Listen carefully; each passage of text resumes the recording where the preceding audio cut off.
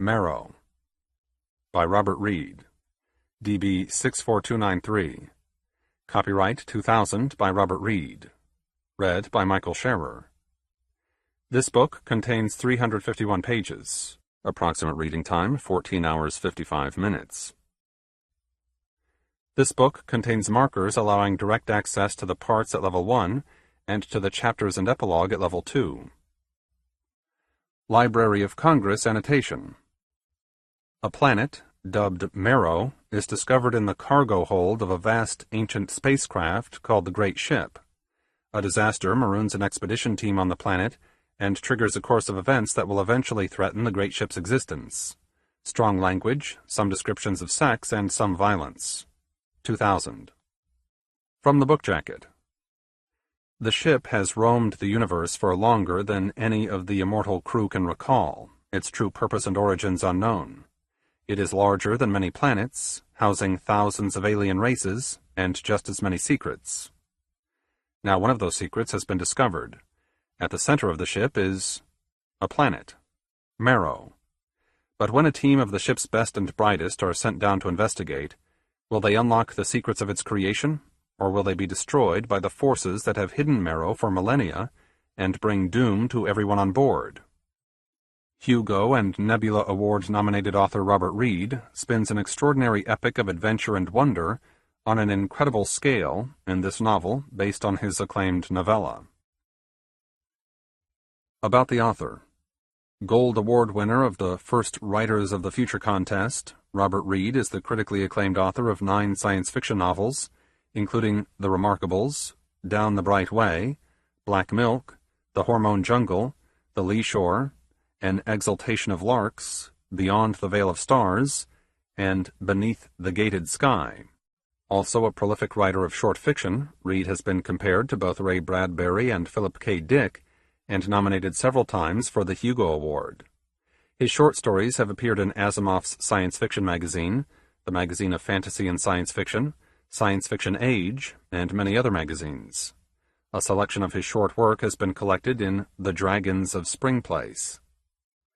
Reed has gained a reputation for cutting-edge hard science fiction, bound together by strong characters and intricate plots. He and his wife Leslie reside in Lincoln, Nebraska. To the first artist in my life, my grandfather, Quentin Heinz Moore. Part 1. The Ship. Asleep, sweet as death, time traversed, and an incalculable distance. And then a splash of light emerged from the dark and the cold, its warming touch slowly explaining itself to me, showing suns and little worlds and great swirls of colored gas and angry roaring dust. A barred spiral galaxy this was, possessing such beauty and a majesty that I could not help but stare, and wrapped within that majesty, a frailty, ignorant and vast. The galaxy's path and mine were plain. Without question we would collide. My gaze was sure to be returned by many more gazes. I knew that, just as I had known that this day was inevitable. Yet when I saw that tiny first machine racing toward me, I was surprised. So soon. And yes, the machine could see me. I watched its mirrored eyes focus on my scarred old face. I watched it fire tiny rockets, exhausting itself in order to pass nearer to me.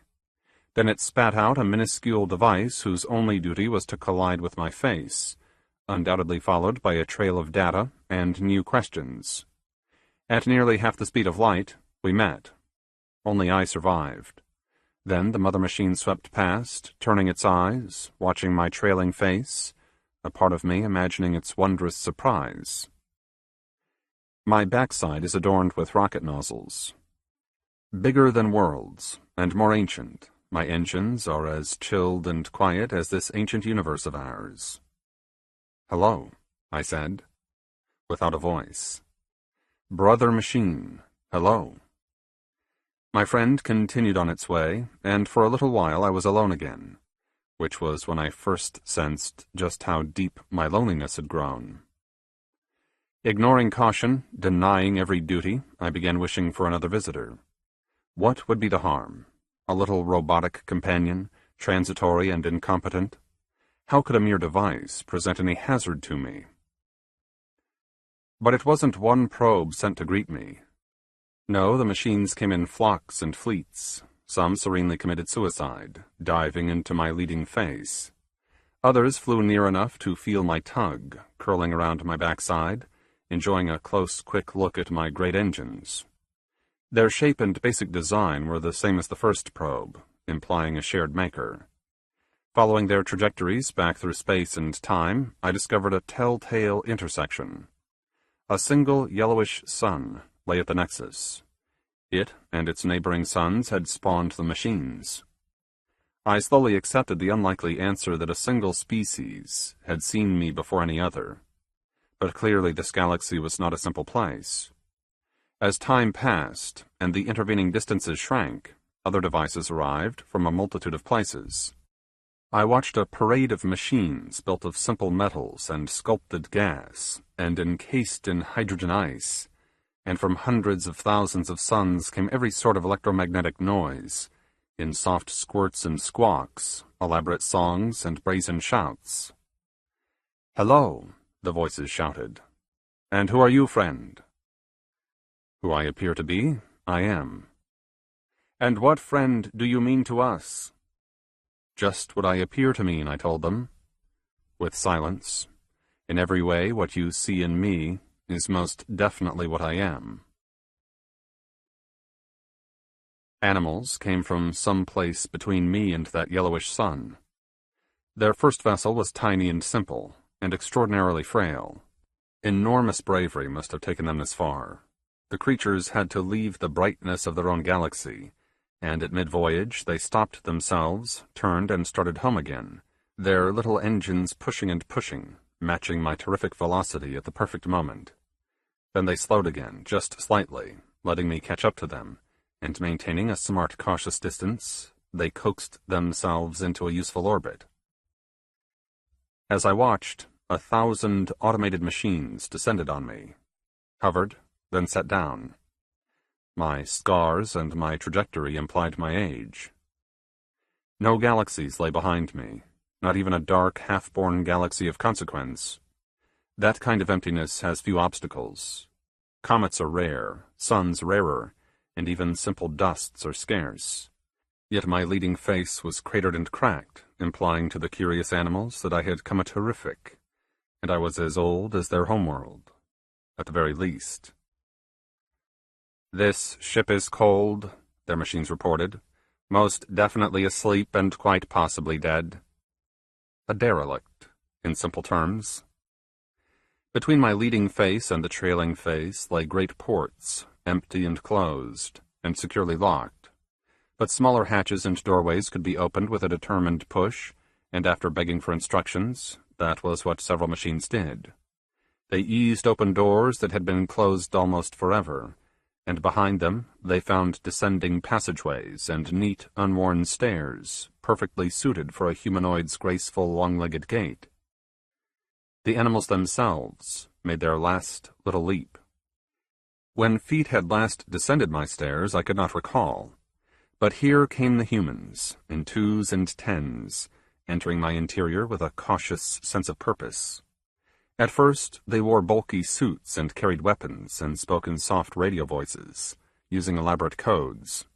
But as they moved deeper, the old air thickened around them, and tests showed oxygen left to breathe, a multitude of life support systems still at work, coaxing my guests to remove their helmets, sniffing once, then breathing deeper, and in that human fashion, smiling.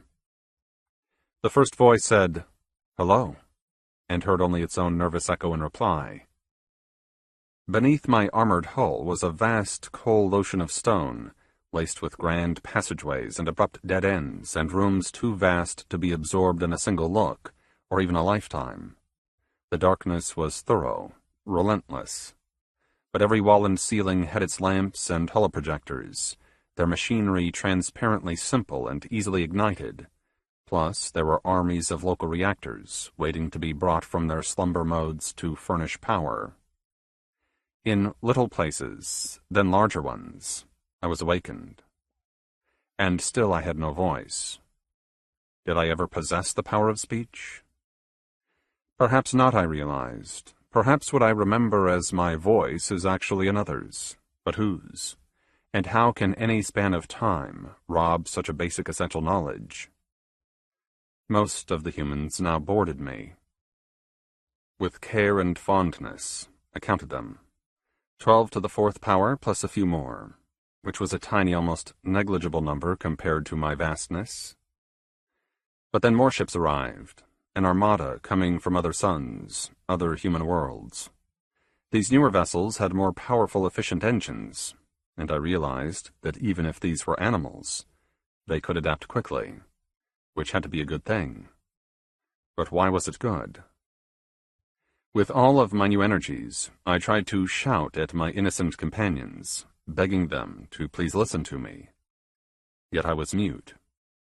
Save a whispering wind, and the crackle of random energy in a granitic wall, and the dry clatter of gravel preceding the touch of a human foot, I could make no sound. The human population increased another 12-fold, and for a little while after that, nothing changed. The explorers had all arrived. With a crisp efficiency, they mapped every tunnel and crevice, giving each a precise designation. Every large room and cavernous chamber was honored with a special name. Great seas of water and ammonia, methane and silicone were found in my interior, at many depths. Banks of machinery could manipulate their chemistry, making them suitable for a wide range of life forms. Understandably, the humans adjusted one of the water seas as an experiment, its salts and acidity made to their liking, its temperature warm on the surface and cold beneath, and with a bid toward permanence, they built a little city overlooking the sea's black bouldered shore. Whatever the humans discovered inside me, I discovered too. Until that moment, I had never fully comprehended my greatness, or my own glorious, well-worn beauty. I wanted to thank my guests, and could not, just as I couldn't make them hear my plaintive warnings. But I was growing more comfortable with my muteness.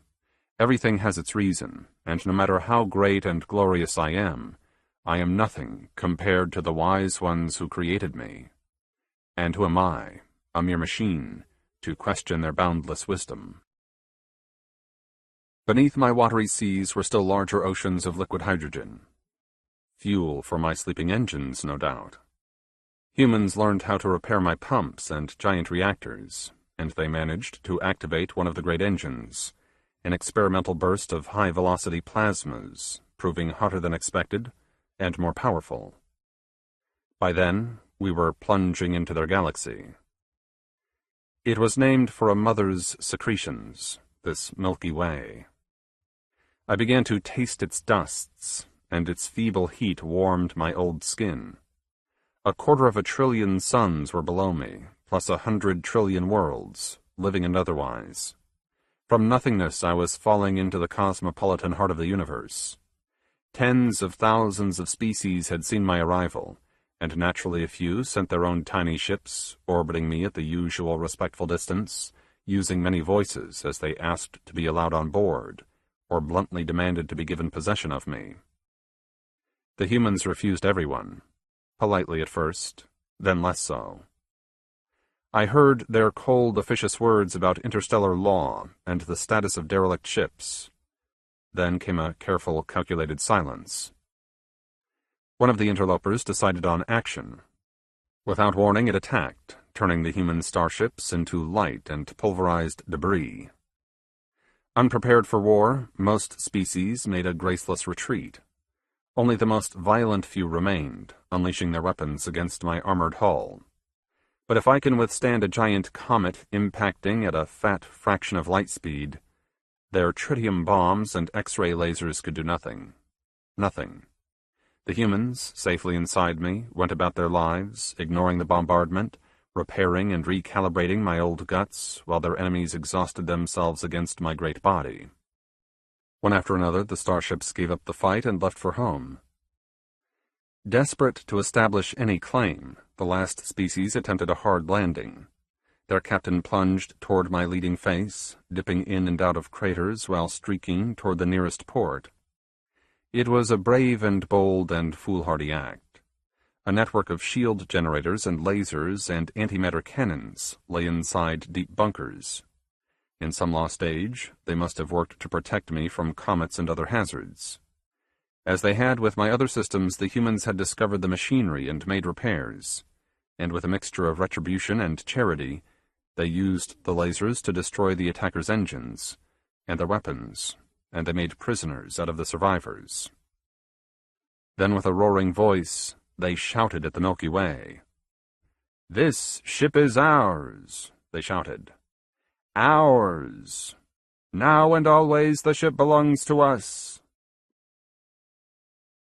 Set on top of a great black boulder were black wooden chairs, and sitting on those chairs, enjoying the fall sunshine, were the master captain and her closest staff, each dressed in his or her fanciest mirrored uniform.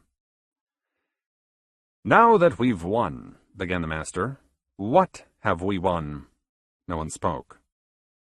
"We've got title to the largest starship ever," she continued, gesturing at a blue ceiling and the warm surf and the warmer basaltic rock. "But governments and corporations paid for our mission here, and they aren't unreasonable to expect some return on their fat investments." Everyone nodded and waited. They knew the master well enough to hold tight to their opinions, at least until she looked at them and said their names. "This ship is moving awfully fast," she pointed out. "Even if we could rotate 180 degrees and fire its engines until the tanks are dry, we'd still be moving too fast to dock anywhere.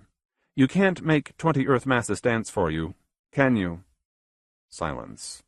She chose a narrow, coolly professional face. "Miocene?" Her assistant said. "Yes, madam." "Ideas? Any?" "We can't stop ourselves, madam, but we could use our engines to adjust our course." Miocene was a tall, perpetually calm woman. She glanced at the comm pad on her lap, then let her walnut-colored eyes lift and meet the master's impatient gaze. "There is a white dwarf ahead of us. A 3-day burn starting now would take us past it at relatively close range, and instead of slicing through the galaxy, we would be turned. The ship would pass through human space, then continue on into the heart of the galaxy." "But to what end?" asked the master. "To give us more time to study this technology, madam." A few of her fellow captains risked little nods of agreement. But for some reason the master wasn't convinced. With a sharp creaking of wood, she rose to her feet, towering over even the tallest of her subordinates. For a long while she did nothing. She let them watch as she did nothing. Then she turned and stared across the open water, studying the wind-driven waves as they broke against the basalt, her colorless, swift mind trying to distill what was best from everything that was possible. Out in the surf, a whale appeared. It was a tailored minke whale, a popular species on terraformed worlds, and riding the saddle on its dark, broad back was a single child. A girl, judging by her build and the wind-thinned giggle. Quietly the master asked, "Whose child is that?" With the war finished, the captains and crew had produced the occasional child, setting roots deeper into the ship. Miocene rose and squinted at the bright water, then admitted, "I'm not sure about the parents, but the girl lives nearby. I'm sure that I've seen her." "Get her. Bring her to me." Captains are captains because they can accomplish any chore, and usually with a minimum of fuss. But the girl and her whale proved difficult to catch. She ignored the orders coming across her headset. When she saw the skimmer approaching, she gave a loud giggle, then made her friend dive, both using their hydrolyzing gills to breathe, staying out of easy reach for another full hour. Finally, a parent was found, then convinced to coax his daughter to the surface, where she was captured and dressed in an oversized robe, her long black hair dried and tied before she was ushered to the top of the great boulder. The master rose, offering her captive her own enormous chair. Then she sat on a knob of basalt, her mirrored uniform brilliant in the afternoon light, her voice almost as friendly as it was firm. "Darling," she asked, "why do you ride that whale?" "For fun. the youngster replied instantly. But swimming is fun, the master countered. You can swim, can't you? Better than you, ma'am, probably.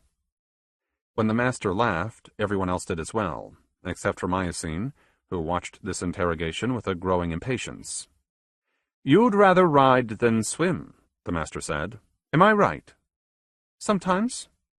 When you're clinging to your friend, do you feel safe? I guess, sure. Safe. The word was so important that it needed to be repeated. The master said it a third time, then a fourth. Then again she looked at the girl, smiled, and told her, Fine, thank you. Go on off and play some more, darling. Yes, madam. By the way, what's your name? Washin. You're a beautiful young woman. Thank you, Washin. For what? For your help, of course, the master purred. You've been absolutely vital. Everyone was puzzled. The captains watched the girl walk away in that careful, slow way that children use when they know they are being watched. But before Washin had gone, Myosine blurted, What does all this mean, madam? You know perfectly well. Interstellar travel is less than safe. A broad, bright grin spread across the master's golden face. Even our largest, most durable starship can be obliterated by a chunk of nothing no larger than my fist. True, of course, always. But inside this great ship, the passenger is perfectly safe. Today and forever she is protected by hundreds of kilometers of high-grade hyperfiber, and protected by lasers and shields, and served by a cadre of the finest captains anywhere. The master paused for an instant, enjoying the drama. Then, speaking over the rumble of the surf, she announced, We are going to sell passages on this great ship. Passages for a journey around the galaxy, a journey like no other. And every wealthy customer will be welcome. Human, alien, or machine. Suddenly the wind gusted. The master's empty chair was pushed over on its side. A dozen captains fought for the privilege of righting the chair, while Myosine, knowing what was best, joined the master instead, bowing and smiling as she said, What a fine and perfect and wonderful idea, madam. 1. Washin was a captain of consequence. Fashionably tall, with an ageless, strong body, she possessed handsome features wrapped around wise chocolate eyes. Her long obsidian hair was worn in a sensible bun, streaked with just enough white to lend authority.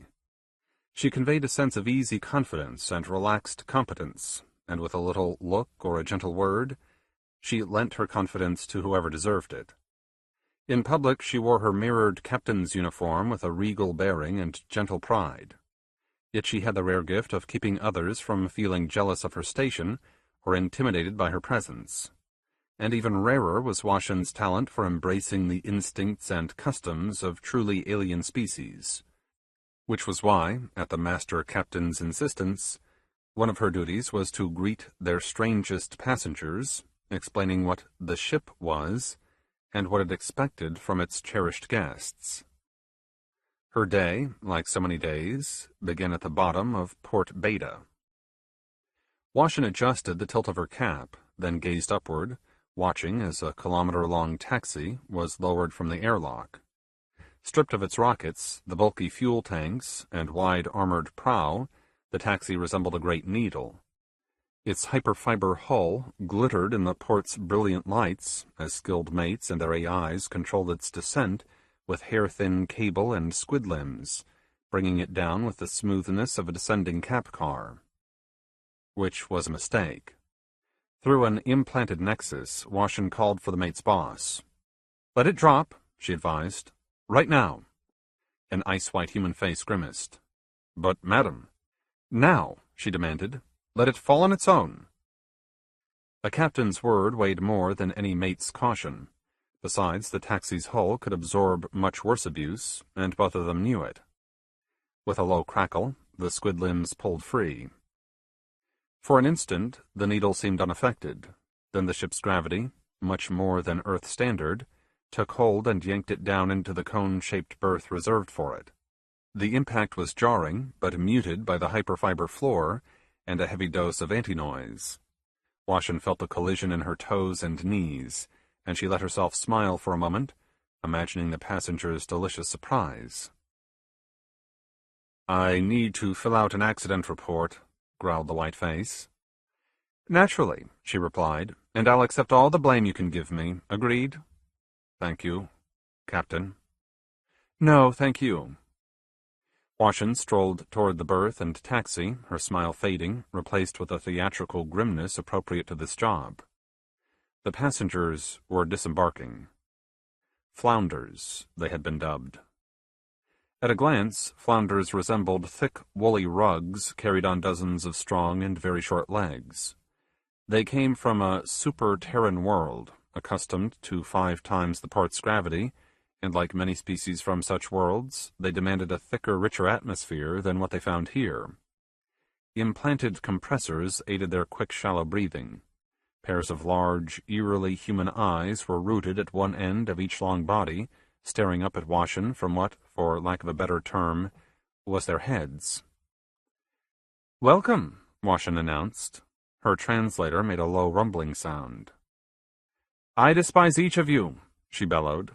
Then, following the advice of exopsychologists, she bent over, making eye contact, as she reminded these newcomers, "You have no status here. None. A word from me, and you are crushed in the most horrible ways." Human politeness had no place in that alien society. Flounders, whose real name was a series of poetic tics, equated kindness with intimacy, and intimacy was afforded only family members, by blood or by ceremony. The exopsychologists were adamant. If Washin couldn't intimidate the flounders, they would feel uneasy, much in the same way that a human would feel uneasy if a stranger approached, referred to her by a lover's nickname, then delivered a sloppy wet kiss. "This is my ship," she told her audience. Several hundred aliens were in shouting range, tiny ears tilted high, absorbing her voice as well as the thunderous rumble of her translator. "You have paid for my patience as well as a berth," said Washin. "Paid with new technologies, which we have already received, mastered, and improved upon." Long whiskers stroked each other, the aliens conversing by feel. Again she stared into a pair of eyes, cobalt blue, utterly alive. "My rules are simple, little monster." Whisker suddenly grew still. Her audience held its collective breath. "My ship is the ship," she explained. "It needs no other name. It is remarkable and enormous, but it is not infinite, nor empty. Thousands of species share its labyrinths with you, and if you do not treat your fellow passengers with complete respect, you will be discarded, evicted, flung overboard, and forgotten." The breathing resumed, quicker than ever. Was she playing this game too well? But instead of holding back, Washin kept pressing. "An empty chamber has been prepared for you, as you begged us to do. Sealed and pressurized, with plenty of space and your ugly foods in abundance. In this new home you may do as you wish, unless you wish to procreate, which requires permission from me, and fresh payments. Since children are passengers, their status is negotiable. And if I have reason, I will personally throw them overboard. Is that understood?" Her translator asked the question, then with a soft, sexless voice, offered a sampling of the alien's replies. "Yes, Lord Captain." "Of course, Lord." "You scare me, Lord." "When does this show end, Mother? I am hungry." Washin strangled a laugh. Then, after her own quick breaths, she admitted, "It has been forever since I last threw anyone off the ship." Other captains did the banishing, in humane ways, naturally. Taxis or other starships would take the troublesome species home again, or more likely to obscure worlds where they had a better than fair chance of survival. "But make no mistake," she roared. "I love this ship. I was born here and I will die here, and in the long time between, I will do whatever I can to protect its ancient halls and noble stone from anything or anyone that shows it less than perfect respect. Do you understand me, you little fools?" "Yes, your lord." Your goddess. But is she finished yet? My tongues are numb from hunger. I am nearly finished, she told the aliens. Then even louder she said, But I will be watching. From this moment I am hovering over you like Phantom Night. That brought a respectful silence. Phantom Night was a flounder god, the name translated into a rugged little squawk that brought a chill even to Washin's spine. With a practiced haughtiness, she turned and strode away. The quintessential captain, one of the lords of the galaxy. And now, for this blunt moment, she was a mythical monster who would steal the souls of those who dared sleep. Long ago Washin reached that age, where the past is too large to embrace, where even the sharpest, most efficient memory has to slough off little details and entire centuries, and where even the most cherished childhood has been stripped down, nothing left but a series of fragmentary recollections, and a few diamond-hard moments that no amount of time, not even 10 million years, can dilute to any degree. Washin's first aliens were dubbed the Phoenixes. That was when the ship was still outside the Milky Way. Washin was more a child than not, and her parents, engineers who had come on board the first starship, were part of the large unhappy team who fashioned a habitat for the Phoenixes. Those aliens were unwelcome. They had tried to conquer the ship, after all. It was an ineffectual evasion, but people found it difficult to forgive them anyway. Washin's father, usually charitable to a fault, openly stated that his work was a waste, and worse, it was a crime. Give the shits a tiny catacomb, enough water, and some minimal food, then forget they're there, that's my little opinion. Washin couldn't recall her mother's precise opinion. Even Washin's own early biases were lost to time. And she couldn't recall why she first visited the prison. Was she looking for her parents? Or was it later, after their work was finished, and youngsters like herself were pulled there by simple curiosity? Whatever the reason, what she remembered today was the funeral. Washin had never seen death. In her short happy life, not one human had died on board the ship. Age and disease had been tamed, and the modern body could absorb even horrific injuries. If a person was cautious and sober, she didn't need to die. Ever. But Phoenixes embraced a different set of beliefs. They evolved on a small, hot world. Gills augmented a trio of large, black-blooded lungs.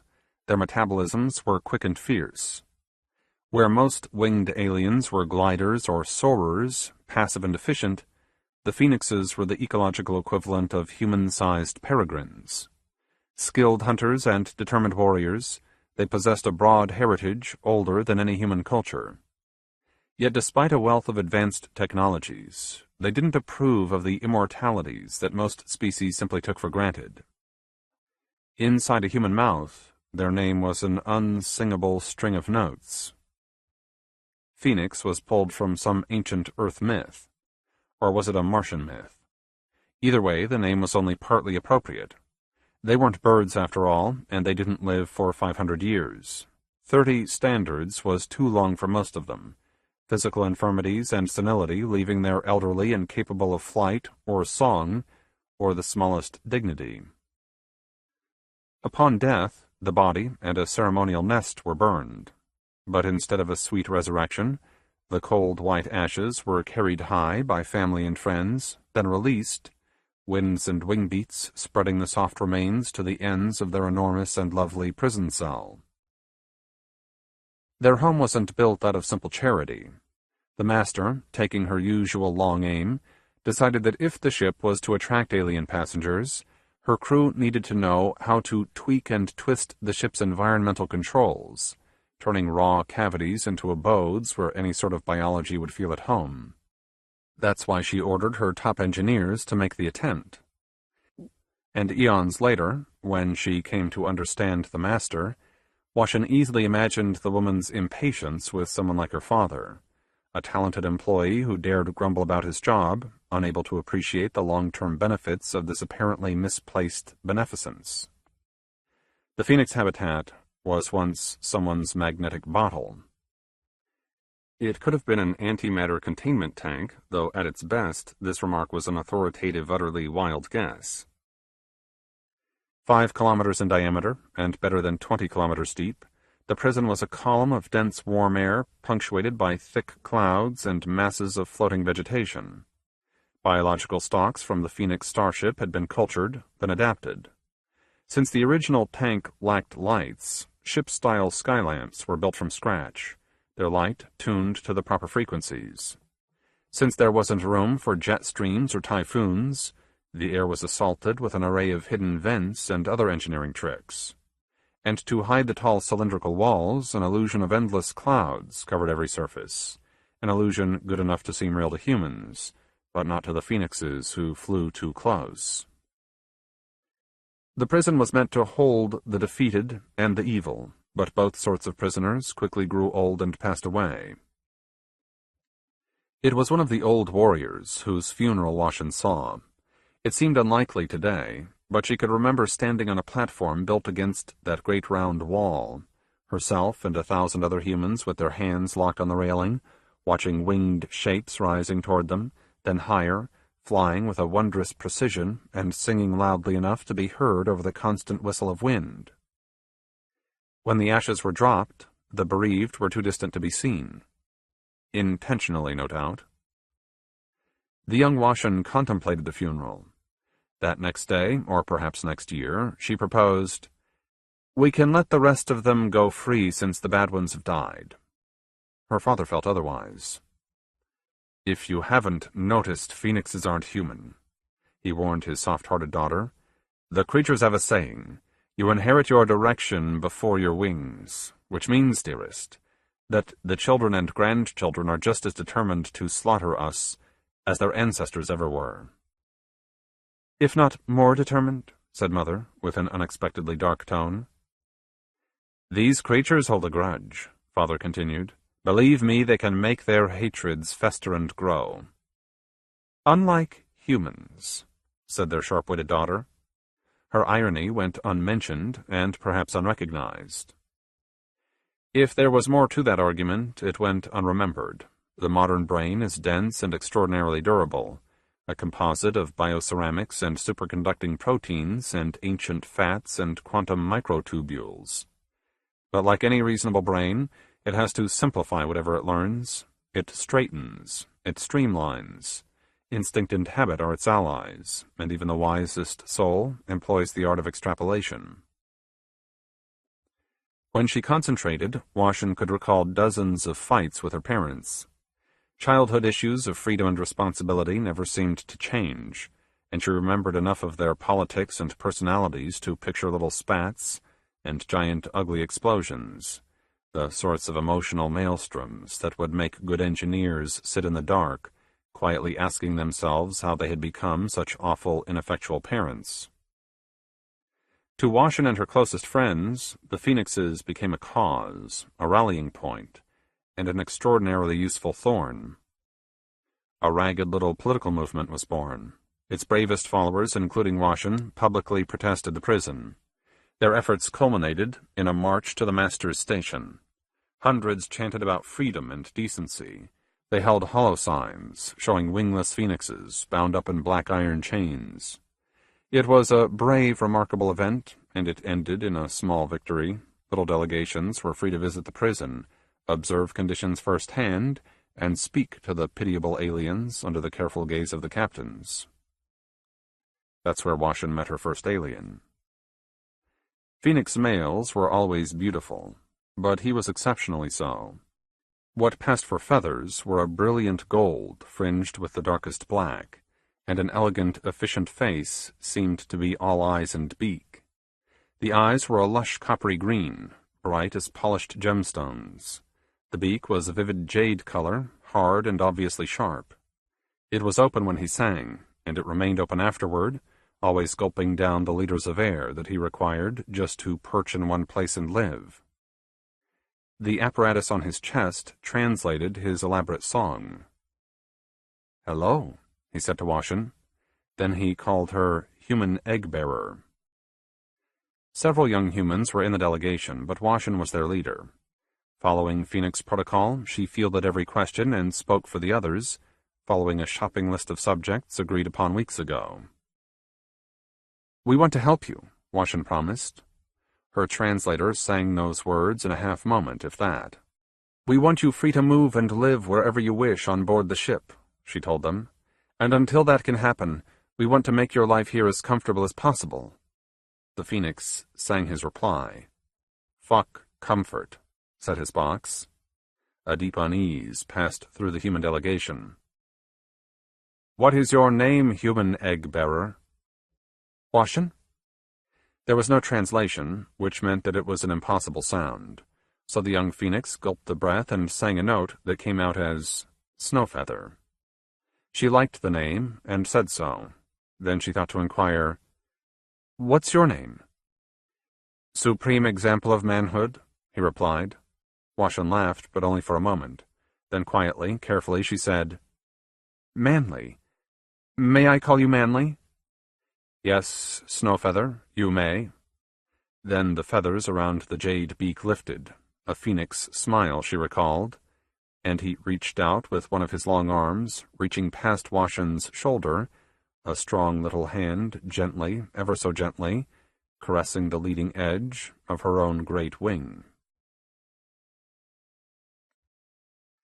Everyone in the delegation wore strap-ons. Their wings were powered by thumb-sized reactors and guided both by the wearer's muscles and, more importantly, by elaborate sensors and embedded reflexes. For the next 10 days, human time, they were to live among the phoenixes as observers and as delegates. Since no portion of the facility lay out of surveillance range, there wasn't any overt danger. Regardless how thick the intervening clouds or how loud the thunder, the children couldn't do anything that wasn't observed and recorded, every one of their well-intentioned words spoken to a larger, infinitely suspicious audience. Perhaps that's why Snowfeather took Manly as her lover. It was a provocative and defiant and absolutely public act, and she could only hope that news of it slinked its way to her parents. Or set aside the cynicism. Maybe it was something like love, or at least lust. Maybe it was stirred by the alien himself, and the gorgeous, dreamy, strange scenery, and the sheer sensual joy that came with those powerful wings, and the feel of wind slipping across your naked flesh.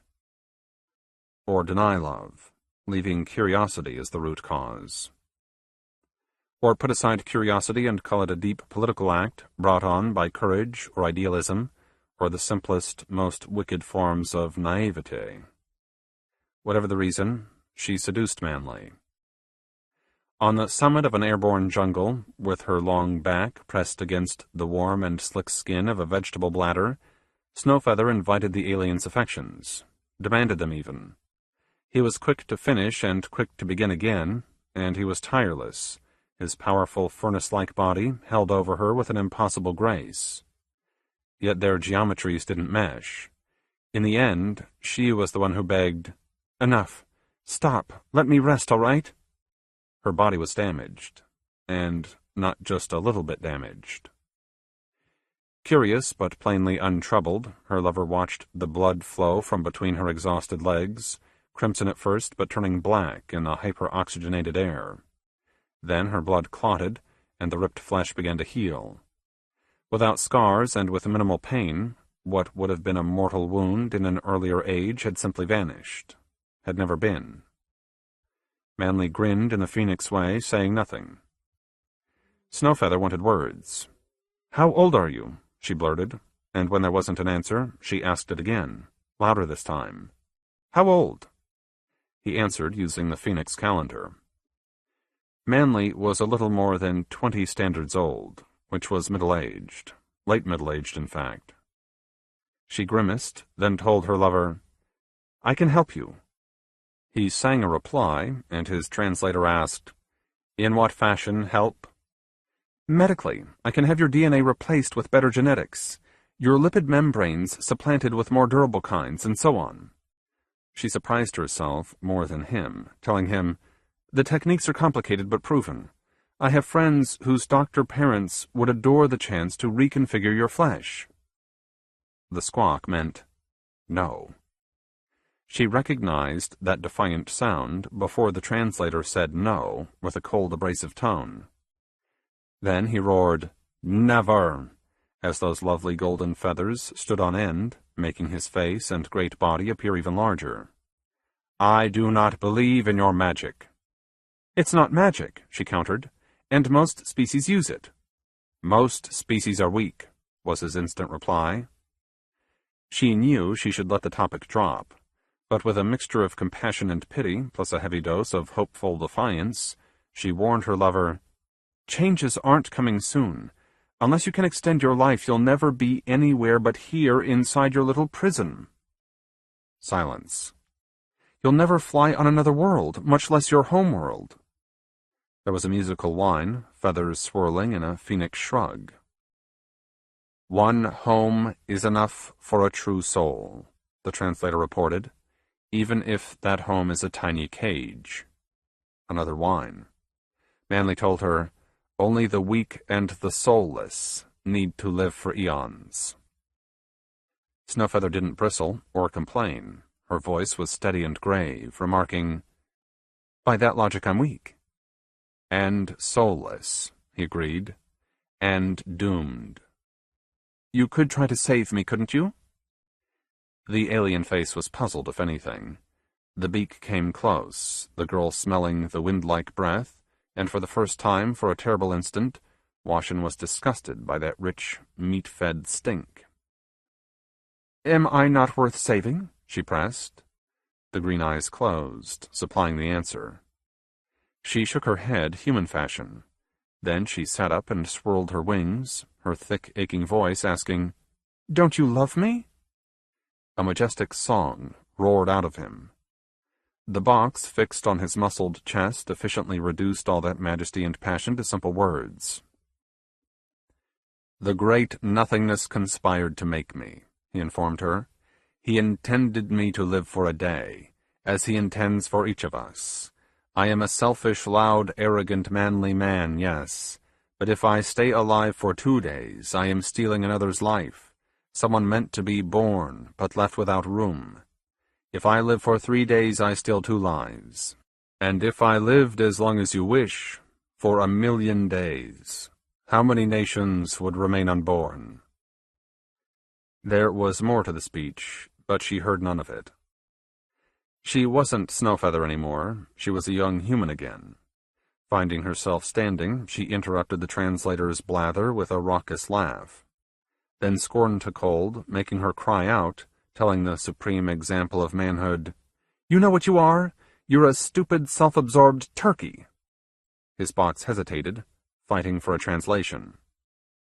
Before it could speak, and without a backward glance, Washin leaped off the bladder, spreading the mechanical wings and plunging fast, her chest perilously close to the forest's blue-black face, before a rising wind claimed her, helping carry her to the observation deck. On her feet again, Washin unstrapped the almost new wings and shoved them over the railing. Then she quietly returned home. That day, or sometime during those next few months, she approached her parents, asking what they would think of her if she applied to the captain's academy. "That would be wonderful," her father purred. "Whatever you want," said her mother, her feelings coming with a relieved smile. No one mentioned the phoenixes. What her parents knew, Washin never learned. But after her acceptance to the academy, and under the influence of a few celebratory drinks, father gave her a squid-like hug, and with wisdom and a drunk's easy conviction he told her, "There are different ways to fly, darling. Different wings. And I think, I know, you're choosing the very best kind."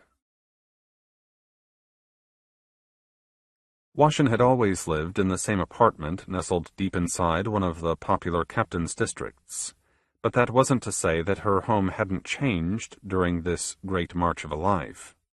Furniture, artwork, cultivated plants, and domesticated animals. With several hectares of climate-controlled Earth-gravity terrain to play with, and the resources of the ship at her full disposal, the danger was that she would make too many changes, inspiration ruling, never allowing herself enough time to appreciate each of her accomplishments. While returning home from Port Beta, Washin composed her daily report, then studied the next passengers scheduled to board the ship, a race of machines, super-chilled and tiny, eager to build a new nation inside a volume smaller than most drawers. Whenever she grew bored, Washin found herself dreaming up new ways to redecorate the rooms and gardens inside her home. She would do the work soon, she told herself, in a year, or 10. The cab car delivered her to her private door. Stepping out of the car, she decided that things had gone well today.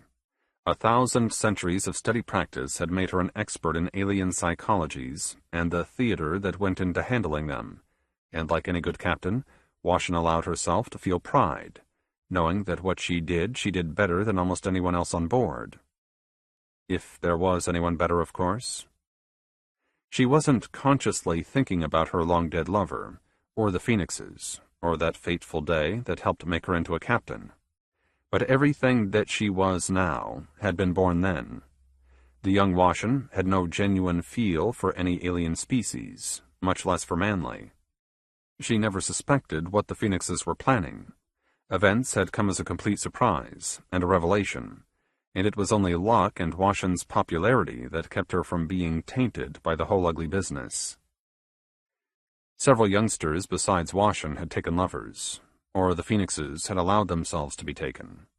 Either way, emotional bonds were built on top of political hopes, and slowly, over the course of the next years, the humans helped their lovers in ways that were at first questionable, then illegal, and finally treasonous. Along 1,000 conduits, forbidden machines entered the prison. Under the watchful gaze of AI paranoids and suspicious captains, weapons were designed and built, then stored inside the floating bladders, invisible because the captain's sensors were sabotaged by the sympathizers. When it came, the rebellion gave no warning. 5 captains were murdered, along with 900-plus mates and engineers and young humans, including many of Washin's one-time friends. Their bodies and bioceramic brains were obliterated by laser light, not a memory left to save. The great nothingness had reclaimed a few of its weakest children, an accomplishment that must have made Manly intensely proud, and for a moment in time, the ship itself seemed to be in peril. Then the master captain took charge of the fight, and within minutes the rebellion was finished. The war was won. Unrepentant prisoners were forced back into their chamber, and its ancient machinery was awakened for the first time in at least 5 billion years. The temperature inside the great cylinder dropped. Frost turned to hard ice, and numbed by the cold, the phoenixes descended to the prison floor, huddling together for heat, cursing the master with their beautiful songs. Then, with their next labored breath, their flesh turned into a rigid, glassy solid, undead, and with an accidental vengeance, they were left glancingly immortal. Millennia later, as the great ship passed near Phoenix space, those frozen warriors were loaded into a taxi like cargo, then delivered home. Washin herself had overseen the transfer of the bodies. It wasn't an assignment that she had requested, but the master, who surely possessed a record of the young woman's indiscretions, thought it would be a telling moment. Maybe it had been. The memory came like a rebellion. Stepping through her apartment door, she suddenly remembered that long-ago chore, and in particular, the look of a certain male phoenix caught in mid-breath, his gills pulled wide and the blackness of the blood still apparent after thousands of years of dreamless sleep. Still lovely, Manly was. All of them were lovely. And just once, for an instant, Washin had touched the frozen feathers and the defiant beak with the sensitive glove of her life-suit. Washin tried to remember what she was thinking as she touched her lost love. There had to be some leftover sadness, and an older person's acceptance of things that would never change, and there had to be a captain's genuine relief that she had survived the assault. The ship was a machine and a mystery, and it was filled with living souls who looked on her to keep them safe. And at that instant, stepping into the familiar back hallway of her apartment, her thoughts were interrupted by the apartment's voice. "Message," she heard. The entranceway was foot-worn silk marble, its walls currently wearing tapestries woven by a communal intelligence of ant-like organisms. Before Washin could take a second step, she heard, "A priority message, coded, and urgent." She blinked, her attentions shifting. Black level, she heard. Alpha protocols. This was a drill. Those protocols were intended only for the worst disasters and the gravest secrets. Washin nodded, engaging one of her internal nexus links. Then after several minutes of proving that she was herself, the message was decoded and delivered. She read it in full, twice. Then she sent away for the essential confirmation, knowing this was an exercise, and the master's office would thank her for her timely and efficient response. But the unthinkable occurred. After the briefest pause, the word, "Proceed," was delivered to her. She said it aloud, then whispered the rest of those incredible words. "Proceed with your mission with utmost caution, beginning immediately." It took a lot to astonish an old woman, yet here was one old woman who felt astonished to the point of numbness, and perhaps a little afraid, not to mention incandescently happy to have this abrupt, utterly unexpected challenge. 2.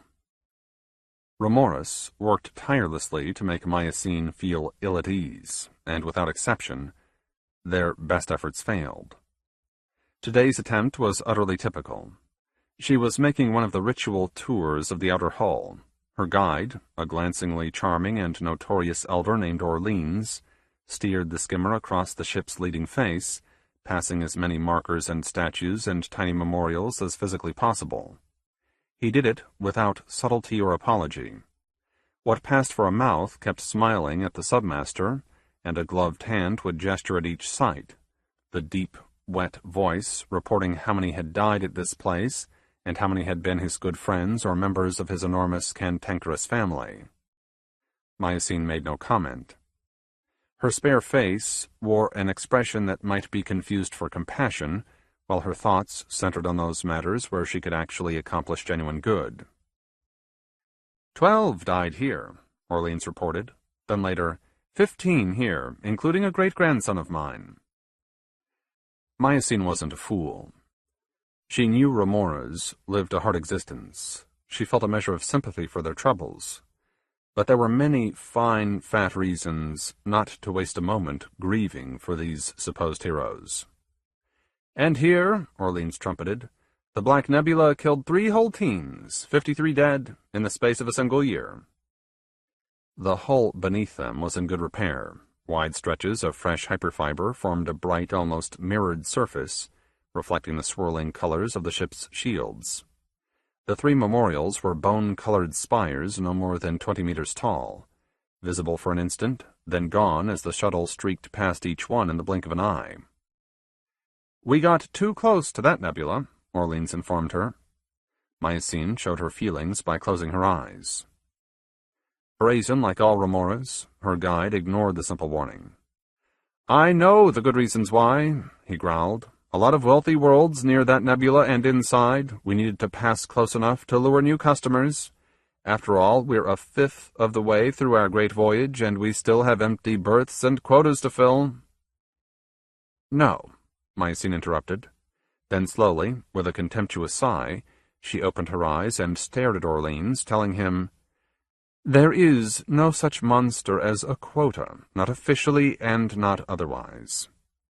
"My mistake," said Orleans. "Sorry." Yet the man's expression seemed doubtful, dismissive even. But what did any Remoran face mean? What she saw was intentionally gruesome. The broad forehead was a waxy white with thick beads of grease aligned in neat rows.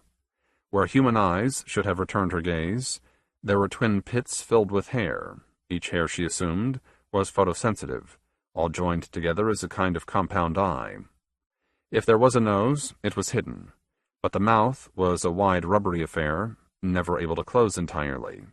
It was hanging agape now, so large that Myosine could count the big pseudo-teeth and 2 blue tongues, and in the back of that yawning mouth, what seemed to be the white image of an old-fashioned human skull was plainly visible.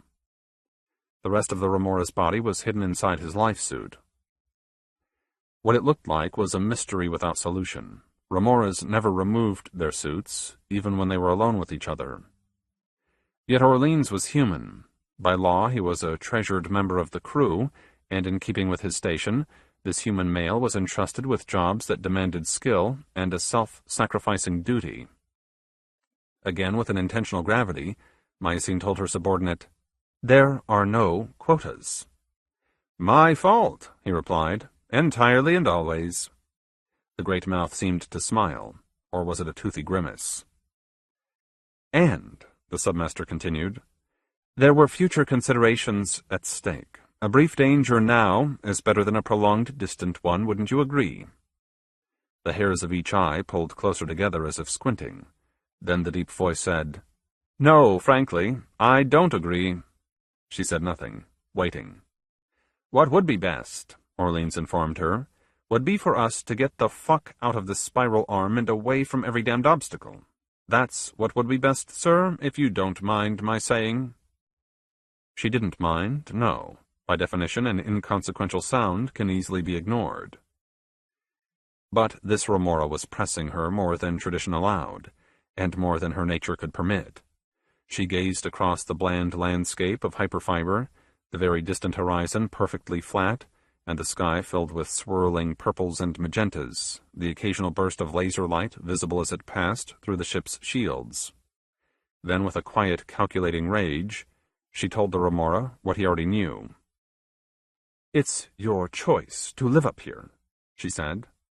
She said, "It's your calling and your culture. You're Remoran by choice, as I recall, and if you don't want responsibility for your own decisions, perhaps I should take possession of your life for you.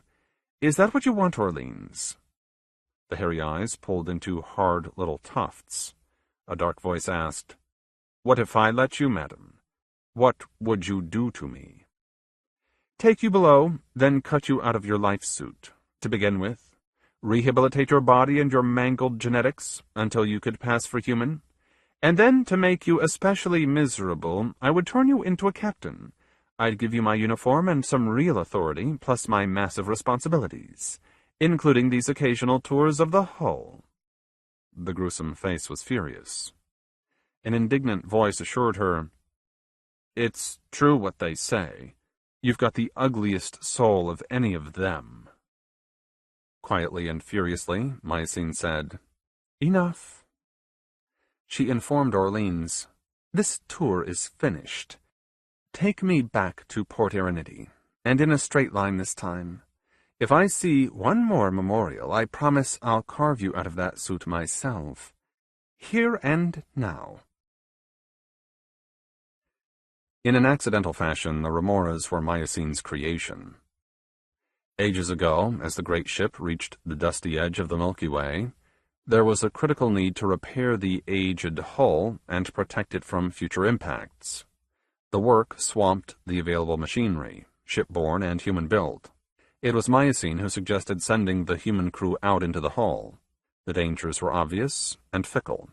After billions of years of neglect, the electromagnetic shields and laser arrays were in shambles. Repair teams could expect no protection from impacts and precious little warning. But Mycene created a system where no one was asked to take larger risks than anyone else. Gifted engineers and the highest captains served their mandatory time, dying with a laudable regularity. Her hope was to patch the deepest craters with a single warlike push. Then the surviving engineers would automate every system, making it unnecessary for people ever to walk the hull again. But human nature subverted her meticulous plans. A low-ranking crew member would earn negative marks. They might be minor violations of dress, or moments of clear insubordination. Either way, those offenders could clean up their files by serving extra time on the hull. Mycene looked on it as an absolution, and she gladly sent a few souls upstairs. But a few captains confused the duty for a punishment, and over the course of a few centuries they banished thousands of subordinates, sometimes for nothing worse than a surly word heard in passing. There was a woman, a strange soul, named Wune, who went up onto the hull and remained there. Not only did she accept her duties, she embraced them. She declared that she was living a morally pure life, full of contemplation and essential work. With a prophet's manipulative talents, she found converts to her newborn faith, and her converts became a small unified population of philosophers who refused to leave the hull. Remora began as an insult used by the captains, but the insult was stolen by the unexpected culture, becoming their own proud name. A Remora never left his life suit. From conception until his eventual death, he was a world unto himself. Elaborate recyc systems giving him water and food and fresh oxygen, his suit belonging to his body, his tough genetics constantly battered by the endless flux of radiations. Mutations were common on the hull, and cherished. What's more, a true Remora learned to direct his mutations, rapidly evolving new kinds of eyes and novel organs and mouths of every nightmarish shape. Wune died early, and she died heroically. But the Prophet left behind thousands of believers. They invented ways to make children, and eventually they numbered in the millions, building their own cities and art forms and passions, and, Miocene presumed, their own odd dreams. In some ways, she had to admire their culture, if not the individual believers. But as she watched Orleans piloting the skimmer, she wondered, not for the first time, if these people were too obstinate for the ship's good, and how she could tame them with a minimum of force and controversy. That's what Miocene was thinking when the coded message arrived. They were still 1,000 kilometers from Port Aranidi, and the message had to be a test. Black level? Alpha protocols? Of course it was a test. Yet she followed the ancient protocols. Without a word, she left Orleans, walking to the back of the cabin and closing the lavatory door, scanning the walls and ceiling, the floor and fixtures, making sure that not so much as a molecule ear was present. Through a nexus link buried in her mind, Miocene downloaded the brief message, and within her mind's eye she translated it. No emotion showed on her face. She wouldn't let any leak out. But her hands, more honest by a long ways, were wrestling in her long lap. Two perfectly matched opponents, neither capable of winning their contest. The Remora delivered her to the port. Sensing the importance of the moment, Miocene tried to leave Orleans with a few healing words. "I'm sorry," she lied. Then she placed a hand on the gray life suit, its pseudo-neurons delivering the feel of her warm palm to his own odd flesh. Then quietly and firmly she added, "You made valid points. The next time I sit at the master's table I'll do more than mention today's conversation. That's a promise." "Is that what it's called?" said the blue tongues and rubbery mouth. "A promise?" The obnoxious shit. Yet Miocene offered him a little stiff-backed bow, in feigned respect, then calmly slipped off into the port's useful chaos. Passengers were rolling into a tall capsule car. They were an alien species, each larger than a good-sized room, and judging by their wheeled, self-contained life suits, they were a low-gravity species. She nearly asked her nexus about the species, but she thought better of it, lowering her gaze and moving at a crisp pace, appearing distracted as she slipped between two of them, barely hearing voices that sounded like much water pushed through a narrow pipe. "A submaster," said her implanted translator. "Look, see. Smart as can be, that one. Powerful. Look, see." Miocene's private cap car waited nearby. She passed it without a glance, stepping into one of the public cars that had brought the aliens up to Port Aranidi. It was a vast machine, empty and perfect. She gave it a destination and rented its loyalties with anonymous credits. Once she was moving, Miocene removed her cap and her uniform, habit making her lay them out on top of a padded bench.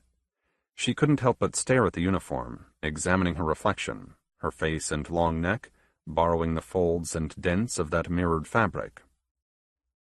"Look, see," she whispered. She accessed command accounts set up by and known only to her. The compliant cap car found itself with a series of new destinations and odd little jobs. Waiting at one location was a small wardrobe of nondescript clothes. Miocene left the clothes untouched for now. During the next hour and over the course of several thousand kilometers, she picked up a pair of sealed packages. The first package contained a small fortune in anonymous credits, while the other opened itself, revealing a scorpion-like robot free of manufacturer's codes or any official ID. The robot leaped at the single passenger. With a patient concern, the car asked, "Is something wrong, madam? Do you need help?" "No, no," Mycene replied, trying to lie still on a long bench. The scorpion's tail reached into her mouth, then shoved hard enough to split modern bone. Her naked body straightened, in shock. For an instant, in little ways, the submaster died. Then her disaster genes woke, fixing the damage with a crisp efficiency. Bone and various neurological link-ups were repaired. But the nexuses that had been buried inside Mycene, part of her for more than 100 millennia, had been yanked free by the titanium hooks of that narrowly designed robot. The robot ate the nexuses, digesting them in a plasma furnace. It did the same with the submaster's elaborate uniform. Then the furnace turned itself inside out, and with a flash of purple-white light, what was metal turned into a cooling puddle and a persistent stink. A tiny amount of spilled blood needed to be burned away. Once that chore was finished, Mycene dressed in a simple brown gown that could have belonged to any human tourist, and from the attached satchel she pulled out bits of false flesh that quivered between her cool fingers, begging for the opportunity to change the appearance of her important face. 3 more times the car stopped for its odd passenger. It stopped inside a major arterial station, then at the center of a cavern filled with bowing yellowish trees and a perpetual wind. And finally, it eased into a quiet neighborhood of well-to-do apartments, the resident humans and aliens among the wealthiest entities in the galaxy, each owning at least a cubic kilometer of the great ship. Where the passenger disembarked, the car didn't remember, much less care. After that, it hurried toward its initial destination, but those coordinates had always been an impossibility, and the AI pilot was too impaired to realize that this was a foolhardy task. Empty and insane, it streaked down the longest, largest arterials, hard vacuums allowing enormous speeds. Circumnavigating the ship many times in the next days, the car stopped only when a security team crippled it with their weapons, then burst on board, ready for anything but the emptiness and an utter lack of clues. A week later, eating breakfast and watching passers-by, Mycene asked herself why now, at this exact moment, was it so important for her to vanish? What did the master intend? The basic plan was ancient and rigorously sensible. After the wars with the Phoenixes, the master had ordered her captains to prepare routes into anonymity. If the ship was ever invaded, their enemies would naturally want to capture its captains and probably kill them. But if each captain kept a permanent escape route, and if no one else knew the route, including the master, then perhaps the brightest blood in the ship would remain free long enough to organize, then take back the ship in their own counter-invasion. A desperate precaution, the master had dubbed this plan. Later, as life on board the ship turned routine, the emergency routes were kept for other robust reasons, as a form of testing, for instance. Young, inexperienced captains were sent a coded message from the master's office. Were they loyal enough to obey the difficult order? Did they know the ship well enough to vanish for months or years? And most importantly, once they vanished, did they continue to act in responsible, captainly ways? Simple bureaucratic inertia was another factor. Once established, escape routes were easily maintained. Mycene invested a few minutes each year to keep hers open, and she was probably much more thorough than most of her subordinates. And the final reason was the unforeseen. Since the Phoenixes, no one had tried to invade the great ship. But in a voyage that would circumnavigate the Milky Way, it didn't pay to throw away any tool that might, in some unexpected way, help the master's hand. What if the unforeseen had happened?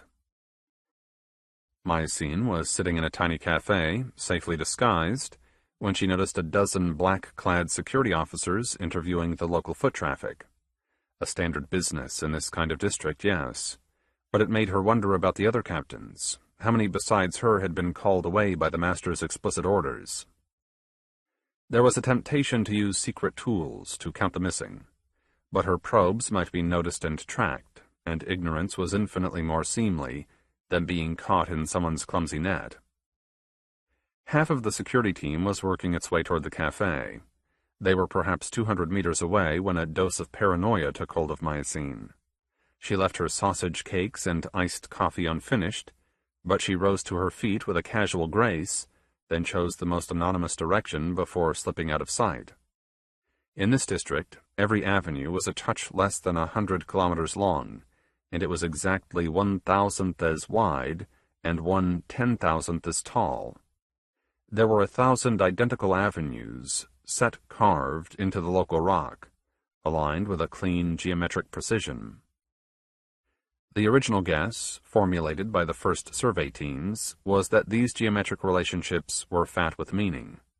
The ship's builders were at least as clever as the people who had discovered it, and an accurate map of every room and avenue, fuel tank and rocket nozzle would reveal an ocean of mathematical clues.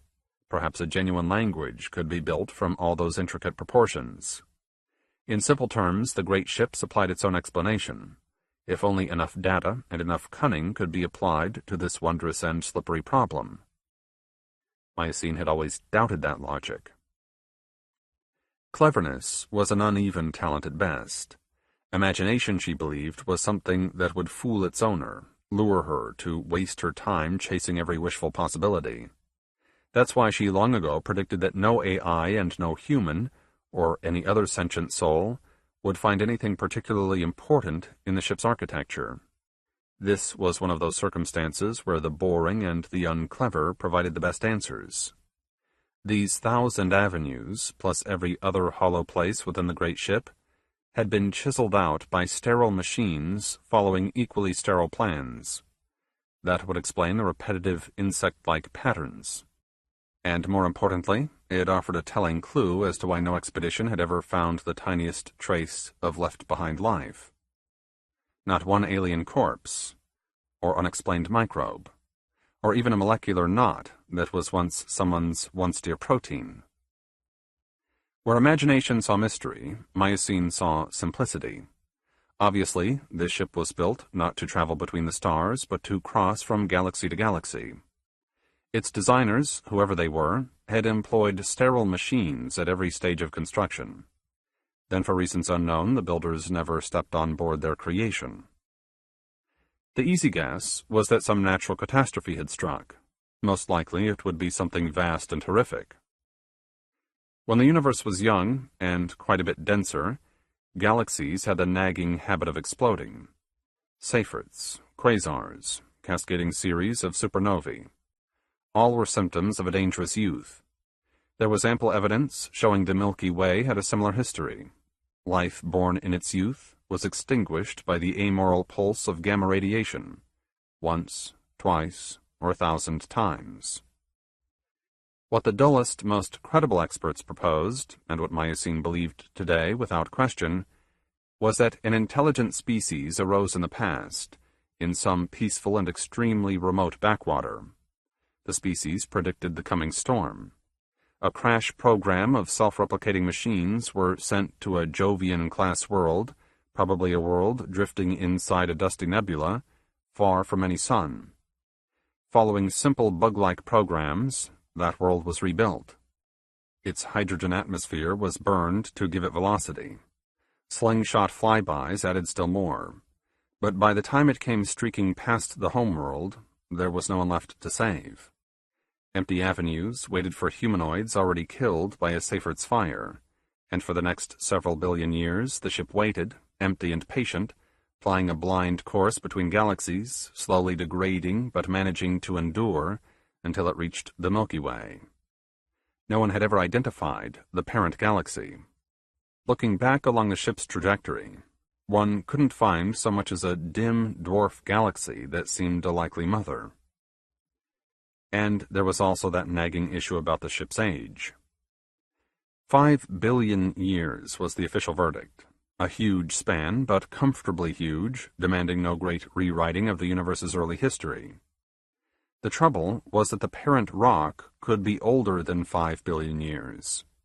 Before it solidified, the granite and basalt were doctored. The telltale radionuclides had been harvested by some hyper-efficient means, to mask its age, or for some less conspiratorial purpose. Either way, it left the rock cold and hard, and it was just one means by which the ship's builders had left behind a hard puzzle for today's scientists.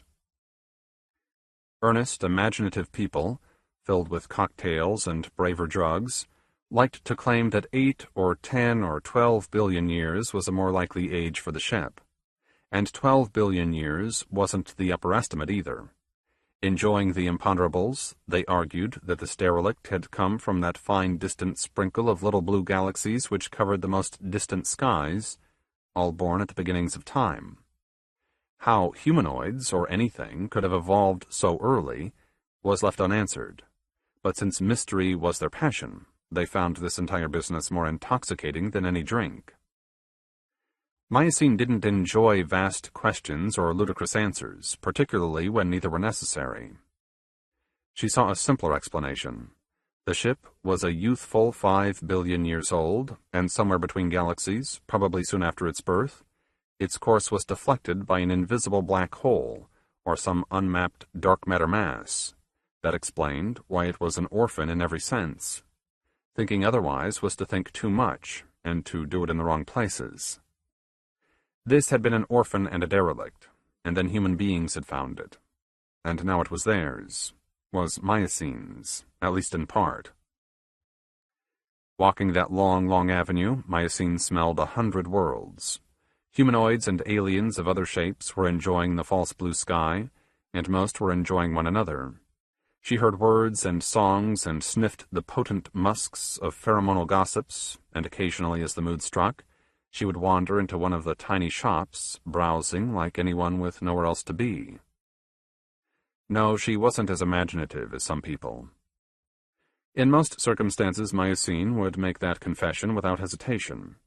Yet in the next breath, always, she would add that she had imagination enough to revel in the ship's majesty, and its cosmopolitan appeal, and sufficient creativity to help rule this very original and precious society.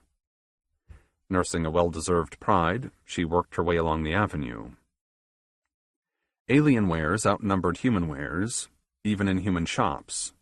Entering a likely doorway, she could always expect to be noticed, and when she wasn't, Miocene would recall that she wasn't a submaster now.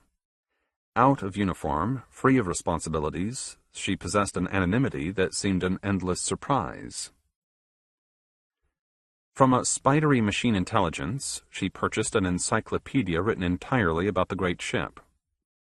In a tiny grocery, she bought a harem-scarem's sin fruit, its proteins and odd sugars reconfigured for human stomachs. Eating one purchase, she skimmed over the other. There was a slender 100 tetrabit entry about Miocene.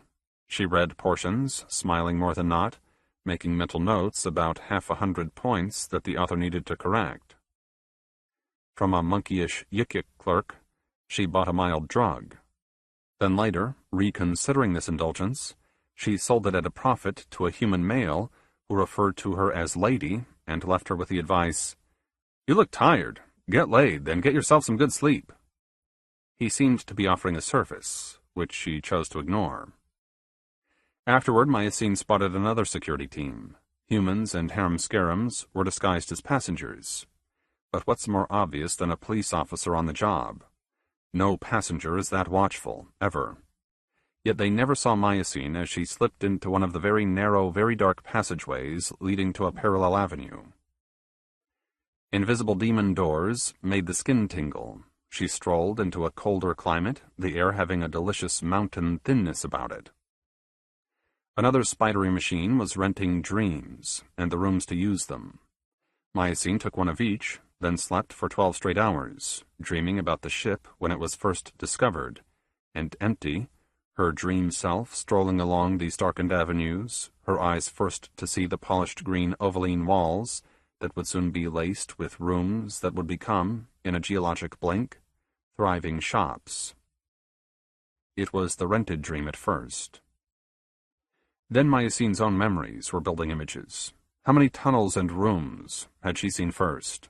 No one knew. Not the encyclopedia's author, or even Myosine herself. And that brought a lingering joy that made her smile the next morning while she sipped icy coffee and ate spiced blubber cakes for breakfast. Her secret orders had included a destination and a loose timetable. Presumably, her questions would be answered, but sometimes, particularly in quietly happy moments like now, Myosine wondered if this business was nothing but the master's clever way of giving her favorite submaster a good rest. A vacation. That was a simple, boring explanation. And compelling. Of course this was a vacation. Myosine rose to her feet, 1,000 faces in easy view, and she began to hunt for yesterday's boy, reasoning, "My first vacation after 1,000 centuries of devotion. Why not?" 3. It was an expensive vegetable, particularly when you paid for quality. But Washin knew her audience. She was certain that her old friend would appreciate the voices rising from the plant's many mouths, the voices filling the empty, almost darkened cavity with a serene, deepest space melody that his particular ear would find lovely. Her friend wasn't here just now. But wherever he would hear the Llano Vibra singing about blackness and emptiness and the glorious cold between the galaxies.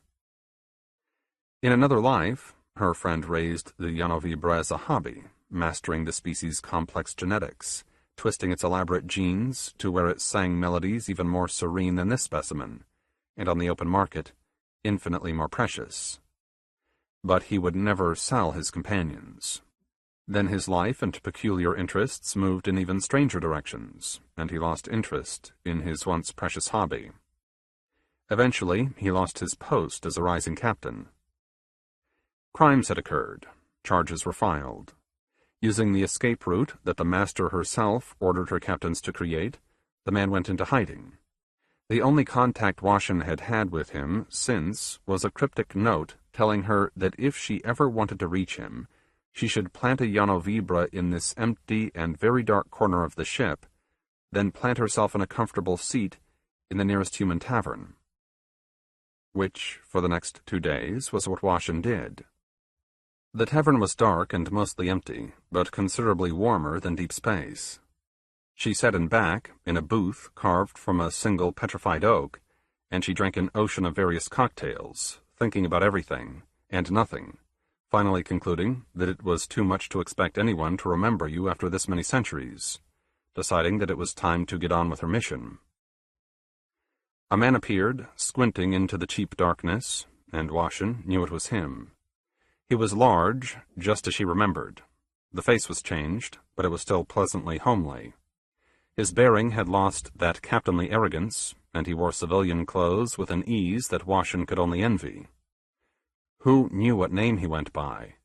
But ignoring the risks, she cupped a hand against her mouth, shouting across the gloom, "Hey, Pamir! Over here!" They had been lovers, but they weren't well suited as a couple. Captains rarely were. The man was headstrong and confident, and he was smart, and in most circumstances he was perfectly self-reliant. Yet those qualities that made him a successful captain had also weighed down his career.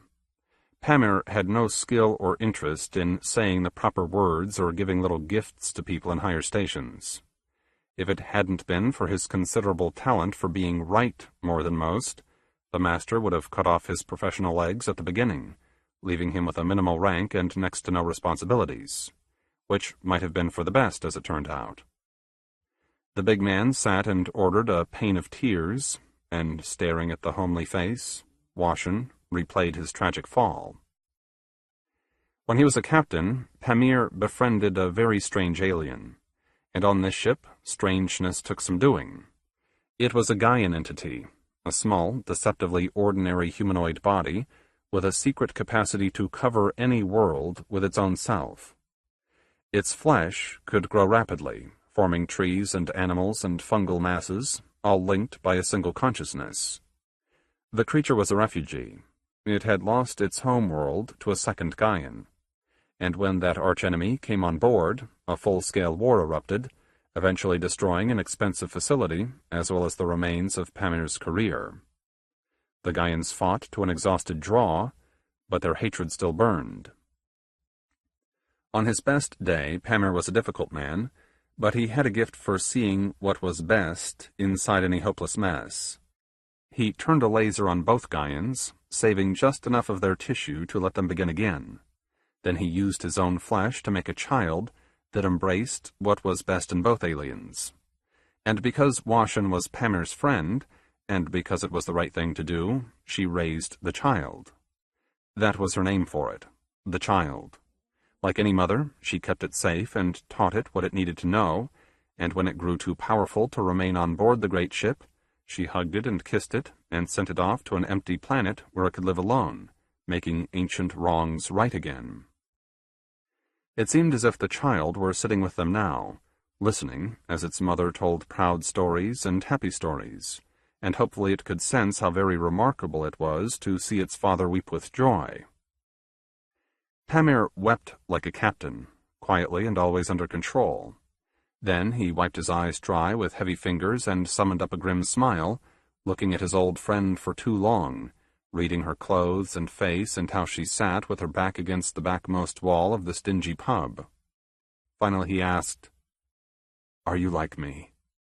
She volunteered nothing. A thick, effortlessly strong hand reached out, touching her through the sleeve of her silk blouse. Then he quietly and firmly, and with certainty, said, "No, you aren't like me, that's pretty obvious." She shook her head. "I'm not a wanted felon, if that's what you mean." "Who is?" he asked. Then he laughed, adding, "I've never met a genuine criminal. Ask the worst sociopath if he is, and he says he isn't. He talks a lot about good reasons and bad circumstances and the unfairness of his luck." "Is that what you talk about?" she inquired. The grin strengthened. "Perpetually." "Have you heard?" she went on. "Have any other captains vanished?" "No," he replied. "No, I haven't heard." She watched his hands. "Do you know if they have, Washin?" Carefully, she gave away nothing with her eyes. "But all of you could vanish and we wouldn't notice." He said it, then gave a low laugh, adding, "And we wouldn't care, at all." "Wouldn't you?" A softer laugh. Then he explained. "Living any life but a captain's teaches you. Among all the good lessons, you learn that captains aren't as important as they tell yourselves they are. Not in the day-to-day business of running this ship, or even in the big, slow, massive matters either." "I'm crushed," she replied and laughed. He shrugged and said, "You don't believe me?" "You'd be astonished if I did believe you." Washin shook her newest drink, a reliable narcotic, exploded with the carbon dioxide bubbles, and after sniffing her fill, she suggested, "You just wish that we were unimportant, but without us doing our important work, everything would collapse, in less than a century, maybe less than a decade." The one-time captain shrugged his shoulders again. The subject bored him. It was time to move on. Washin agreed. She emptied her glass, then let the silence last for as long as her old friend could stand it. For almost an hour, as it happened. Then, with a delicate caution, he asked, "Is something wrong? You've gone underground. So is there some sort of disaster looming?" She shook her head with confidence. And Pamir, bless him, was still enough of a captain not to ask anything else, or even look too deeply into her wide chocolate eyes. They spent 2 full days together, and as many nights. Wanting privacy, they rented a shelter inside an alien habitat, filling their days hiking through a dense violet jungle, special boots allowing them to keep their feet, since the only pathways were the thick and slippery slime ribbons left by the passing landlords. During their second night, as something massive dragged itself past their little front door, Washin moved into Pamir's bed, and with a mixture of nervousness and bawdy zest, they made love until they could fall into a deep sleep. Washin hugged the child in her dreams. She hugged it ferociously and sadly. But when she woke again, she realized that it wasn't the child that she'd held in her dream arms. It was the ship itself. She had reached around that great and beautiful body of hyperfiber and metal and stone and machinery, begging it not to leave her. For absolutely no good reason, she hurt enough to ache now, and in a captainly way, she wept. Pamir sat up in bed, watching without comment. A sloppy gaze would have missed the empathy in his eyes and in his pressed-together lips. Washin wasn't sloppy. She sniffed and wiped at her face with the backs of both hands, then calmly admitted, "I need to be somewhere. I should be there already, honestly." Pamir nodded. Then after a deep, bracing breath, he asked, "How long would it take?" "Would what take?"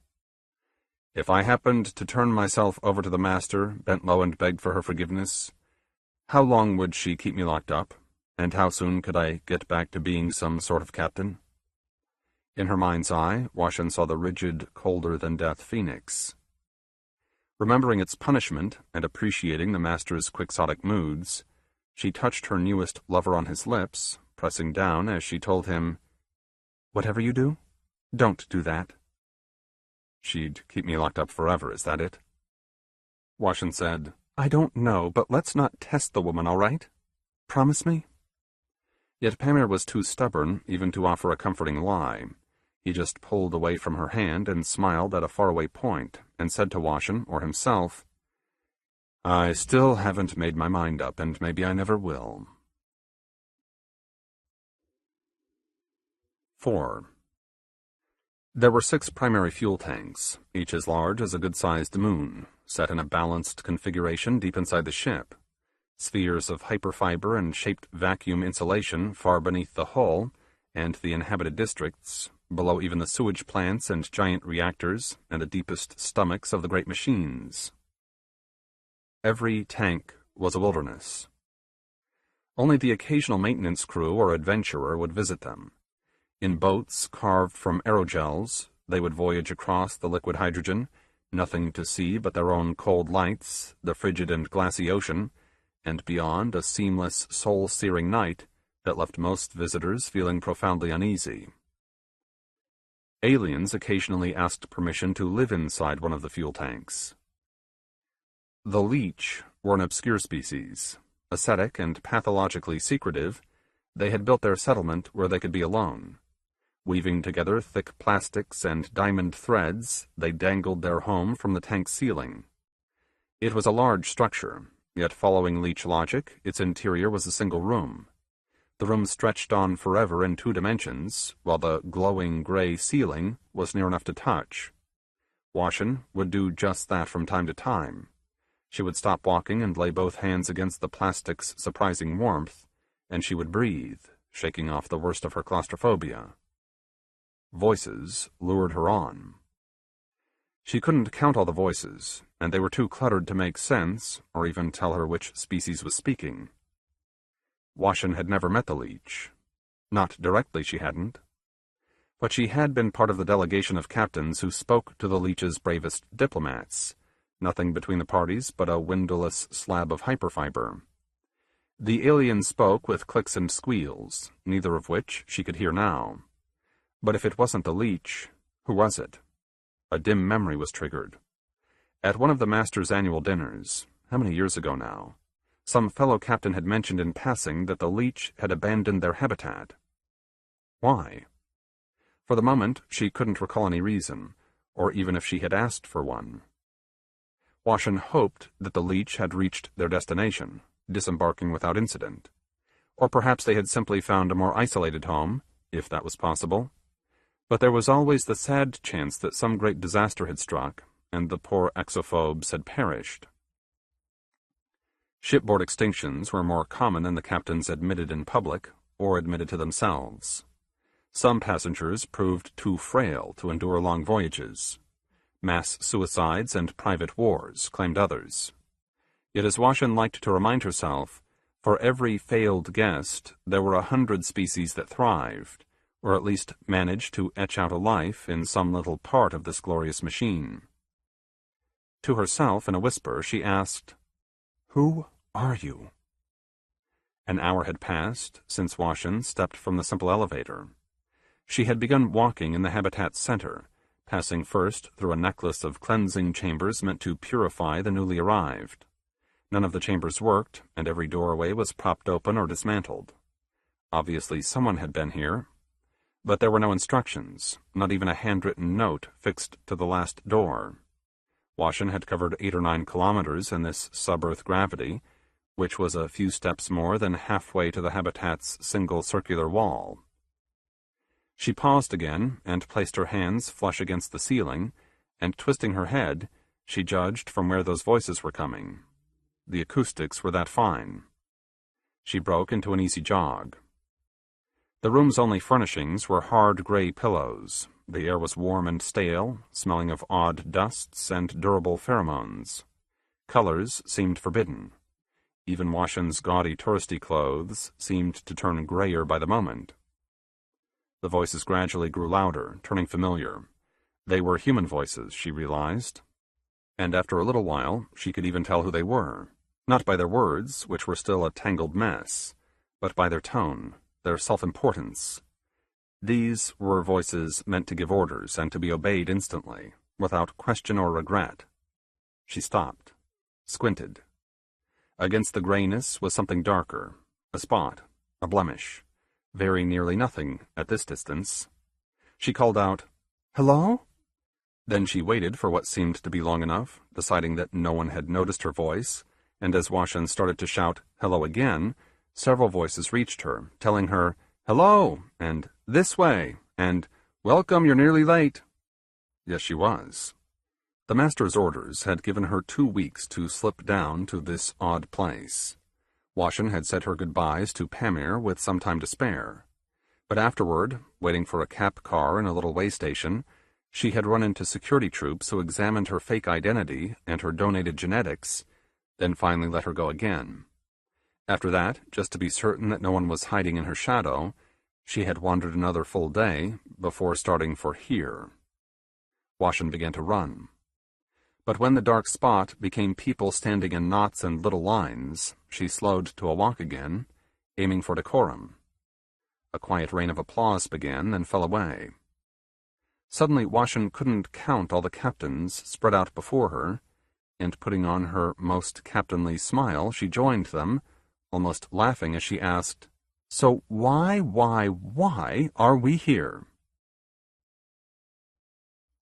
No one seemed to know this had happened, but the captains had obviously spent the last few days talking about little else.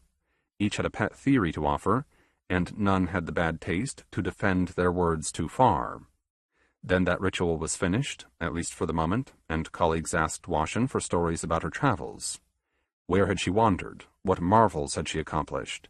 And did she have 2 or 20 interesting ideas about this whole crazy business? Washin mentioned a few touristy haunts, but avoided any word that could, even by accident, remind anyone of Pamir. Then with a shrug of her shoulders, she admitted, "I don't have any guesses. I'm presuming this is a necessary business and gloriously important, but until I have the facts, that's all that I can assume." "Bravo," said one gray-eyed captain. Washin was eating and drinking. The first arrival had followed a steady drip, drip, dripping sound, coming to this place and discovering stacks of sealed rations and a dozen kegs of the ship's best wine, brought from the Alpha Sea district, raised by the hands and feet of tailored apes. Judging by the size of the drops and the small red puddle, the keg had opened itself the moment that first captain had stepped from the elevator. Delicious wine, thought Washin. Again the captain said, "Bravo." She looked at him now. "Dieu," she said, offering a hand and a wide smile. She balanced her mug on her plate, then shook his with her free hand, saying, "We met at the master's banquet. 20 years ago, was it?" 25. Like most captains, Dieu was tall for his species. He had craggy features and an easy charm that instilled trust in the human passengers. Even dressed in a simple gown, he looked like someone of consequence. "It's kind of you to remember me," he said. "Thank you." "You're quite welcome." Even when he stood still, Dieu was moving. His flesh seemed to vibrate, as if the water inside were ready to boil. "What do you think of the master's taste?" he inquired, gray eyes brightening. "Isn't this a bizarre place to meet?" "Bizarre," Washington echoed. "That's the word." For the moment, they looked at their surroundings. The ceiling and floor ended with a plain gray wall punctuated with a very rare window. Bracing herself, Washington asked, "Whatever happened to the leech? Does anyone remember?" "They leaped into the sea below," said Dew. "No," she muttered. "Or we got them to their destination." "Which was it?" "Both," he reported. "Or something else entirely. They're such a strange species. Apparently they can't take any course without pretending to go 100 other places at the same time." To confuse their imaginary enemies, no doubt. "Whatever they are," Dew assured her, "I'm sure they're doing well." "I'm sure you're right," Washington replied, knowing what was polite. In the face of ignorance, a captain should make positive sounds. Dew hovered beside her, smiling as his flesh shivered with nervous energy. 25 years since they met, and what, if anything, did Washington remember about the man? Her thoughts were interrupted. A sudden voice, familiar and close, told her, "You were nearly late, darling. Not that anyone noticed?" Miocene. Turning with a respectful haste, Washington found a face that she knew better than most. The submaster's face was as narrow as an axe blade and less warm, and every bone beneath the taut flesh had its own enduring sharpness. Amused, the dark eyes had a chilly brightness. The short brown hair was streaked with snow. Taller than anyone else, Myocene's head brushed against the ceiling. Yet she refused to dip her head, even for the sake of simple comfort. "Not that you know any more than the rest of us," said the tall woman. "But what do you believe the master wants?" Others grew quiet. Captains held their breath, secretly delighted that someone else had to endure the woman's scrutiny. "I don't know anything," said Washington with conviction. "I know you," Miocene reminded her. "You have a guess, or 10. "Perhaps. Everyone's waiting, darling." Washington sighed and gestured. "I count several hundred clues here." "And they are?" "Us." Their group stood near one of the rare windows, a wide slit of thick, distorting plastic. Nothing was outside but blackness and vacuum. The ocean of liquid hydrogen, vast and calm and unforgivably cold, lay 50 kilometers below their toes. Nothing was visible in the window but their own murky reflections. Washington glanced at herself, at her handsome, ageless face, her raven and snow hair pulled back in a sensible bun, her wide chocolate eyes betraying confidence, as well as a much-deserved pleasure. "The master selected us," she offered, "which means that we are the clues." Miocene glanced at her own reflection. "What do you see, darling?" "The elite of the elite." Washington began singing off names, listing bonuses and promotions earned over the last millennia. "Manka is a new second grade. Aisling was in charge of the last engine upgrade, which came in below budget and 5 years early. Saluki and Westfall have won the Master's Award more times than I can recall." "I bet they remember," someone called out. The captains laughed until they ran out of breath. Washington continued. "Portion is the youngest submaster. Johnson Smith jumped 3 grades with his last promotion. And then there's Dew." She gestured at the figure beside her. "Already in 11th grade, which is astonishing. You boarded the ship, correct me if I'm wrong, as a passenger, an ordinary tourist, is that right?" The energized man winked, saying, "True, madame, and bless you for remembering." She shrugged, then turned. "And there's you, Madame Miocene, one of the master's oldest, most loyal and cherished assistants. When I was a little girl living in by the sea, I'd see you and the master captain sitting on the rocks together planning our glorious future." "I'm an old hag, in other words." "Ancient," Washington concurred. "Not to mention one of only 3 submasters with first chair status at the master's table." The tall woman nodded, drinking in the flattery. "Whatever the reason," said Washington, "the master wants her very best captains. That much is obvious." With an amused tone, the submaster said, "But, darling, let's not forget your own accomplishments, shall we?" "I never do," Washington replied, earning a healthy laugh from everyone. And because nothing was more unseemly in a captain than false modesty, she admitted, "I've heard the rumors. I'm slated to become the next submaster." Miocene grinned, but she didn't comment on rumors. which was only right. Instead, she took an enormous breath, and with a strong, happy voice, she asked everyone, "Can you smell yourselves?" The captains sniffed in reflex. "That's the smell of ambition, my dears, pure ambition." The tall woman inhaled again and again, then with a booming voice admitted, "No other stink is so tenacious, or in my mind, even half as sweet." 5. Another 2 captains arrived to applause and good-natured abuse. No one else was coming, though there was no way to know it at the time. Some hours later, one of the last comers was using the leech latrine, little more than a dilating hole in a random, suitably remote part of the room, and peering off in an empty direction, he noticed motion. With eyes sharper than any old-styled hawk's, he squinted, finally resolving a distinct something that seemed to be growing larger, moving toward him from a new, unexpected direction. With both decorum and haste, the captain ordered his trousers back on and jogged back to the others, telling the ranking officer what he had seen. Mayasi nodded, smiled, then said, "Fine, thank you." "But what should we do, madam?" the young captain blurted. "Wait," the submaster replied. "That's what the master would want." Washin stared into the distance, ceiling and floor meeting in a perfect line. After a long while, the perfection acquired a bump. A swollen, bright bit of nothing was moving toward them, covering distance with a glacial patience. Everyone stood together, waiting. Then the bump split into several unequal lumps. The largest was bright as a diamond.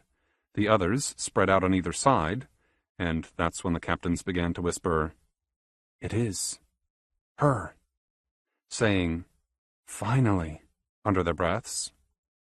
An hour later, the undisputed ruler of the ship arrived. Accompanied by a melody of Vestan horns and angel-voiced humans, the master crossed the final 100 meters. While her officers still wore civilian disguises, she had the mirrored cap and sturdy uniform that her office demanded. Her chosen body was broad and extraordinarily deep. Partly that body was a measure of status. But the master also needed room to house a thoroughly augmented brain. Thousands of ship functions had to be monitored and adjusted, without delays, using a galaxy of buried nexuses. As another person might walk and breathe, the master captain unconsciously ruled the ship from wherever she stood, or sat, or found a spacious bed where her needy parts could sleep. A vast hand skated along the oyster-gray ceiling, keeping the master's head safe from being unceremoniously bumped. She had soft, bright, golden skin, a shade popular with many non-Terran species, and fine white hair woven into a Gordian bun, and her pretty face was so round and smooth that it could have belonged to a toddler. But the radiant brown-black eyes and the wide grinning mouth conveyed enormous age and a flexible wisdom. Every captain bowed. As was custom, the submasters dropped farthest. Then a dozen low-grade captains began dragging the hard leech cushions toward her. Tew was among the supplicants, on his knees and smiling, even after the great woman had strolled past. "Thank you for coming," said a voice that always took Washin by surprise. It was a very quiet voice, and unhurried, perpetually amused by whatever those wide eyes were seeing. "I know you're perplexed," she assured, "and I trust that you're concerned. A good, sensible terror, perhaps." Washin smiled to herself. "So let me begin," said the master. Then the child's face broke into its own smile, and she said, "First let me tell you my reasons for this great game. And then, if you haven't been struck dead by surprise, I'll explain exactly what I intend for you." Accompanying the master were 4 guards, 2 humans, 2 robots, but you never knew which were the machines dressed as humans, or the humans with the machine's sense of purpose, an intentional ruse making it more difficult for enemies to exploit any weakness. One guard released a little float globe that took its position beside the master. The gray glow of the ceiling diminished, plunging the room into a late dusk gloom.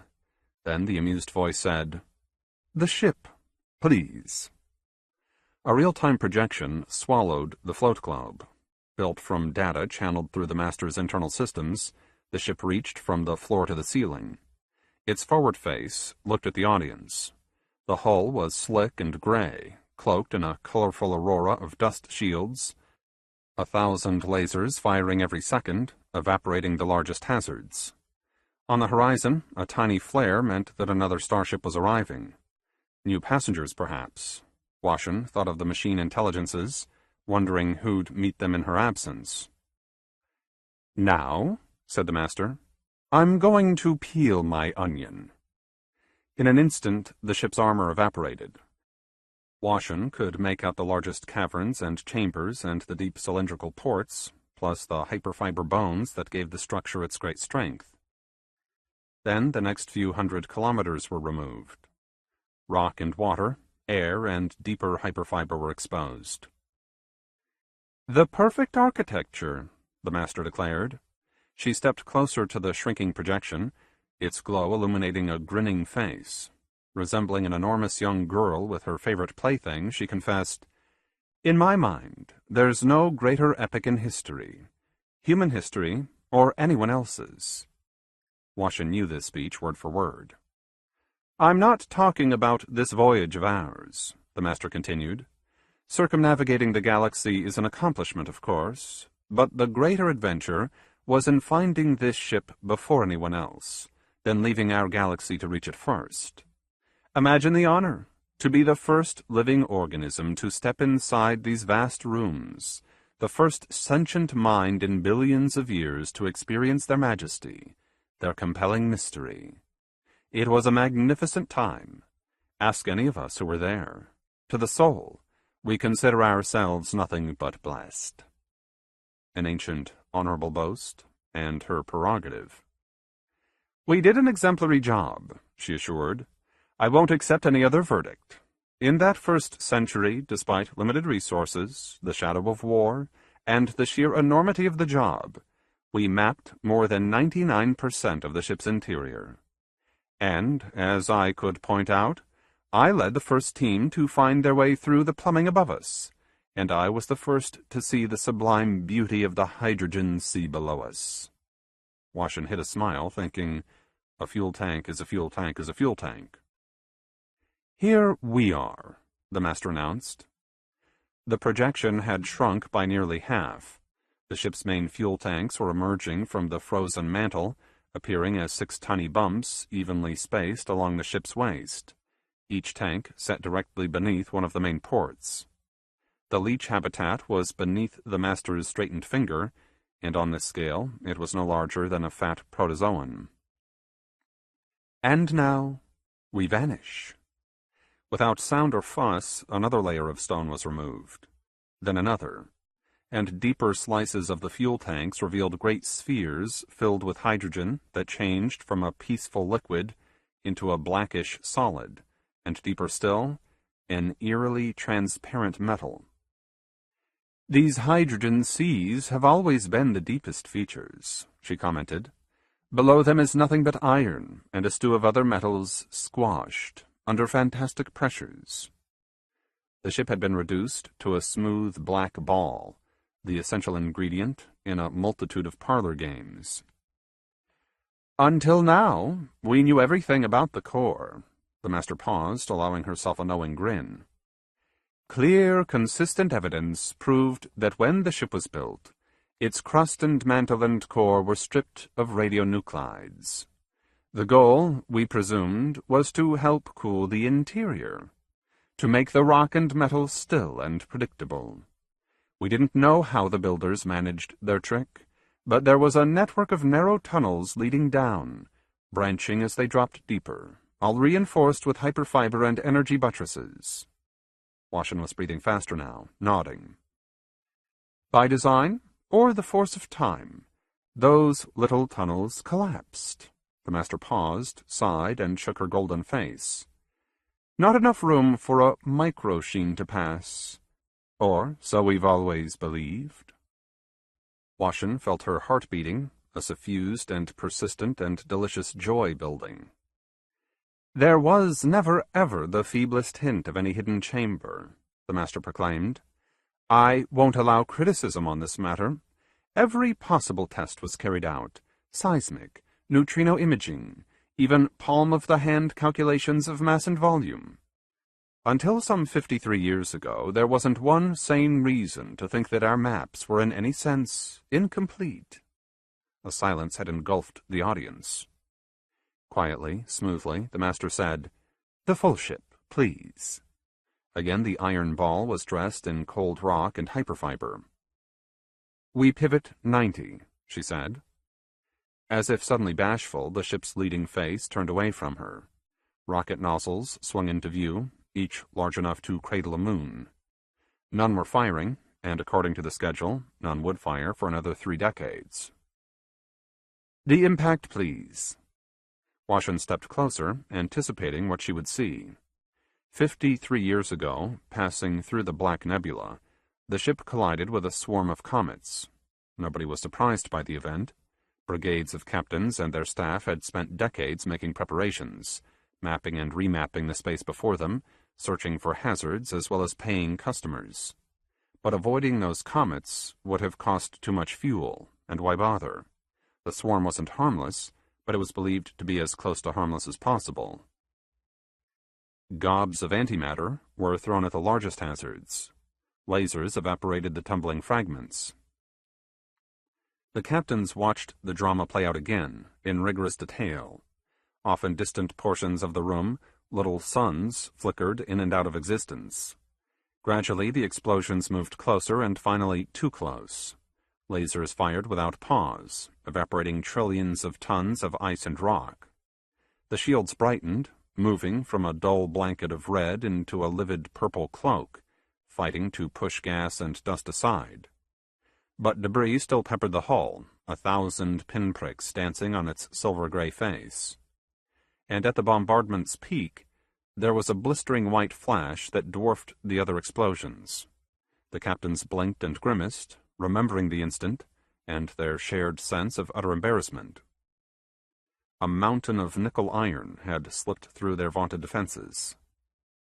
The impact rattled the ship.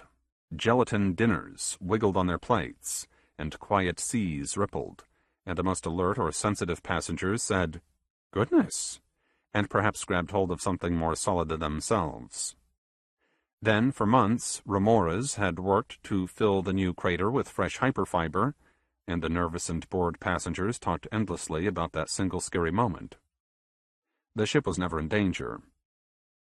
In response, the captains had publicly paraded their careful schematics and rigorous calculations, proving that the hull could absorb 1,000 times that much energy, and there would still be no reason to be nervous, much less terrified.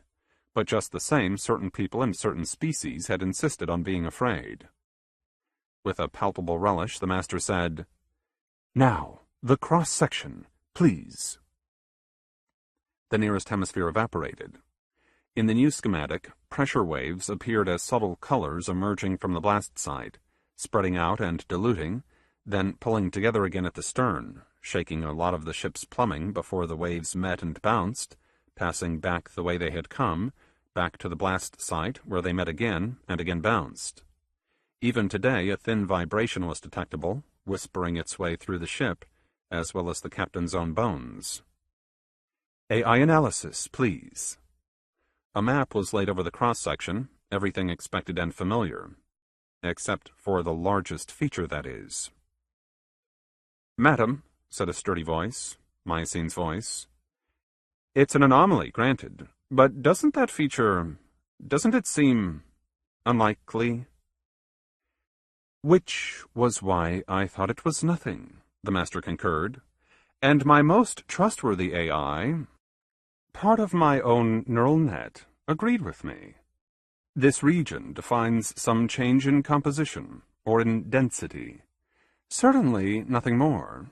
She paused for a long moment, carefully watching her captains.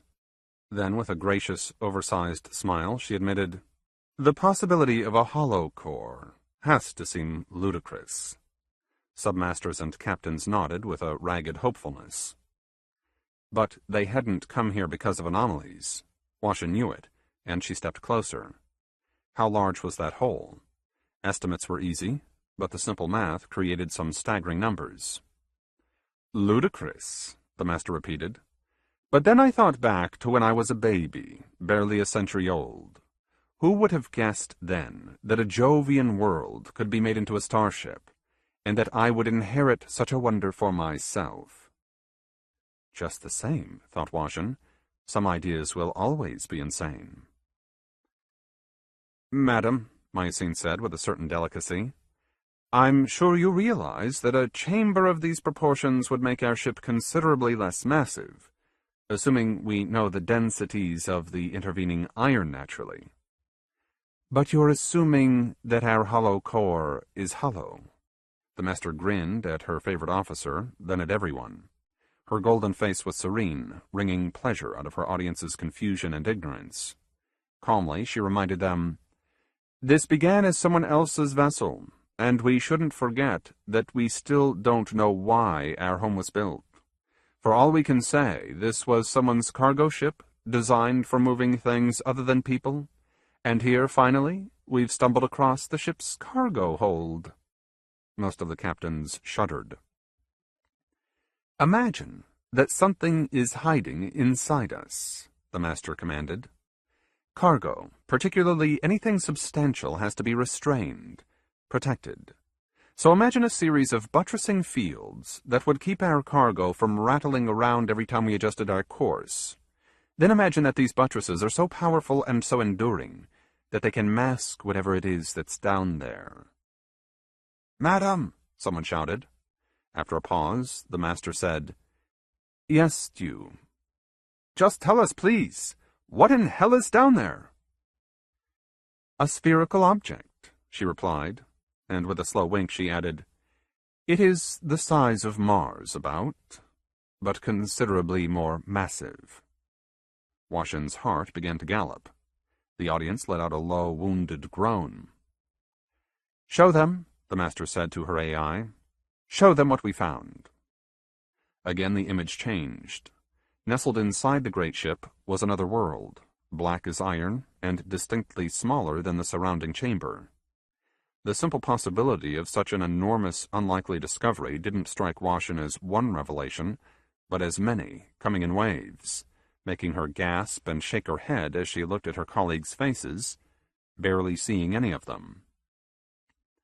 This world, and it is a genuine world, has an atmosphere. The master was laughing quietly, and her quiet voice kept offering impossibilities. Despite the abundance of iron, the atmosphere has free oxygen, and there's enough water for small rivers and lakes. All of those delicious symptoms that come with living worlds are present here. How do you know? Washin called out. Then in reflex, No disrespect intended, madam. I haven't visited the world, if that's her question. She giggled like a child, telling everyone, Yet 50 years of hard secret work have paid dividends. Using self-replicating drones, I've been able to reopen one of those collapsed tunnels, and I've sent curious probes to the chamber for a first look. That's why I can stand here, assuring you that not only does this world exist, but that each of you are going to see it for yourselves. Washin glanced at Dew, wondering if her face was wearing the same wide smile. By the way, I named this world. The master winked and said, Marrow. Then again she said, Marrow. Then by way of explanation she said, It's a very old word. It means where the blood is born. Washin felt her own blood coursing through her trembling body. Marrow is reserved for you, the master captain promised. The floor seemed to pitch and roll beneath Washin's legs, and she couldn't remember when she last took a meaningful breath. For you, the giant woman proclaimed, my most talented, trustworthy friends. Washin whispered, Thank you. Everyone said the words in a ragged chorus. Then Mycene called out, Applause for the master! Applause! But Washin heard nothing, and said nothing, staring hard at the strange black face of that most unexpected world. Part 2. Marrow.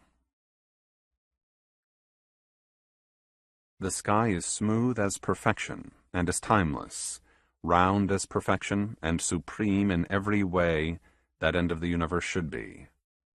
A trillion faces ignore the sky.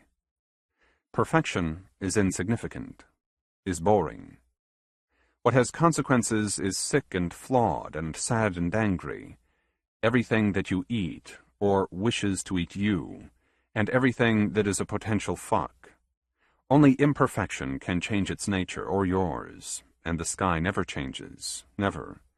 Which is why those trillion eyes look up only to watch for things flying or floating, everything nearer to them than that slick, silvery roundness. There is no perfection down here. In this place nothing can be the same for long, and nothing succeeds that cannot adapt, swiftly, without hesitation or complaint, and without the tiniest remorse. The ground beneath is not to be trusted. The next deep breath is not a certainty. Perhaps a thinking, reasonable, and self-aware mind would desire some taste of that glorious perfection. To ingest the eternal. To borrow its strength and grand endurance, if only for a little moment. But that wish is too elaborate and much too spendthrift for these minds. They are weak and small and temporary, focus on the instant, on eating and fucking, then resting only when there is no choice.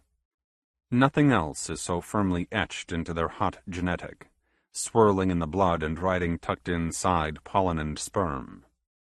Waste a moment, and perish. This is a desperate and furious universe, profoundly flawed, absolutely. But inside every tiny mind is what passes for a steely pride that says, I am here. I am alive. On the back side of this leaf, or perched on the crest of that hot iron pebble, I rule, and to those living things beneath my feet, too small to be seen by me, I am something that looks great and powerful, perfect in your pathetic little eyes. 6.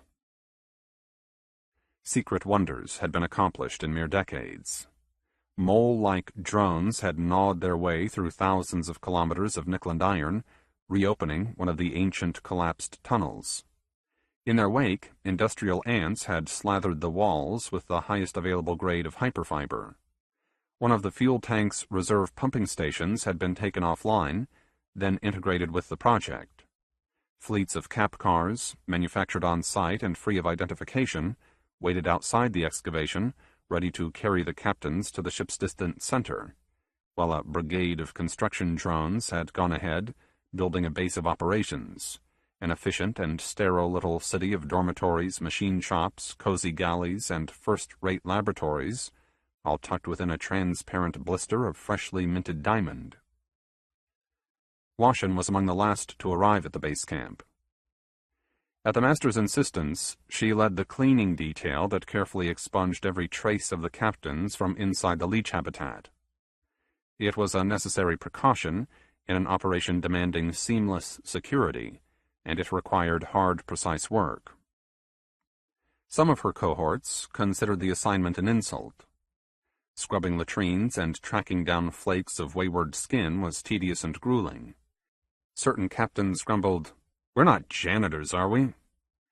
"We aren't," Washin agreed. "Professionals would have finished last week." Dew belonged to her detail, and unlike most, the novice captain worked without complaint, plainly trying to impress his superior. A charming selfishness was at work. She would soon wear a submaster's epaulets, and if Dew could impress Washin with his zeal, she might become his benefactor.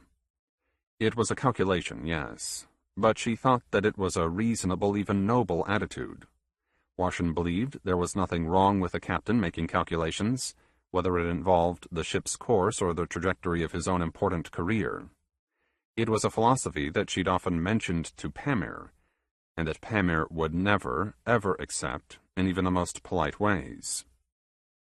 It took 2 weeks and a day to finish their janitorial assignment. Narrow 2-passenger cars waited to make the long fall to base camp. Washington decided that Dew would ride with her, and that their car would leave last, and Dew rewarded her with the charming and very trimmed story of his life. "Mars-born, and born wealthy," he confessed. "I came to the ship for the usual touristy reasons, the promise of excitement or novelty, adventure in safe, manageable doses, and of course the unlikely possibility that someday, in some far and exotic part of the Milky Way, I'd actually become a better human being."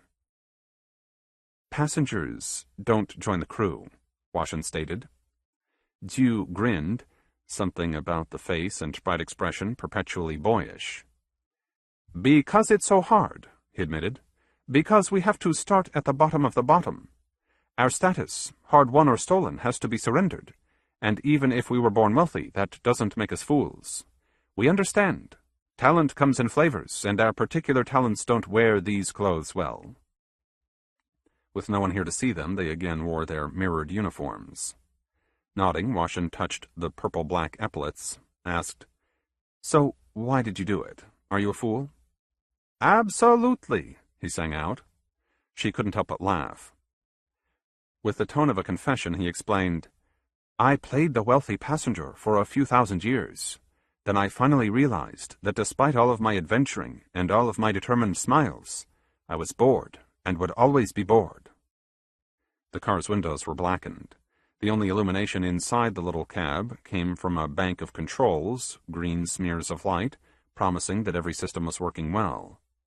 The green of a Terran forest, a comforting color for humans, an evolutionary echo, Washington thought in passing. "But captains never looked bored," he told her. "Pissed, yes, and harried usually, but that's what attracted me to you. If only because people expect it. Your souls are relentlessly and momentously busy." Dew had taken a unique journey into the ship's elite. He recited his postings and his steady climb through the hierarchy, first as a lowly mate, then as a low-ranking captain. But on the brink of sounding tedious, he held back. He stopped speaking, smiling until she noticed the smile. Then he quietly and respectfully asked Washington about her considerable life.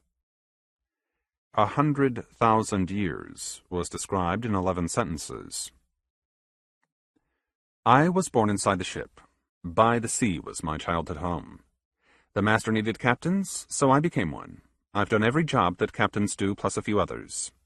For the last 50 millennia, I've welcomed and supervised our alien guests. According to my work record and my evaluations, I'm very good at my profession. I have no children. My pets and apartment are self-sufficient. All things considered, I'm comfortable in the company of other captains.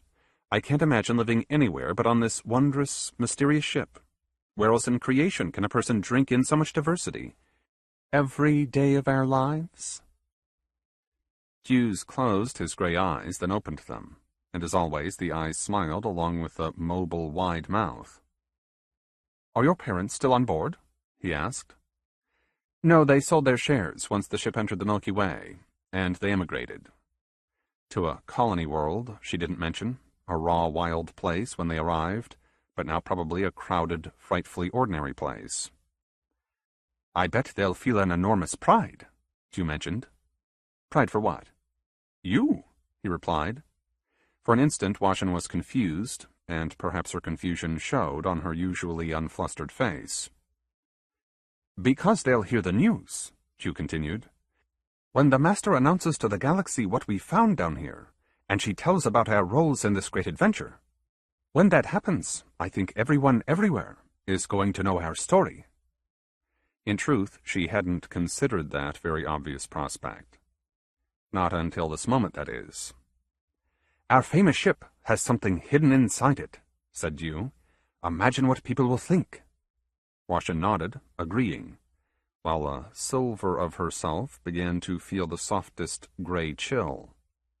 A sudden harbinger of what could be a strange little fear. 7.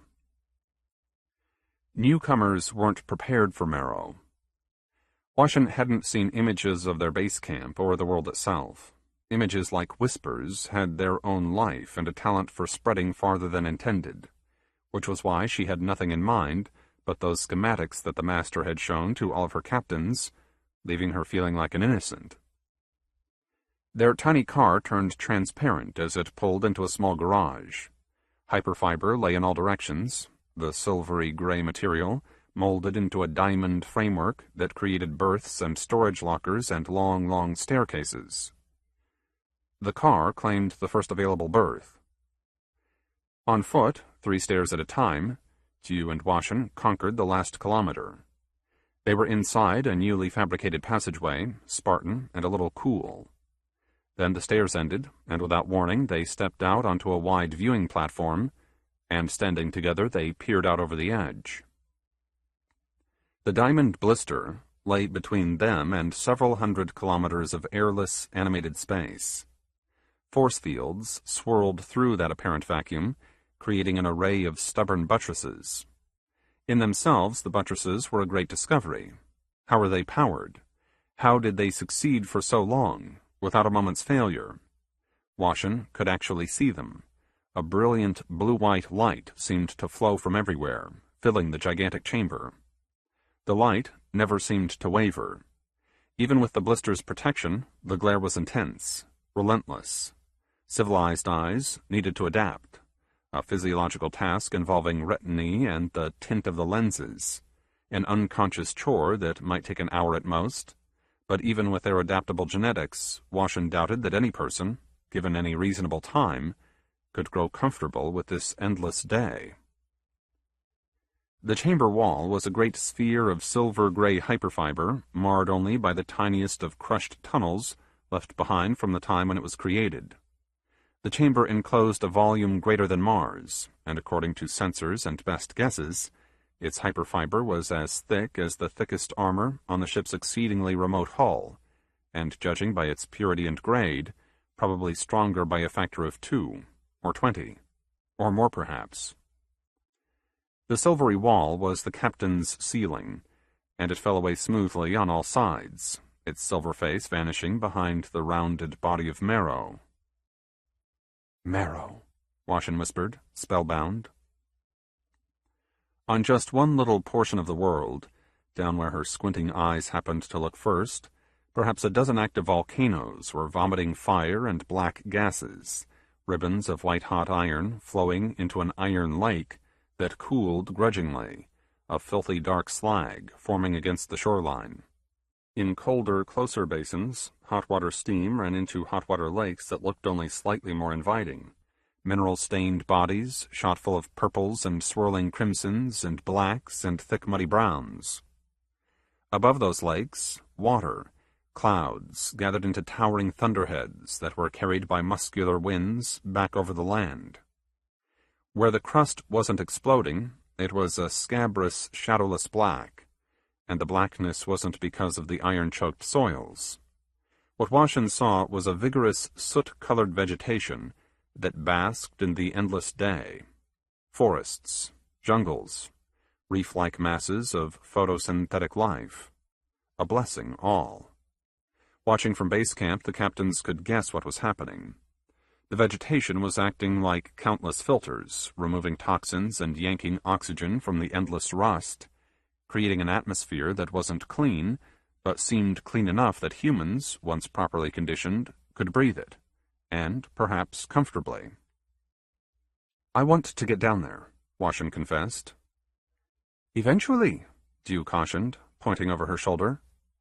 "Things that are impossible usually take time." The diamond blister enclosed more than a square kilometer of hyperfiber. Shops and dorms and labs hung down like stalactites, their roofs serving as foundations. On the blister's edge, scuttlebug drones were pouring fresh hyperfiber, creating a silvery white cylinder slowly growing toward the rough black landscape below. That cylinder would be their bridge to the new world. Eventually. Eventually. There was no other route down. The buttressing fields had destroyed every sort of machine sent into them. For many reasons, some barely understood, those buttresses also eroded, then killed, every sort of mind that dared touch them. Captains with engineering experience had worked on the problem. The team leader was a wizard named Asleen, and she had designed a hyperfiber shaft, its interior shielded with quasi-ceramics and superfluids. Good rugged theories claimed that the danger would end where the light ended, which was at the upper edges of Marrow's atmosphere. A brief, shielded exposure wouldn't kill anyone. But before the captains made history, there would be tests. Sitting in a nearby lab, inside clean, spacious cages, were several hundred immortal pigs and baboons, uniformly spoiled and completely unaware of their coming heroism. Washin was thinking about baboons and timetables. A familiar voice broke her reverie. "What are your impressions, darlings?" Mycene stood behind them. In uniform, she was even more imposing, and more cold. Yet Washin summoned her best smile, greeting the mission leader with a crisp, "Madam," and a little bow. "I'm surprised, madam," she admitted. "I didn't know that this world would be so beautiful." "Is it?"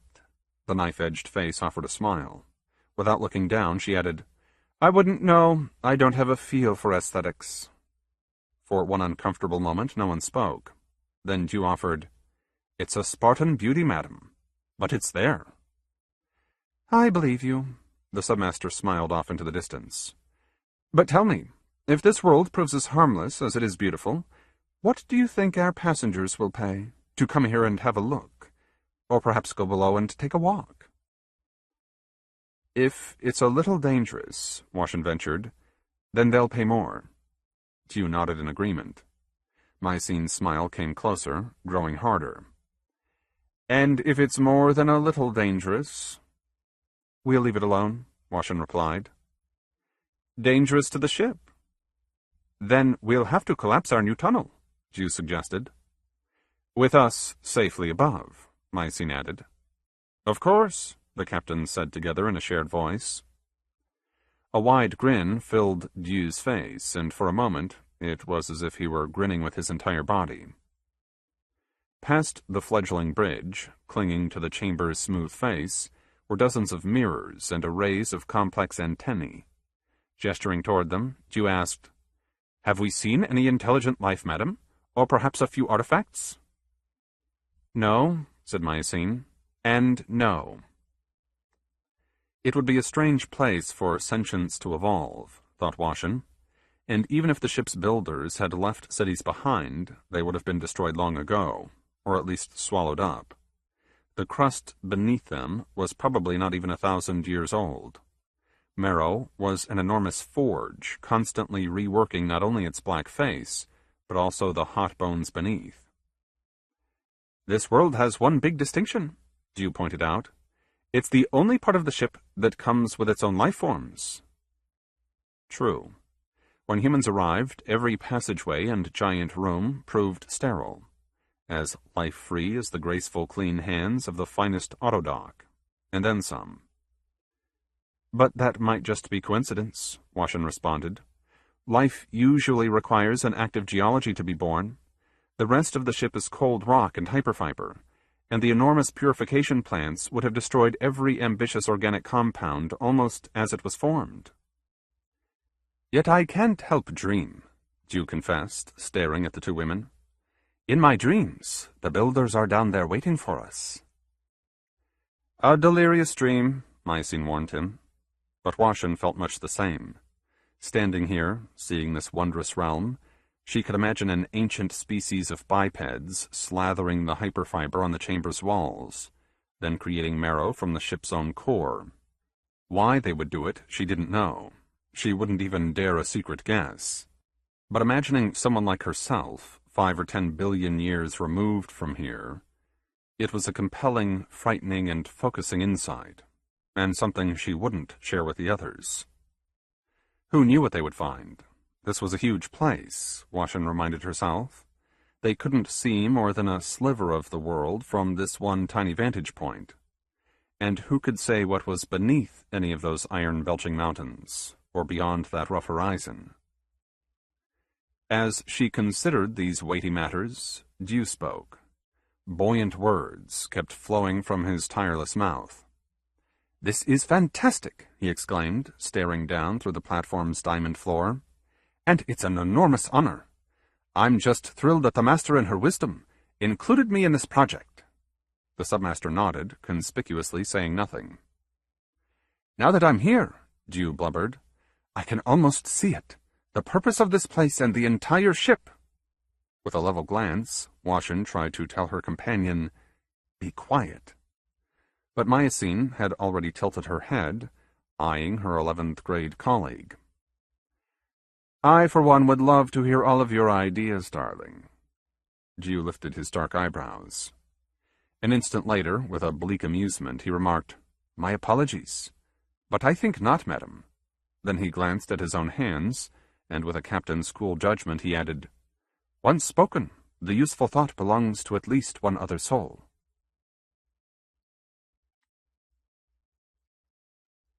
8.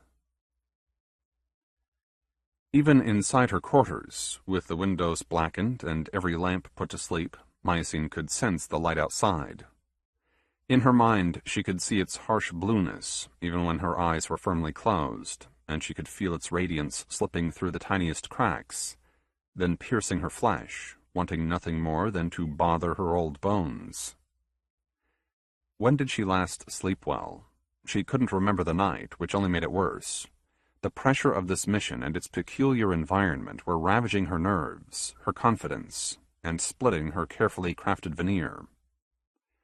Awake and knowing that she shouldn't be, the submaster stared up into the darkness, imagining a different ceiling and a different self.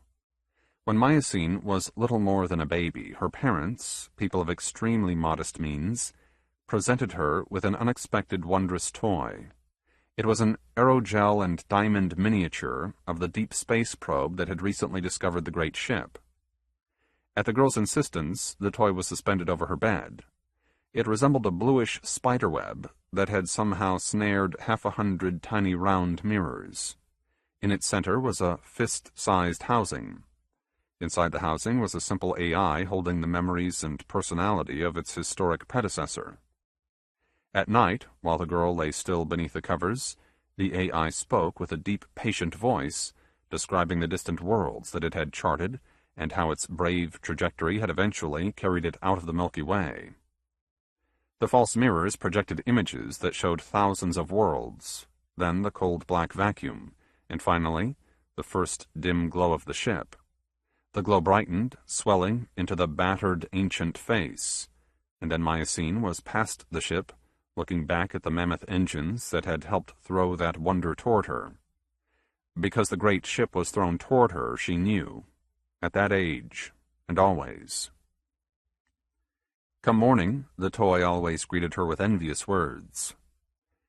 "I wish I had legs and could walk," it claimed, "and I so wish I had your mind and your freedom, and just half of your glorious future, too." She loved that toy. Sometimes it seemed to be her finest friend and staunchest ally. "You don't need legs," Myosine would tell it. "Wherever I go, I'll take you."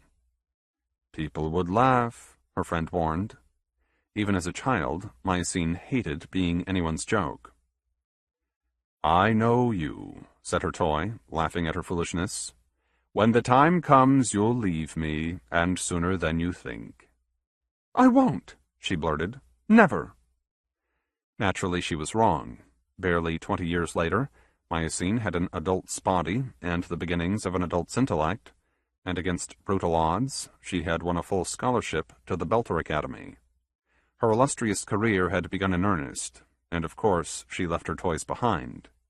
Today, her one-time friend was in storage, or lost, or most likely her parents, people not too bothered by sentimentality, had simply thrown it away. And yet...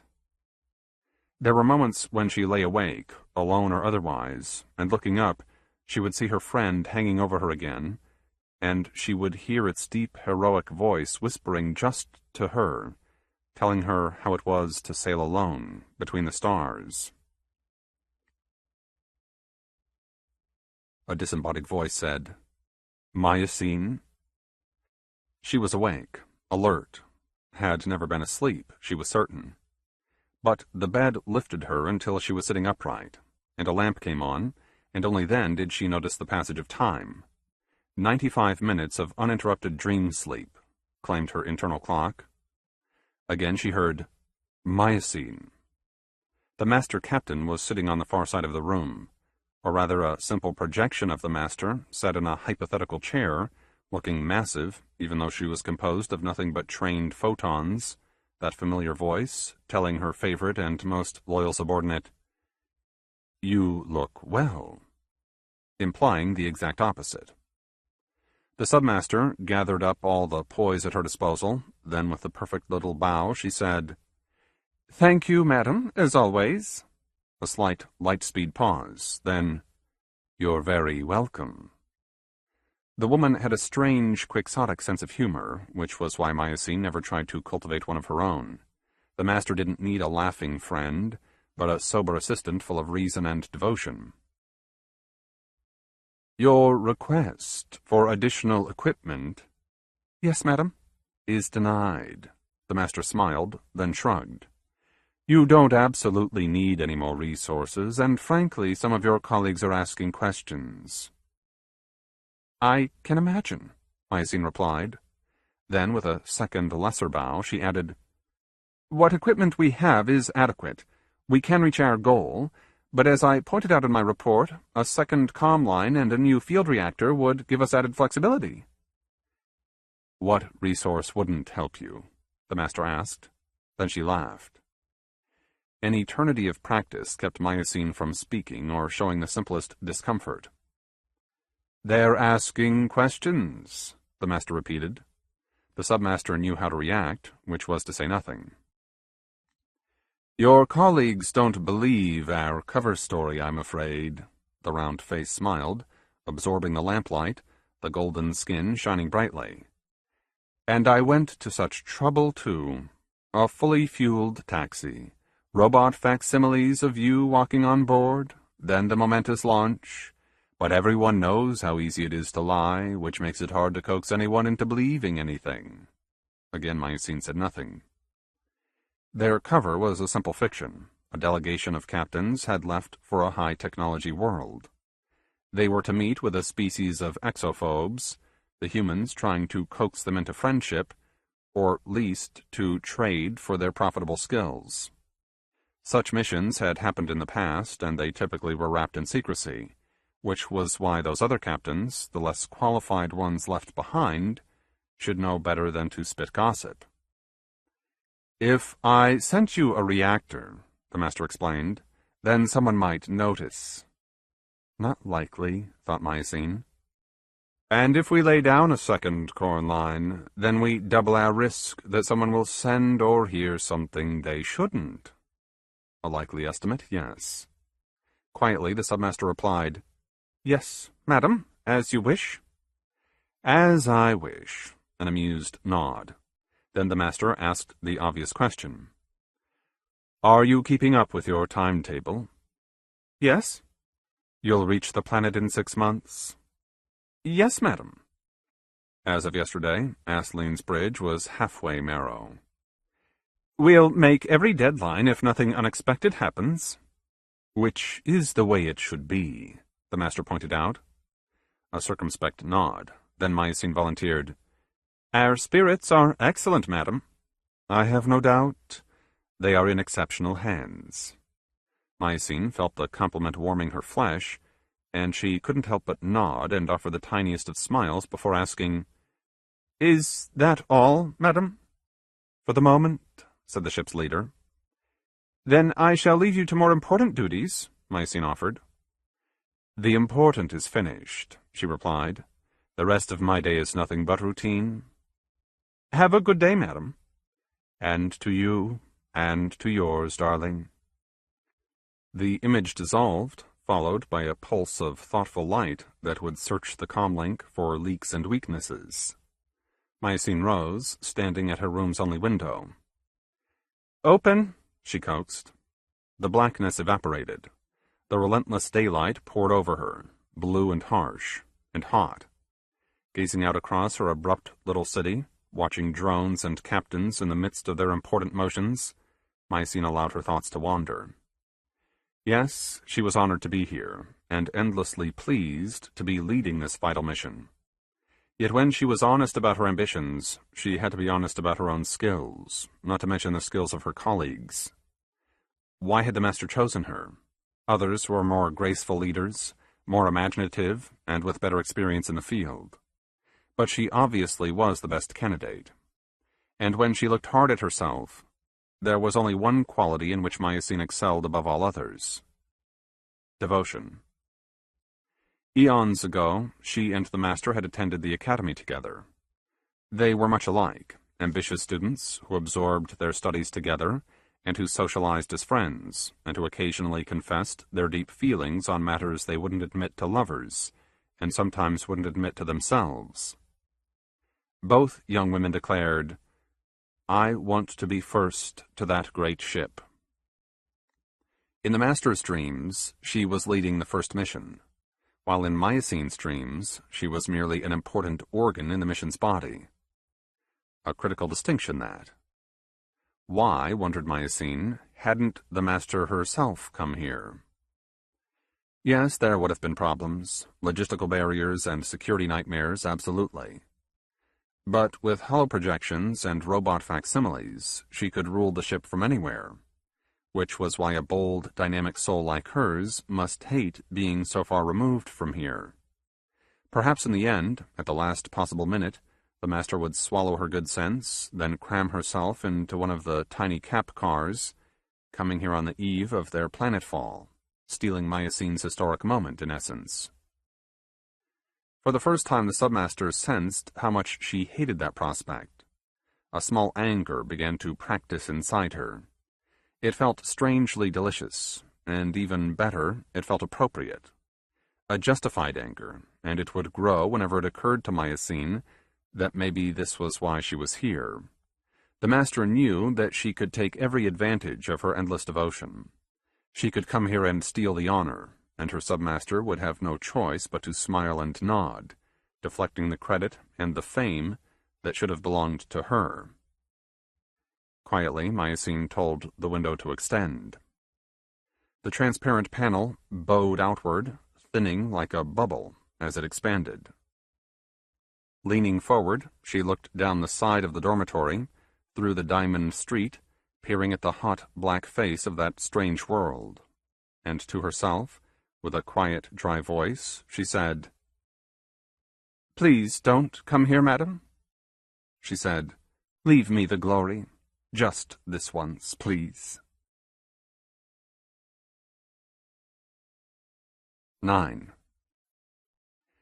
Captains are nothing without plans and without routines.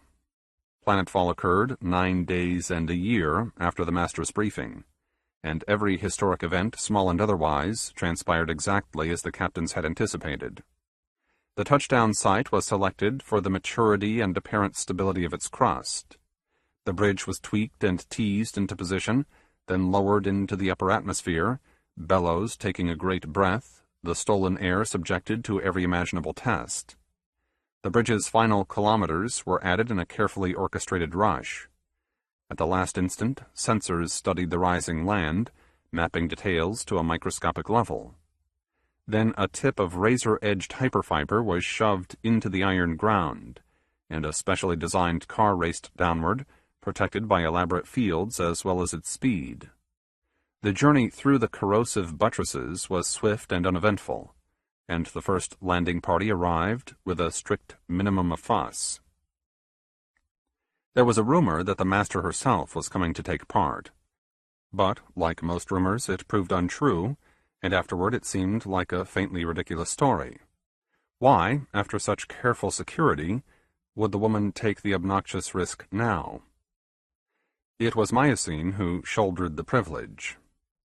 Accompanied by a swarm of cameras and security AIs, she stepped carefully onto Marrow's surface. Watching from base camp, Washin saw that too calm face, gazing at the alien landscape, and she noticed something in the wide, unblinking eyes. An amazement, perhaps. A genuine awe. Then the look, whatever it was, evaporated, and the narrow mouth opened, and with a forced sense of importance, Mycene declared, "In service of the Master we have arrived." The captains overhead cheered and broke into song. The landing party took ceremonial samples of soil and foliage, then made the expected retreat back to base camp. Dinner was late, and it was a feast. Bottomless glasses of authentic champagne washed down spiced meats and odd vegetables, and when the party was at its loudest, the distant master sent her hearty congratulations. In front of everyone, she called Mycene, "Your brave leader." Then the projected body did a graceful turn, gesturing at the world beneath as she proclaimed, "This is a momentous day in our ship's momentous history." No, it wasn't, thought Washin. A nagging disappointment only grew. 6 teams, including Mycene's, journeyed to Marrow that next day, and studying the data harvests and live images, Washin found exactly what she expected to find. Captains were administrators, not explorers. Every historic moment was choreographed, routine.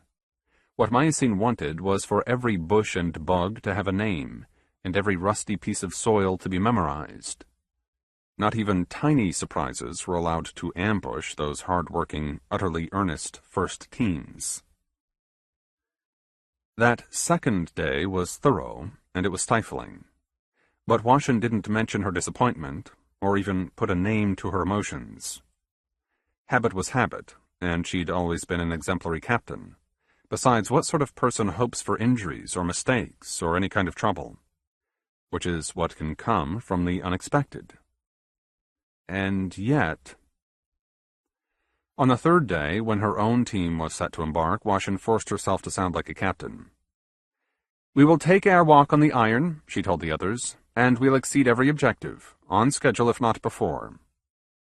It was a swift, decidedly strange journey. Dew rode beside Washin.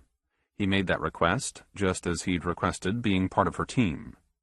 Their shielded car began by retreating back up the access tunnel, into the garage, acquiring some distance before flinging itself downward. Then it streaked through the buttresses, while a trillion electric fingers reached through the superfluid shields, then through their thin skulls, momentarily playing with everyone's sanity. The car reached the upper atmosphere and braked, the terrific G's bruising flesh and shattering minor bones. Emergency genes awoke, weaving protein analogs and knitting the most important aches and moments. The bridge was rooted in a hillside of cold rusting iron and black jungle. Despite a heavily overcast sky, the air was brilliant and furnace-hot, every breath tasting of metals and nervous sweat. The captains unloaded their supplies.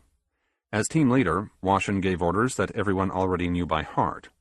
Their car was led from the bridge, then reconfigured. Their new vehicle was loaded and tested, and the captains were tested by their autodocs. Newly implanted genes were already churning away, helping their flesh adapt to the heat and metal-rich environment. Then Mycene, sitting in a nearby encampment, gave her blessing, and Washin lifted off, steering toward their appointed study site. The countryside was broken and twisted, split by fault lines and raw mountains and countless volcanic vents. The vents had been quiet, some for a century, some for a decade, or in some cases for days. Yet the surrounding terrain was alive, adorned with pseudo-trees reminiscent of enormous mushrooms, each pressed flush against its neighbors, their lacquered black faces feeding on the dazzling blue light.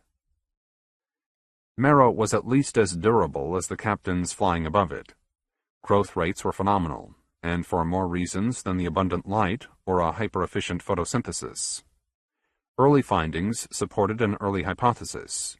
The jungle was also feeding through its roots, the chisel-like tips forcing their way through fissures, finding hot springs fat with thermophilic bacteria. But were the aquatic ecosystems as productive? That was Washin's little question, and she had selected a small metal-choked lake for study.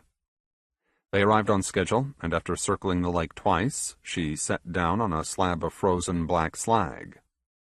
The rest of the day was spent setting up their lab and quarters, and specimen traps, and as a precaution, installing a defense perimeter. 3 paranoid AIs that did nothing but think the worst of every passing bug and spore. Night was mandatory. Despite the perpetual light, Mycene insisted that each captain sleep 4 full hours, then invest another hour in food and ritual chores. On schedule, Washin's team climbed into their 6 pop-up shelters, stripped out of their field uniforms, then lay awake, listening to the steady buzzing of the jungle, counting the seconds until it was time to rise again. They sat in the open at breakfast, in a neat circle, and gazed up at the sky. A shifting wind had carried away the clouds, bringing hotter, drier air and even more light. The chamber's distant wall was silvery white and smooth and remote. The captain's base camp was a dark blemish, visible only because of the clean air. With the distance and the glare, the bridge had vanished. If Washin was careful, she could almost believe they were the only people on the world. If she was lucky, she forgot that elaborate telescopes were watching her sitting on her aerogel chair, eating her scheduled rations, and now, with her right hand, scratching the damp back of her very damp right ear. Dew sat on her right, and when she glanced at him, he smiled wistfully, as if reading her thoughts. "I know what we need," Washin announced. Dew asked, "What do we need?" "A ceremony, some little ritual before we can start." She rose and walked down to the lake, not sure why until she arrived. Blackish water lapped against rusting stones. Bending at the knees, she let one of her hands dip beneath the surface, feeling its easy heat, and between the fingers the greasy presence of mud and life. A stand of dome-headed bog plants caught her gaze, and beside it was a specimen trap. Filled, as it happened. Washin rose and wiped her hand dry against her uniform, then carefully unfastened the trap and brought it back to camp. On Marrow, pseudo-insects filled most animal riches. In their trap was a 6-winged dragonfly, moonstone blue and longer than a forearm. With the other captains watching, Washin gently eased her victim from the netting, folding back the wings and holding the body steady with her left hand, as the right wielded a laser torch. The head was cut free, and the body kicked, then died. Then she stripped the carcass of its wings and its tail, the fat thorax set inside their tiny field kitchen. The broiling took seconds. With a dull boom, the carapace split open. Then she grabbed a lump of the hot blackish meat, and with a grimace, made herself bite and chew. Dew laughed gently. Another captain, Saluki, was first to say, "We aren't supposed to." A 12th grade, named Brock, added, "Myocene's orders, unless there's an emergency we stick to our rations." Washin forced herself to swallow. Then, with a wide smile, she told them, "And you won't want to eat this again, believe me." There weren't any native viruses to catch or toxins that their reinforced genetics couldn't destroy or piss away. Mycene was playing the role of the cautious mother, and where was the harm? Washin passed out the ceremonial meat. Wanting to please her team leader, Saluki put the flesh to her tongue, then swallowed it whole. Brock protested, then managed the same trick. The next 2, shipborne siblings named Promise and Dream, winked slyly at the sky and told Washin, "Thank you." Last to accept his share was Dew, and his first bite was tiny. But he didn't grimace, and he took the rest of the carcass, his white teeth yanking out a fat, rich chunk that he chewed before swallowing. Then, with an odd little laugh, he told everyone, "It's not too horrible." He said, "If my mouth just quit burning, I think I'd almost enjoy the taste." 10. Weeks of relentless work made possibility look like hard fact. Marrow had been carved from the ship's heart, or more properly, it was carved from the core of the young Jupiter that would eventually become the great ship. The world's composition and their own common sense told the captains as much. Whoever the builders were, they must have started by wrenching the uranium and thorium and other radionuclides from the rest of the Jupiter, then injecting them into the core.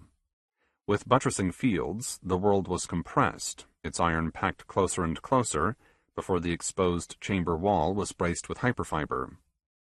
How that was accomplished, no one knew. Even Aisling, with her engineering genius, just shook her head and say, "Damned if I know." Yet billions of years later, without apparent help from the builders or anyone else, this vast machine was still purring along quite nicely. But why bother with such a marvel? The obvious popular reason was that the ship needed to be a rigid body.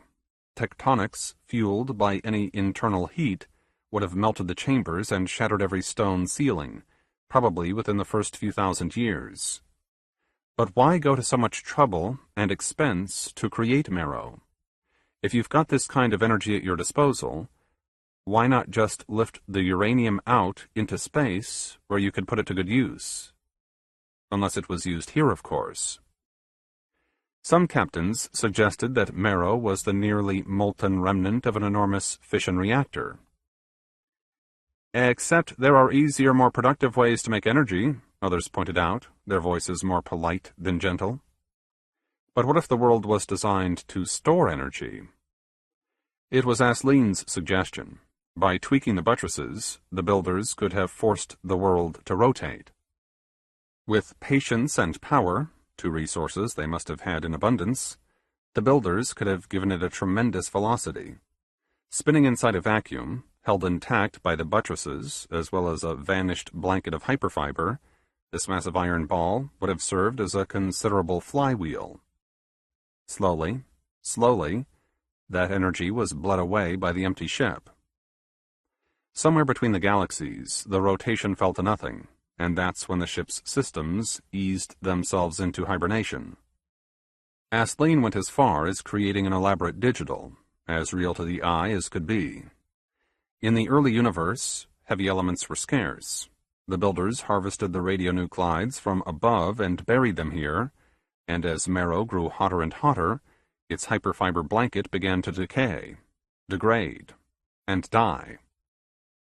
Hyperfiber was rich in carbon and oxygen, hydrogen and nitrogen, every atom aligned just so, and every bond strengthened with tiny predictable quantum pulses. Stressed past its limits, old hyperfiber would just fall apart, and the newly reactive elements would start dancing in celebration, giving life a reasonable chance to be born.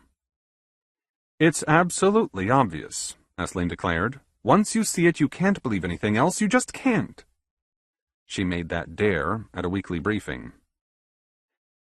Each of the team leaders was sitting in the illusion of a master's conference room, each perched in a black aerogel chair, sweating in Marrow's heat. The surrounding room was sculpted from light and shadow, and sitting at the head of the long pearlwood table, between imposing gold busts of herself, was the master's projection. She seemed alert, but remarkably quiet. The expectation for these briefings was for crisp reports and upbeat attitudes. Grand theories were a surprise. But after Aisling had finished, and after a contemplative pause, the master smiled, telling her imaginative captain, "That's an intriguing possibility. Thank you, darling, very much." Then to the others, "Considerations? Any?" Her smile brought a wave of complimentary noise. Washin doubted they were exploring someone's dead battery, but this wasn't the polite moment to list the problems with flywheels and life's origins. Besides, the bio-teams were reporting next, and she had her own illuminations to share. A tremor interrupted the compliments. The image of one captain shook, followed by others. Knowing who sat where made it possible to guess the epicenter. When Washin felt the first jolt, then the rolling aftershocks, she realized it was a big quake, even for Marrow. An alert silence took hold. Washin was suddenly aware of her own sweat. A sweet oil, volatile and sweetly scented, rose up out of her nervous pores, then evaporated, leaving her flesh chilled despite the endless heat. Then the master, immune to the quake, lifted her wide hand, announcing in a smooth, abrupt way, "We need to discuss your timetable." "What about the bio-teams?" "You're being missed up here, which is what you hope to hear, I'm sure." The woman laughed for a moment alone. Then she added, Our delegation fiction isn't clever enough or flexible enough, and the crew are getting suspicious. Myosine nodded knowingly. Then the master lowered her hand, explaining, "Before I have a panic to fend off, I need to bring you home again." Smiles broke out. Some of the captains were tired of the discomforts, others simply thought about the honors and promotions waiting above. Washin cleared her throat, then asked, "Do you mean everyone, madam?" "For the moment, yes."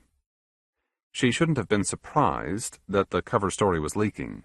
Hundreds of captains couldn't just vanish without comment, and Washin shouldn't have felt disappointment. Even during the last busy weeks, she found herself wishing that the fiction was real. She wanted her and her colleagues off visiting some high-technology exophobes, trying to coax them into a useful trust. That would be a difficult, rewarding challenge. But now, hearing that their mission was finished, she suddenly thought of hundreds of projects worth doing with her little lake. Enough work to float an entire century. As mission leader, it was Myosine's place to ask, "Do you want us cutting our work short, madam?" The master set one hand on one of the busts. For her, the room and its furnishings were genuine, and the captains were illusions. "Mission plans can always be rewritten," she reminded them. "What's vital is that you finish your surveys of both hemispheres. Be sure there aren't any big surprises. And I'd like your most critical studies wrapped up. 10 ship days should be adequate. More than. Then you'll come home again, leaving drones to carry on the work, and we can take our time deciding on our next important step."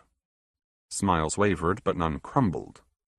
Myosine whispered, 10 days, with a tentative respect. "Is there a problem?" "Madam," the submaster began, "I would feel a little more at ease if we could be sure that Marrow isn't a threat, madam." There was a pause, and not just because the master was thousands of kilometers removed from them. It was a lengthy, unnerving silence. Then the captain's captain looked off into the illusory distance, asking, "Considerations? Any?" It would be a disruption. The other submasters agreed with Myosine. To accomplish that work in 10 days with confidence would require every captain's help. That included those with the support teams. The base camp might have to be abandoned, or nearly so, which was an acceptable risk, perhaps, but those mild, conciliatory words were obscured by clenched hands and distant, unsettled gazes. The master absorbed the criticisms without comment. Then she turned to her future submaster, saying, "Washin," with a certain razored tone, "do you have any considerations to add here, darling?" Washin hesitated as long as she dared. "Perhaps Marrow was a flywheel," she finally allowed. Ignoring every puzzled face, she nodded and said, "Madam." "Is this a joke?" the master responded, her voice devoid of amusement. "Aren't we discussing your timetable?" "But if this was a flywheel," Washin continued, "and if these magical buttresses ever weakened, even for an instant, Marrow would have thrown itself to pieces, a catastrophic failure. The hyperfiber blanket wouldn't have absorbed the angular momentum, and it would have shattered, and the molten iron would have struck the chamber wall, and the shock waves would have passed up through the ship." She offered a series of simple course calculations. Then, avoiding Aislinn's glare, she added, "Maybe this was an elaborate flywheel, but it also might have made an effective self-destruct mechanism. We just don't know, madam. We don't know the builder's intentions. We can't even guess if they had enemies, real or imagined. But if there are answers, I can't think of a better place to look." The master's face was unreadable, impenetrable. Giant brown eyes closed, and finally, slowly, she shook her head, smiling in a pained fashion. "Since my first moment on board this glorious vessel," she proclaimed, "I have nourished one guiding principle. The builders, the architects, whoever they were, would never have endangered their marvelous creation." Washin wished for the same confidence. Then that apparition of light and sound rose to her feet, leaning across the golden busts and the bright pearl wood, and she said, You need a change of duty, Washin. You and your team will take the lead. Help us explore the far hemisphere. If it's there, find your telltale clue. Then once your surveys are finished, everyone comes home. Agreed. As you wish, madam, said Washin. Said everyone. Then Washin noticed Myocene's surreptitious glance, something in her narrowed eyes saying, Nice try, darling. And with that look came the faintest hint of respect. 11. On 3 distinct occasions, flocks of pterosaur drones had intensively mapped this region. Yet as Washin retraced the machine's path, she realized that even the most recent survey, completed 8 days ago, was too old to be useful. Battered by quakes, a once flat landscape had been heaved skyward, then split open. Torrents of molten iron ran down the new slopes. Over the hushed murmur of the engine, she could hear the iron's voice, deep and steady and massive, and fantastically angry. Washin flew parallel to the Force River, and where 3 maps showed a great oxbow lake, the iron pooled, consuming the last of the water and the mud. Columns of filthy steam and hydrogen gas rose skyward, then twisted to the east. As an experiment, Washin flew into the steam. Samples were ingested by the car's air scoops, then passed through filters and 100 sensors and even a simple microscope, and peering into the scope, Dew started to giggle, saying, Wouldn't you know? Life. Riding inside the steam were spores and eggs and half-born insects, encased in tough bioceramics, and indifferent to the blistering heat. Inside the tip of one needle flask, too small to be seen with the naked eye, were enough pond weeds and finned beetles to conquer a dozen new lakes. Catastrophe was the driving force on Marrow. That insight struck Washin every day, every hour, and it always arrived with a larger principle in tow. In one form or another, disaster had always ruled the universe. The steam could disperse abruptly, giving way to the sky's blue light, the chamber wall hanging far overhead, and beneath, stretching as far as Washin could see, lay the stark black bones of a jungle. Fumes and fire had incinerated every tree, every scrambling bug. The carnage must have been horrific, yet the blaze had passed days ago, and new growth was already pushing up from the gnarled trunks and fresh crevices, thousands of glossy black umbrella-like leaves shining in the superheated air. Dew said something in passing. Brock leaned over Washin's shoulder, repeating the question. Should we stop and have a look, maybe? In another 50 kilometers, they would be as far from the bridge as possible, the proverbial end of the world. Chilled champagne and some stronger pleasures waited for that symbolic moment. They would have to wait patiently, Washin decided, and through an implanted subsystem, she asked the car to find a level, cool piece of ground where 6 captains could enjoy a little stroll. The car hovered for a thoughtful instant, then dropped and settled. The outside air was cool enough to breathe, if only in quick little sips. Following the mission's protocol, everyone took samples of the burnt soil and likely rocks, and they cut away pieces of things alive and dead. But mostly this was an excuse to experience this hard landscape, once strange and now, after weeks of work, utterly familiar. Promise and Dream were examining a broad, white tree stump. Asbestos, Promise observed, fingers rubbing against the powdery bark. Pulled from the ground or out of the air or maybe just cooked up fresh. Then laid around the roots, see? Like a blanket. The trunk and branches were probably lipid-rich, her brother added. A living candle, practically. Meant to burn. Happy to burn. Born to burn. Out of love. Then they giggled to themselves, enjoying their little song. Washin didn't ask what the words meant. These ditties were ancient and impenetrable. Even the siblings didn't seem sure where they came from. Kneeling beside Dream, she saw dozens of flat-faced shoots erupting from the ravaged trunk. On Marrow, blessed with so much energy and so little peace, vegetation didn't store energy as sugars. Fats and oils and potent, highly compressed waxes were the norm. Some species had reinvented batteries, stockpiling electrical energies inside their intricate tissues. How much time would it take for chance and caprice to do this elaborate work? 5 billion years? At the very least, she guessed. There weren't any fossils to ask, but the genetic surveys showed a fantastic diversity, implying a truly ancient beginning. They were in a garden that could be perhaps 10 or 15 billion years old, with that latter estimate verging on the preposterous. Whatever was true, leaving Marrow was wrong. Washin couldn't stop thinking it in secret. To the siblings, she said, "I'm curious, judging by their genes, what two species are the two most dissimilar?" Promise and Dream grew serious, unwinding their deep, efficient memories. But before either could offer a guess, there was a hard jolt, followed by a string of deep shudders, and Washin found herself unceremoniously thrown back on her rear end. She had to laugh for a moment. Then somewhere nearby, two great masses of iron dragged themselves against each other, and piercing, squealing roars split the air, sounding like monsters in the throes of some terrific fight. When the quake passed, Washin stood and casually adjusted her uniform. Then she announced, "Time to leave." But most of her team was already making for the car. Only Dew waited, looking at her and not quite smiling when he said, "Too bad." She knew what he meant, nodding and adding, "It is."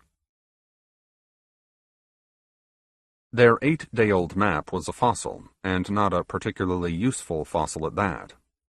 Washin blanked her screen, flying on instinct now.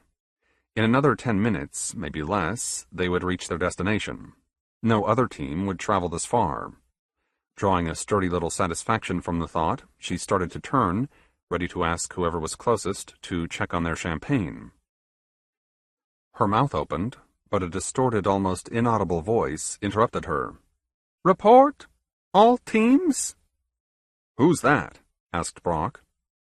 Myosine, but her words were strained through some kind of piercing electronic wail. "What do? See," the submaster called out. Then again, "Teams? Report?" Washin tried for more than an audio link and failed. A dozen other team leaders were chattering in a ragged chorus. Zale boasted, "We're on schedule here."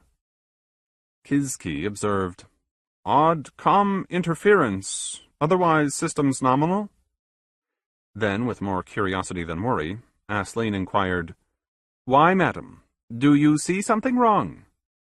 There was a long, jangled hum. Washin linked her nexuses to the car's sensor array, finding Dew already there. With a tight little voice, he said, "Shit!" "What?" Washin cried out. Then a shrill roar swept away every voice, every thought, and the day brightened and brightened, fat ribbons of lightning flowing across the sky, then turning, moving with a liquid purpose, aiming straight for them. From the far side of the world came a twisted voice. "The bridge! Is it? Do you see it? Where?" The car lurched as if panicking, losing thrust and lift, then altitude, every one of its AIs failing. Washin deployed the manual controls, and centuries of routine drills made her concentrate, nothing existing now but their tumbling craft, her syrupy reflexes, and a wide expanse of cracked earth and burnt forest. The next barrage of lightning was purple-white and brighter, nothing visible but its wild, seething glare. Washin flew blind, flew by memory. Their car was designed to endure heroic abuse, but every system was dead, and its hyperfiber must have been degraded somehow, and when it struck the iron ground, the hull was twisted until its weakest point gave way, and it shattered. Restraining fields grabbed helpless bodies. Then their perfect mechanisms failed. Nothing but padded belts and gas bags held the captains in their seats. Flesh was jerked and ripped and shredded. Bones were shattered and wrenched from their sockets, slicing through soft pink organs, then slammed together again. Then the seats were torn free of the floor, tumbling wildly across several hectares of iron and cooked stumps. Washin never lost consciousness. With a numbed curiosity, she watched her own legs and arms break and break again, and 1,000 bruises spread into a single purple tapestry, every rib crushed to dust, and her reinforced spine splintering until she was left without pain or a shred of mobility. Lying on her back, still lashed to her twisted chair, she couldn't move her crushed head, and her words were slow and watery, the sloppy mouth filled with teeth and dying blood. "Abandon," she muttered. Then, "Ship." She was laughing, feebly, desperately. A gray sensation rippled through her body. Emergency genes were already awake, finding their home in a shambles. They immediately protected the brain, flooding what was living with oxygen and anti-inflammatories, plus a blanket of comforting narcotics. Trusted, pleasant memories bubbled into her consciousness. For a little moment, Washin was a girl again, riding on the back of her pet whale. Then doctoring genes began rebuilding organs and the spine, cannibalizing meat for raw materials and energy. The captain's body racked with fever, sweating perfumed oils and black dead blood. Within minutes, Washin felt herself growing smaller. An hour after the crash, a wrenching pain swept through her. It was a favorable, almost comforting misery. She squirmed and wailed and wept, and with weak, rebuilt hands, she freed herself from her ruined chair. Then, on sloppy, unequal legs, she forced herself into a tilted stance. Washin was 20 centimeters shorter and frail, but she managed to limp to the nearest body, kneeling and wiping the carnage out of his face. Dieu's face, she realized. He was injured even worse than she. He had shriveled like old fruit, and his face had been driven into a craggy fist of iron. But his features were half-healed. Mixed with his misery was a clear defiance, and he managed a mutilated grin and a wink, his surviving gray eye focusing on Washin, the battered mouth spitting teeth as he lisped, "Wonderful you look, madam, as always." Saluki was impaled on a spar of browned hyperfiber. Brock's legs were severed, and in a numbed anguish, he had dragged himself to the legs and pressed them against the wrong sockets. But the siblings were the worst. Dream had slammed into an iron slip fault, and her brother then impacted against her. Flesh and bone were mixed together. Slowly, their carnage was separating itself, their healing barely begun. Washin repositioned Brock's legs. Then with Dieu's help, she eased Saluki off the spar and set her in its shade to mend. And with Dieu keeping watch over the siblings, she searched the wreckage for anything useful. There were field rations and field uniforms, but the machines wouldn't operate. She tried to coax them awake, but none of them was well enough to declare, "I am broken." If there was luck, it was that the crust seemed stable for the moment. They could afford to do nothing but heal and rest, eating triple shares of their rations.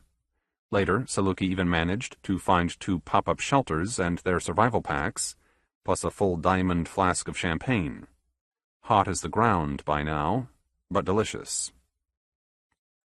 Sitting in the shadow of a pop-up, the 6 captains drank the flask dry.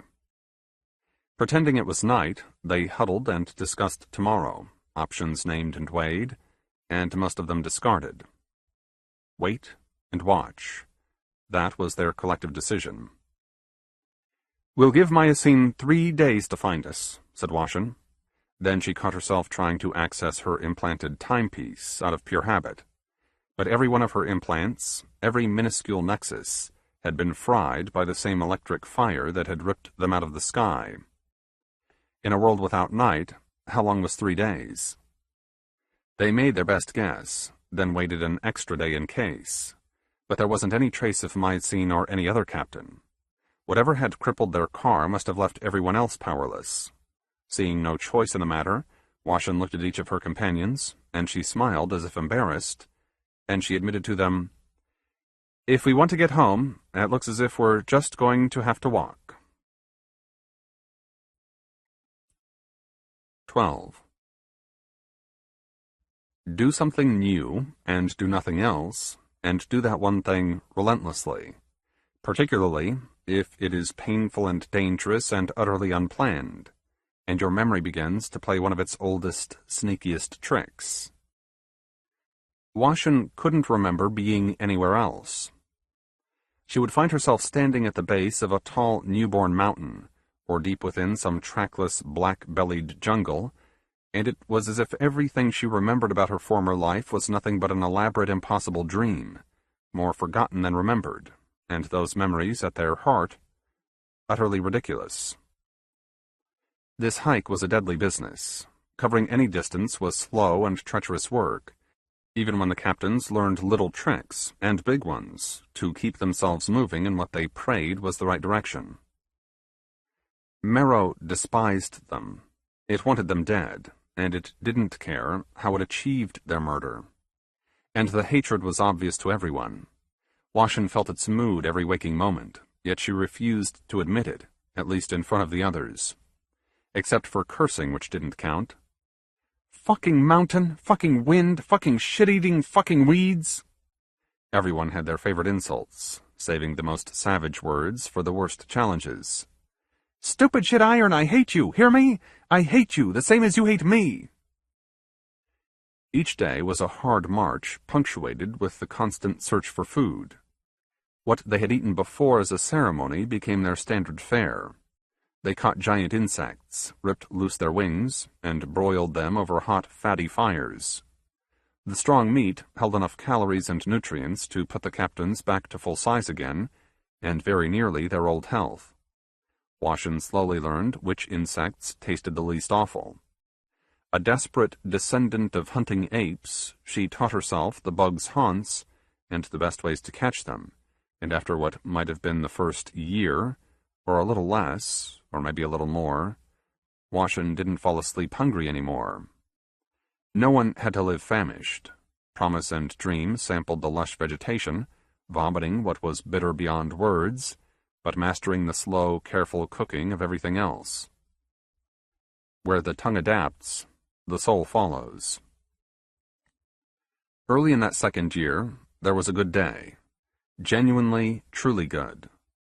Simple wakefulness began it for Washin and the others. The captain's first meal was filling. Then the 6 of them began to jog toward the horizon, their few possessions carried on their hips and their wide, wet backs. They were retracing their flight path. Without digital maps, they had to rely on shared memories of odd volcanic peaks and twisted black gorges and the occasional mineral-stained sea. Marrow enjoyed draining its seas and detonating its mountains, and that brought confusion, doubts, and delays. Where new barriers had been heaved skyward, they had to make long detours. At the first sign of being lost, the captains had to stop and reconnoiter. Without stars or a sun, there was always the risk of becoming profoundly and embarrassingly lost. But on that very good day, they held their course throughout. Dew found a knife-like ridge where field boots found easy running, and the sky was pleasantly overcast with a thin, cooling drizzle falling over them, keeping them nearly cool.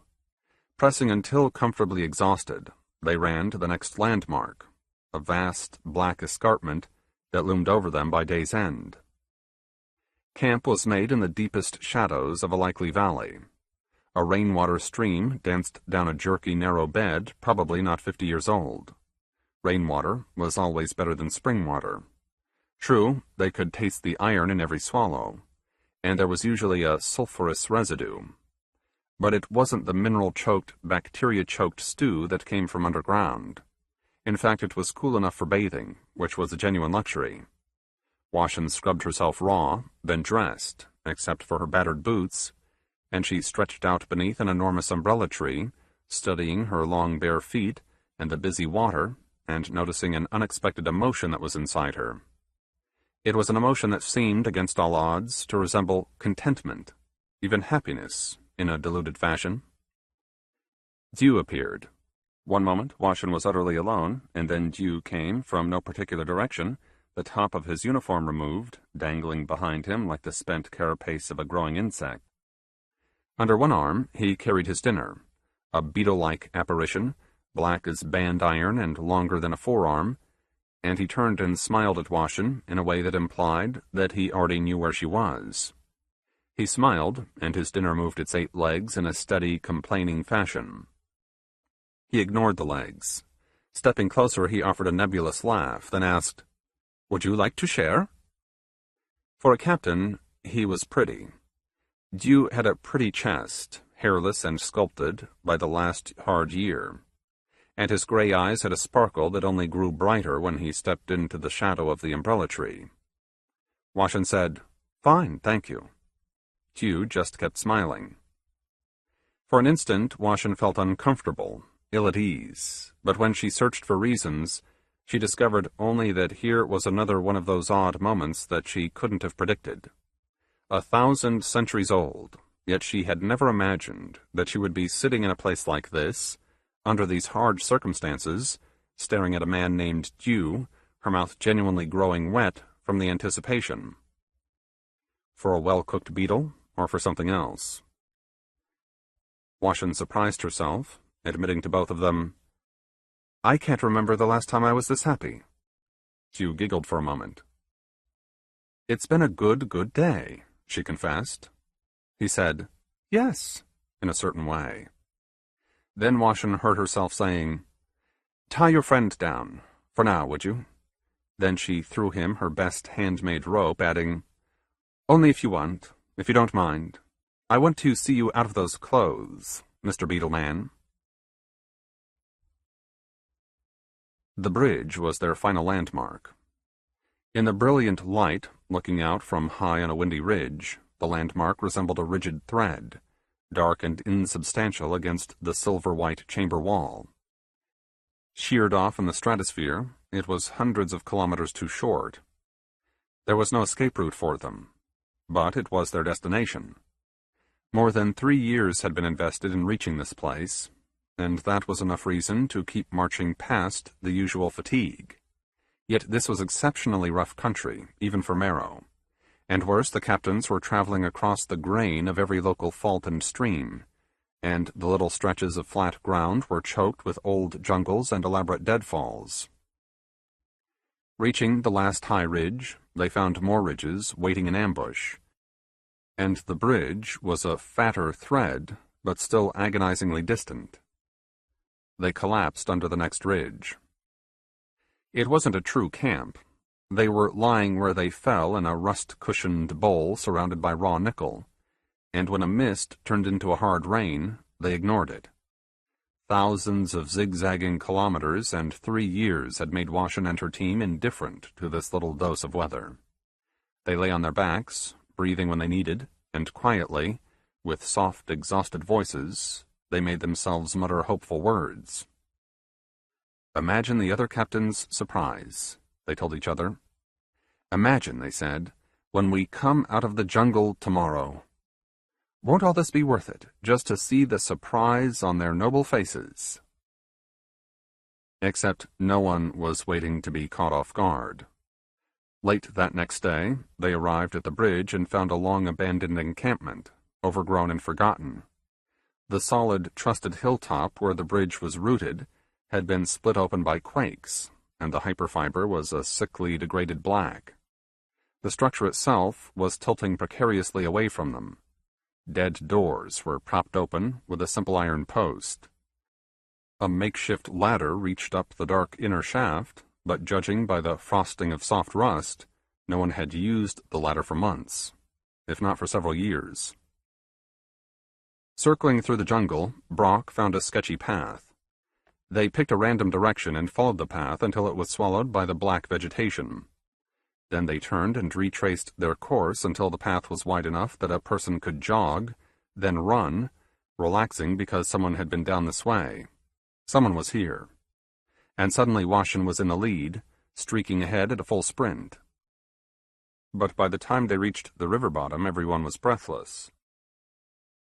The path bled into a wider, well-worn trail, but they had to slow again, panting as they jogged, coming around every bend with a jittery sense of anticipation. In the end, they were the ones with surprised faces. The 6 captains were trotting in the bright shadows. Some trick of the light hid the woman standing before them. The light and her mirrored uniform kept Washington from seeing her until the familiar face seemed to pop into existence. Myocene's face, unchanged at first glance. She looked regal and well-chilled. "It took you long enough?" the submaster deadpanned. And only then was there a smile and an odd tilt to the face, and she added, "It's good to see you, all of you. Honestly, I'd given up all hope." Washington swallowed her anger along with her questions. Her companions asked the obvious question for her. Who else was here, they wondered? How were they making do? Did any machinery work? Had the master been in contact with them? Then, before any answers could be offered, Dew inquired, "What sort of relief mission is coming for us?" "It's a cautious mission," Mycene replied. "So cautious that it fools you. It makes you believe that it doesn't even exist." Her own anger was rich and strong and well-practiced. The submaster beckoned them to follow, and as they walked in the bright shade, she explained the essentials. Aisling and others had cobbled together several telescopes, and at least one captain was always watching the base camp overhead. From what they could see, the diamond blister was intact. Every building was intact. But the drones and beacons were dead, and the reactor was offline. A 3-kilometer stub of the bridge was next to the blister, and it would make the perfect foundation for a new structure. But Mycene shook her head, quietly admitting that there wasn't any trace of captains, or anyone else, trying to mount any sort of rescue attempt. "Maybe they think we're dead," said Dew, desperate to be charitable. "I don't think we're dead," Mycene countered. "And even if we were, someone should be a little more interested in our bones and in answers." Washington didn't say one word. After 3 years of hard work, lousy food, and forced hopefulness, she suddenly felt sick and desperately sad. The submaster slowed her pace, working her way back through the questions. "Every machine was ruined by the event," she explained. "That's our little name for that very big phenomenon. The event. From what we've pieced together, the buttresses merged, those beneath us and those above us. And when it happened, our cars and drones, sensors and AIs were left as so much fancy trash." "Can't you fix them?" asked Promise. "We can't even be sure how they were broken," Mycene replied. People nodded and waited. She offered a distracted smile, admitting, "We are surviving, however. Wooden shelters, some iron tools, pendulum clocks, steam power when we go to the trouble. And enough homemade equipment, like the telescopes, that lets us do some toddler-type science." The trail made a slow turn. The jungle's understory had been cut down and beaten back, leaving the mature trees to give precious shade. The new encampment stretched out on all sides. Like anything built by determined captains, the community was orderly. Each house was square and strong, built from the gray trunks of the same kind of tree, iron axes squaring them up and notching them, and the little gaps patched with a ruddy mortar. The paths were lined with smaller logs, and someone had given each path its own name: center, main, left behind, right behind, golden. And every captain was in uniform and smiling, standing together in careful lines, trying to hide the weariness in their eyes and their sudden voices. More than 200 captains shouted, "Hello!" In a practiced chorus, they shouted, "Welcome back!" Washington could smell their sweet perspiration, as well as an assortment of home-brewed perfumes. Then the wind gusted, bringing her the rich, very familiar odor of bug flesh broiling over a low fire. A feast was being prepared in their honor. She spoke finally. "How did you know we were coming?" "Your boot prints were noticed," Mycene reported. "Up by the bridge." "I saw them," said Aisling. She stepped forward, glad to take credit. "Counted them, measured them. Knew it was you and came home to report." "There's a quicker route than the one you found," Mycene cautioned. "Quicker than 3 years?" Dew joked. An embarrassed laughter blossomed, then fell away. Then Aisling felt like telling them, "It's been closer to 4. She had a clever, quick face, skin black as band iron, and among her peers she seemed the only happy soul, this one-time engineer who had gradually become a captain, and who now had the responsibility of reinventing everything that humans had ever accomplished. Starting from scratch, with minimal resources, and she couldn't have looked more contented. "You didn't have clocks," she warned them. "You were living by how you felt, and humans left without markers fall into 30 or 32 hours days." Which wasn't a surprise to anyone, of course. Yet Saluki exclaimed, 4 years, and marched into the brightest patch of light, glancing up through a gap in the canopy, perhaps trying to find the abandoned base camp. 4 long years. If only a single captain had stayed behind at the base camp, one warm body could have called for help, or at least made the long climb to the fuel tank and leech habitat, then to the master's quarters. Assuming, of course, that there was someone up there to find. Thinking the worst, Washan recoiled, and finally, with her most careful voice, she forced herself to ask, "Who isn't here?" Myosine recited a dozen names. 11 of them had been Washan's friends and associates. The last name was Haz, a submaster and a voyage-long colleague of Myosine's. "He was the last to die," she explained. 2 months ago a fissure opened, and the molten iron caught him." A silence fell over the little village. "I watched him die," Myosine admitted, her eyes distant and damp, and furious. "I've got one goal now," the submaster warned. Speaking in a grim, hateful voice, she said, "I want the means to return to the world above. Then I will go to the master myself, and I'll ask her why she sent us here. Was it to explore this place? Or was this just the best awful way to be rid of us?" 13. Bitterness served the woman well. Myosine despised her fate, and with a searing rage she blamed those unconscionable acts that had abandoned her on this horrible, horrible world. Every disaster, and there were many of them, helped feed her emotions and fierce energies.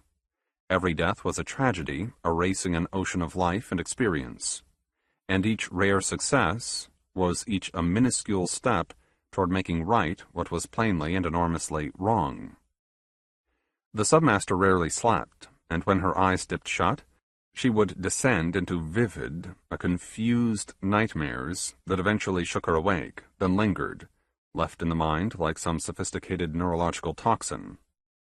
Her immortal's constitution kept her alive.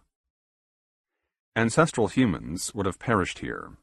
Exhaustion, or burst vessels, or even madness would have been the natural outcome of so little sleep and so much undiluted anger.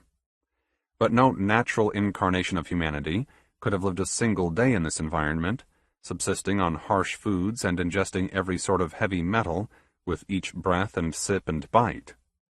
Once it was obvious that the master wasn't pulling her fat carcass down the tunnel to rescue them, it also became plain that if Myosine were to escape, it would take time, deep reaches of time, and persistence, and genius, and luck, naturally, plus everyone else's immortal constitution too. Haz's death had driven home every hard lesson. 2 years later, she still couldn't stop seeing him. A gregarious earthborn man who loved to talk about bravery, he was nothing but brave at the end. Myosine had watched helplessly as a river of slag-covered iron trapped him on a little island of old metal. Haz had stood up tall, looking at the fierce, slow current, breathing despite the charring of his lungs, putting on a grimacing sort of smile that seemed, like everything else in this awful place, utterly useless. They tried desperately to save him. Aisling and her crew of engineer-minded souls had started 3 separate bridges, each melting before they could finish, and all that time the iron river got deeper and swifter, shrinking the island down to a knob on which the doomed man managed to balance, using one foot until it was too badly burned, then using the other. He was like a heron bird in the end. Then the current surged, and the thin black slag burst open, a red-hot tongue of iron dissolving Haz's boots, then boiling away both of his feet and setting fire to his flesh. But the engines of his metabolism found ways to keep him alive. Engulfed in flames, he actually managed to stand motionless for a long moment, the grimacing smile getting brighter and sadder, and very tired. Then, with every captain watching, he said something, the words too soft to be audible, and Mycene screamed, "No!" loudly enough that Haz must have heard her voice, because suddenly, on boiling legs, he made an heroic attempt to walk himself across the slag and molten metal. His tough, adaptable body reached its limits. Quietly and slowly, Haz slumped forward, his mirrored uniform and his smiling face, and a thick tangle of blonde-white hair, bursting into dirty flames. The water inside him exploded into steam and rust and hydrogen. Then there was nothing left but his shockingly white bones, and a wave of hotter, swifter iron pulled the skeleton apart and took the bones downstream, while a rising cloud of blistering fumes drove the other captains away. Mycene wished that she could have retrieved the skull. Bioceramics were tough, and the tough mind could have survived that heat for a little while longer. And weren't there stories of miracles being accomplished by autodocs and patient surgeons? But even if he was past every resurrection, Mycene wished she had Haz's skull now. In her dreams, she saw herself setting it beside one of the master's golden busts, and with a deceptively calm voice, she would tell the master who this had been and how he had died, and then with a truer, angrier voice, she would explain to the captain's captain why she was a disgusting piece of filth, first for every awful thing that she had done, then for every good thing that she had failed to do. Bitterness brought with it an incredible, fearless strength. More and more, Mycene trusted that strength and her resolve, and more than at any time in her spectacularly long life, she found herself with a focus, a pure, unalloyed direction to her life. Mycene relished her bitterness. There were moments, and there were sleepless nights, when she wondered how she had ever succeeded in life. How could anyone accomplish anything without this rancorous and vengeful heart that would never, no matter what the abuse, stop beating inside its blazing, fierce chest? Washin's return had been an unexpected success, and like most successes, it was followed by disaster. The nearby crust rippled and tore apart, a barrage of quakes shattering the river bottom as well as the nearby hillside. The old remnant of the bridge pitched sideways, and with a creaking roar, its sick hyperfiber shattered, the debris field reaching across 50 kilometers of newborn mountains. The fall of the bridge was momentous and unseen. The captain's encampment had already been obliterated by a mammoth geyser of white-hot metal. The neat houses were vaporized. 2 more captains died, and the survivors fled with a bare minimum of tools and provisions. Lungs were cooked during the retreat. Hands and feet were blistered. Tongues swelled and split wide, and eyes were boiled away. The strongest dragged the weakest on crude litters, and finally, after days of stumbling, they wandered into a distant valley, into a grove of stately blue-black trees that lined a deep pool of sweet rainwater, and there, finally, the captains collapsed, too spent to curse. As if to bless them, the trees began discharging tiny balloons made from gold. The shady, halfway cool air was filled with the balloons' glint, and the dry music made when they brushed against one another. "The virtue tree," Dew called them, snagging one of the golden orbs with both hands, squeezing until he squeezed too hard and it split, hydrogen escaping with a soft hiss, the skin collapsing into a whiff of soft gold leaf. Mycene set her people to work. New homes and new streets needed to be built, and this seemed an ideal location. With iron axes and their enduring flesh, they managed to hack down 6 of the virtue trees. The golden fat inside the wood was nourishing, and the wood itself was easily split along its grain. The beginnings of 20 fine houses were laid out before the hard ground ripped open with an anguished roar. Wearily the captains fled again. Again they scrambled over ridges sharper than their axes, and the country behind them burned, then melted, consumed by a lake of iron and slag. Nomadic blood had taken hold. When they settled again, no one expected to linger. Miocene asked for simple houses that could be rebuilt anywhere in a ship's stay. She ordered Aisling and her people to build lighter tools, and everyone else stockpiled food for the next migration. Only when those necessities were assured could she risk the next step. They needed to study their world, and if possible, learn to read its fickle moods. Miocene put Washin in charge of the biological teams. The first-grade captain picked 20 helpers, including the 5 from her first team, and with few tools but keen senses and their good memories, they fanned out across the nearby countryside. 3 months and a day later, every team brought home their reports. "Breeding cycles are the key," Washin reported. "Maybe there are other keys, but certain cycles are pretty close to infallible, it seems." The captains were packed into the long, narrow building that served as a cafeteria and meeting hall. The central table was a block of iron dressed with gray wooden planks. Chairs and stools were crowded around the table. Bowls were filled with grilled flame ants and sugar hearts, then ignored. Cold tea was the drink of choice, and it smelled acidic and familiar, mixing with the tired, oily sweat of women and men who had been in the field too long. Miocene nodded, at Washin and at everyone. "Go on, darling. Explain." "Our virtue trees," said the first grade. "Those gold balloons are their eggs, just as we assumed. But they typically make only 1 or 2 in a day, unless they feel the crust becoming unstable, which is when they use all of their stockpiled gold, in a rush, since the adults are about to be torched and the land will be remade." "If we see another show," Jew interrupted, "we're being warned. We've got a day or less to get out of here." In a grim fashion, the other captains laughed. Miocene disapproved with a look and a cold silence, but nothing more. Normally she demanded staff meetings that were disciplined and efficient, but this was a special day, and more special than anyone else had guessed. Washin's team spoke about the species worth watching and each warning sign of impending eruptions. During stable times, certain winged insects transformed themselves into fat caterpillars, some longer than any arm. If they grew new wings, the stability was finished. At the first sign of trouble, crab-sized, highly social beetles launched themselves in fantastic migrations, thousands and millions scrambling overland. Though, as Dream noted, the herds often went charging off in the very worst direction. At least 3 predatory species, hammerwings included, would suddenly arrive in areas soon to be abandoned.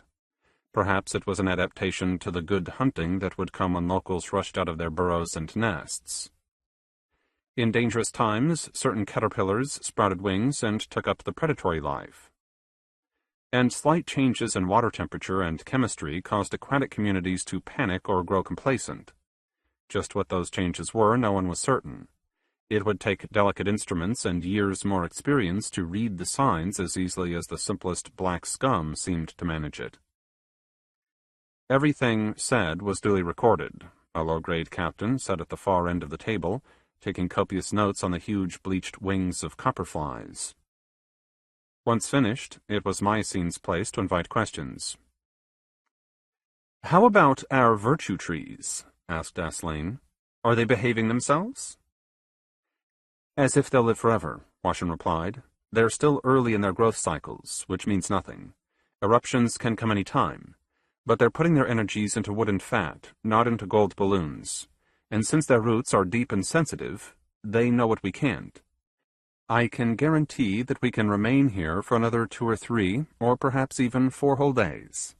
Again the grim laughter. Washin's confidence was contagious and useful. Losing her would have been a small disaster. Yet years ago, the master had sent this talented woman to the far side of Marrow, doing her accidental best to get rid of her. Miocene nodded, then lifted a hand. Quietly, almost too quietly to be heard, she said, Cycles.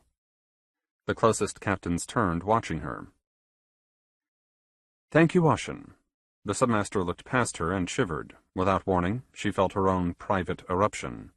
Thoughts, fractal as any quake, made her tremble. Just for the briefest moment, she was happy. Dew asked, "What was that, madam?" Again, louder this time, Mycene said, "Cycles." Everyone blinked and waited. Then she turned to the leader of the geologic team, and with a barely hidden delight she asked, "What about Marrow's tectonics? Are they more active or less?" The leader was named Twist. He was a second-chair submaster, and if anything he was more serious-minded than Mycene. With a circumspect nod, Twist announced, "Our local faults are more active. We have nothing but crude seismographs, of course, but the quakes are twice as busy as when we arrived on Marrow." "How about worldwide?"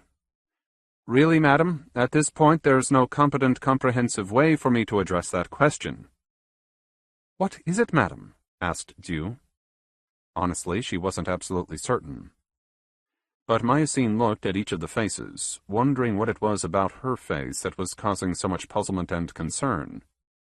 Then, quietly, in the tone of an apology, she said, "This may be premature, rash, perhaps even insane."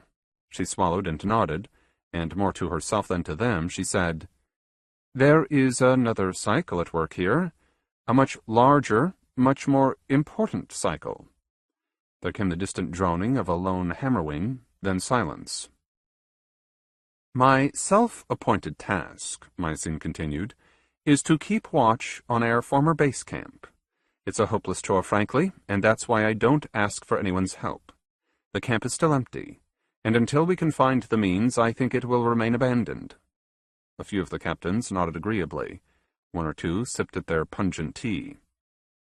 "We have only one small telescope and a crude tripod."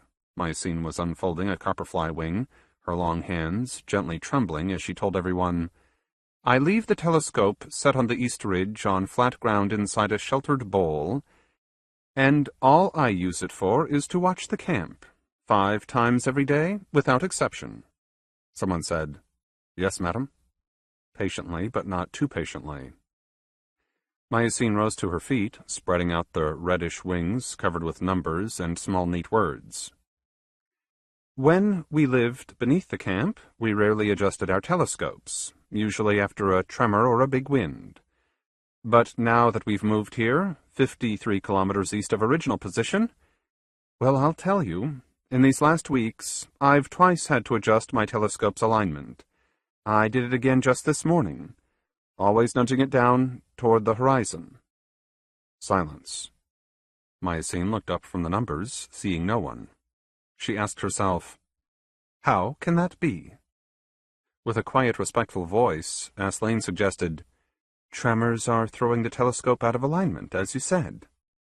"No," the submaster replied. "The ground is flat. It's always been flat. I've tested for that exact error." It was a steadily growing error. She saw it in the careful numbers. Quietly, Mycene read her data. When she felt absolutely sure that she understood the answer, she said, "What does this mean?" Someone offered, "Marrow has started to rotate again." The flywheel hypothesis again. Aslane said, "It could be the buttresses.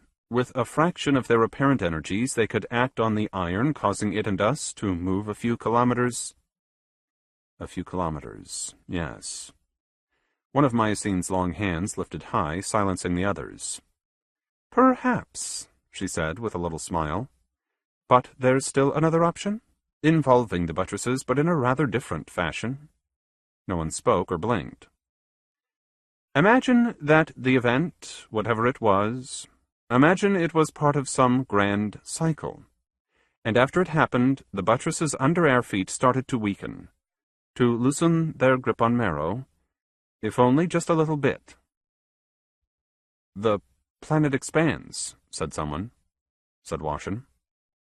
"Of course," Aslane trumpeted. "The interior iron is under fantastic pressures, and if you took off the lid even a little bit—" Perhaps unconsciously, half a dozen captains inflated their cheeks. Myosine grinned, if only for a moment. This very strange idea had taken hold of her gradually, and in the excitement of the moment she summoned up old instincts, telling everyone, "This is premature. We'll need measurements and many different studies, and even then we won't be certain about anything, not for a very long while." Washin glanced at the ceiling, perhaps imagining the faraway base camp. Dew, that low-grade charmer, laughed softly, happily, and he took his lover's hand and squeezed until she noticed and smiled back at him. "If the buttresses below us are weakening," Aisling pointed out, "then maybe the ones in the sky are getting dimmer too." Twist said, "We can test that easily." Nothing was easy here, Myosine nearly warned them. But instead of discouraging anyone, she took back those copperfly wings and her precious numbers, and with the simplest trigonometry, she interpolated a rugged little estimate. Only in the dimmest back reaches of her mind did she hear Washin and the engineers spinning new hypotheses. If the expansion was real, perhaps it would give away clues about how the buttresses worked, clues about what powered them and why. Aisling suggested that a cycle of expansion and compression was the obvious means through which excess heat, from nuclear decay or other sources, was bled away from Marrow. It might even explain how the bright buttresses overhead were refueled. The whole ad hoc hypothesis sounded perfectly reasonable, and perhaps it was even a little bit true, but its truth was inconsequential. All that mattered were the dry little answers appearing beneath Myosine's stylus. She lifted her head. The motion was so abrupt that the room suddenly fell silent. A flock of jade crickets broke into song then, as if sensing a breach in etiquette, stopped. "Assuming some kind of expansion," Myosine told her captains, "this world of ours has grown a little less than a kilometer since the event.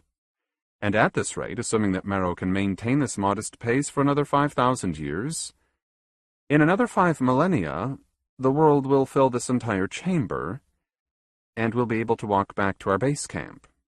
In her own grim, determined way, Myosine laughed. "And after that," she whispered, "if need be, we'll be able to walk all the way home." 14. It was sleep time for the children.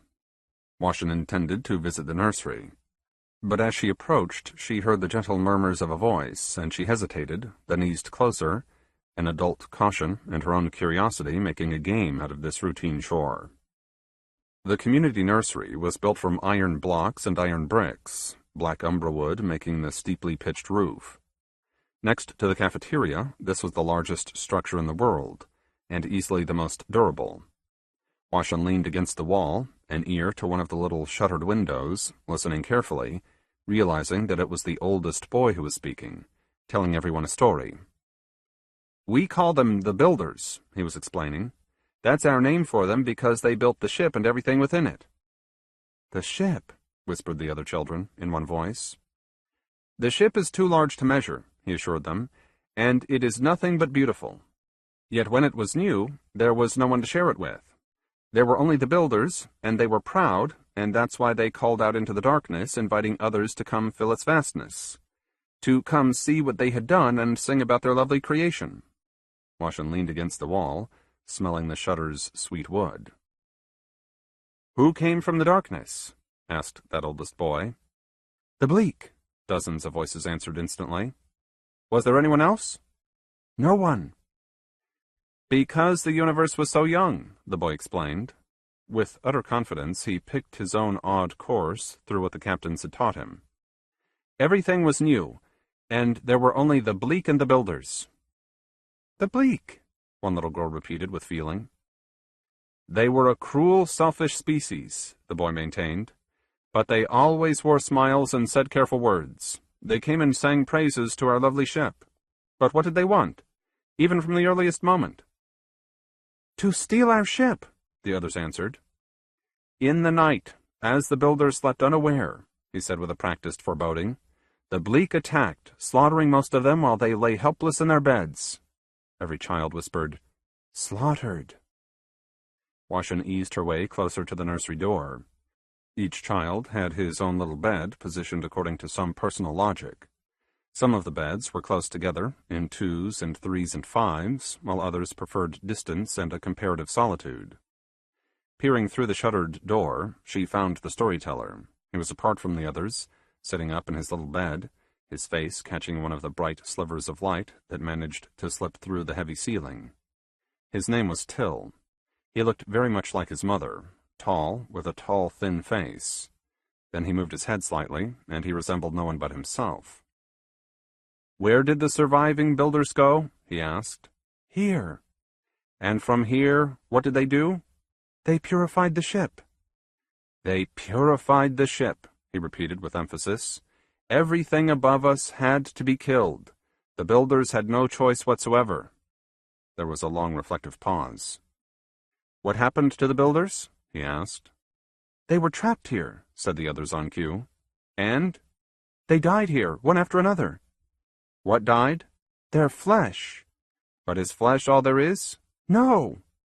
"What else is there?" "Their spirits." "What isn't flesh cannot die," said that very peculiar boy. Hands against the warm iron frame of the door, Washin waited, trying to recall when she had last taken a meaningful breath. In a songful whisper, Till asked, "Do you know where the builders' spirits live?" "Inside us," the children replied with a palpable delight. "We are the builders now," Till's voice assured them. "After the long, lonely wait, we have finally been reborn." After 8 decades, life on Marrow had become glancingly comfortable and halfway predictable. Twist's tectonics team had mapped the local plumes and vents and every major fault, and as a consequence they knew where the iron crust was thickest and where to build homes that would linger. Food was abundant and was only going to be more so. Washin's biologists were cultivating wild plants, and in the last few years they had begun raising the most palatable bugs in cages and special huts. Various attempts at science, no matter how clumsy, were making gains. Mycene had been right. Marrow was expanding at a steady, almost stately pace, as the buttressing fields grew weaker, and the sky's brilliant light had already faded by more than a percentage point. Aslene's people, fueled by genius and sanguinity, had invented at least 10 difficult schemes that would allow everyone to escape from Marrow.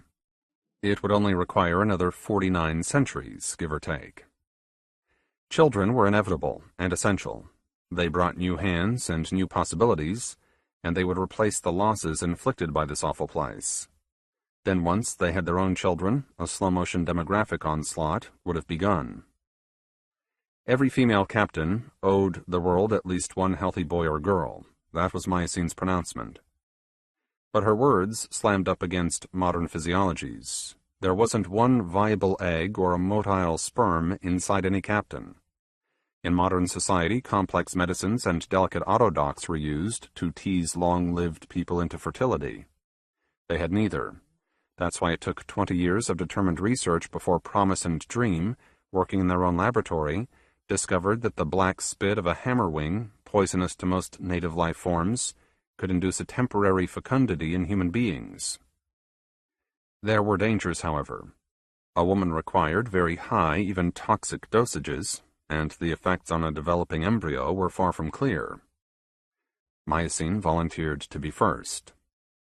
It was an heroic act, and if successful, it would be a selfish act, her child destined to be the oldest. She ordered the 2 captains to collect sperm from every donor, and alone, the submaster impregnated herself. As far as Washin could tell, no one but Mycene could be certain who Till's father was. Mycene carried the boy for the full 11-month term. The birth itself was uneventful, and for those first few months, Till seemed perfectly normal. He was happy and engaged, ready to smile up at any face that smiled at him. Later, as they tried to piece together events, it wasn't apparent when the baby had changed. It must have happened slowly, and only later were the effects obvious.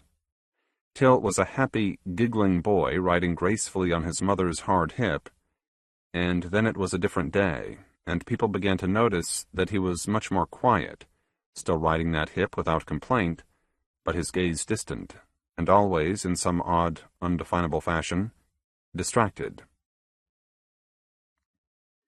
Hammerwing's spit wasn't to blame. Maybe the boy would have grown up the same way on the ship, or Earth, or anywhere else too. Children are never predictable, and they are never easy. In the following years, the encampment began to fill up with strangers. They were small and fierce, and they were endlessly entertaining. And more than anyone anticipated, the children were challenges to the captain's seamless authority. No, they didn't want to eat that bug dinner, or poop in the neat new latrines. And thank you, no, they wouldn't play nice, or sleep during the arbitrary night, or listen to every important word when their parents explained what Marrow was and what the ship was, and why it was so very important to eventually escape from their birthplace. But these were little problems. Over the last decades, Washin had tried every state of mind, and optimism, far and away, was the most pleasant. She worked hard to remain positive about everything difficult and gray. Good, sane reasons were keeping them from being rescued.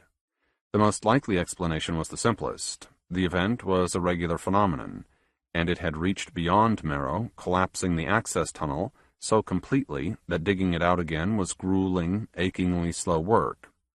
That's what must have happened to the original tunnels too.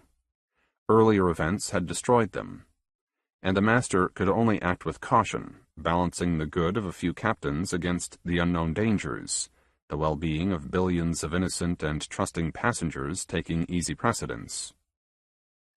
Other captains were optimistic in public, but in private, in their lovers' beds, they confessed to darker moods.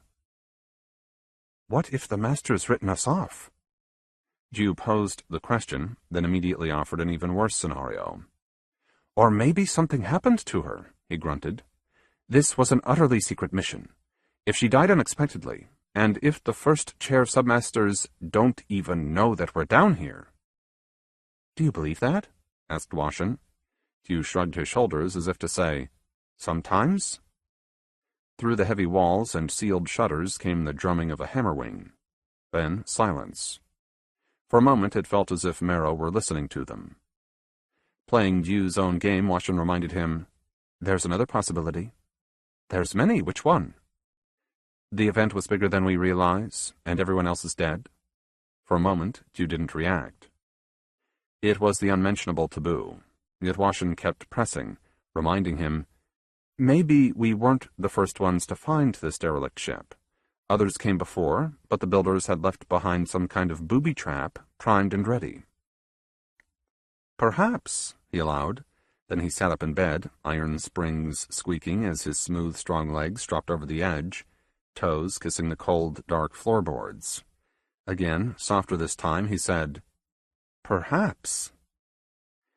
Maybe the ship cleanses itself every million years. The event destroys everything foreign and organic." A tiny grin emerged. "And we survived?" "Marrow survived," she replied. "Otherwise, this would be barren iron." Jew pulled one of his hands across his face, then with his fingers he combed the long, coffee-colored hair. Even in the bedroom's enforced darkness, Washin could see his face.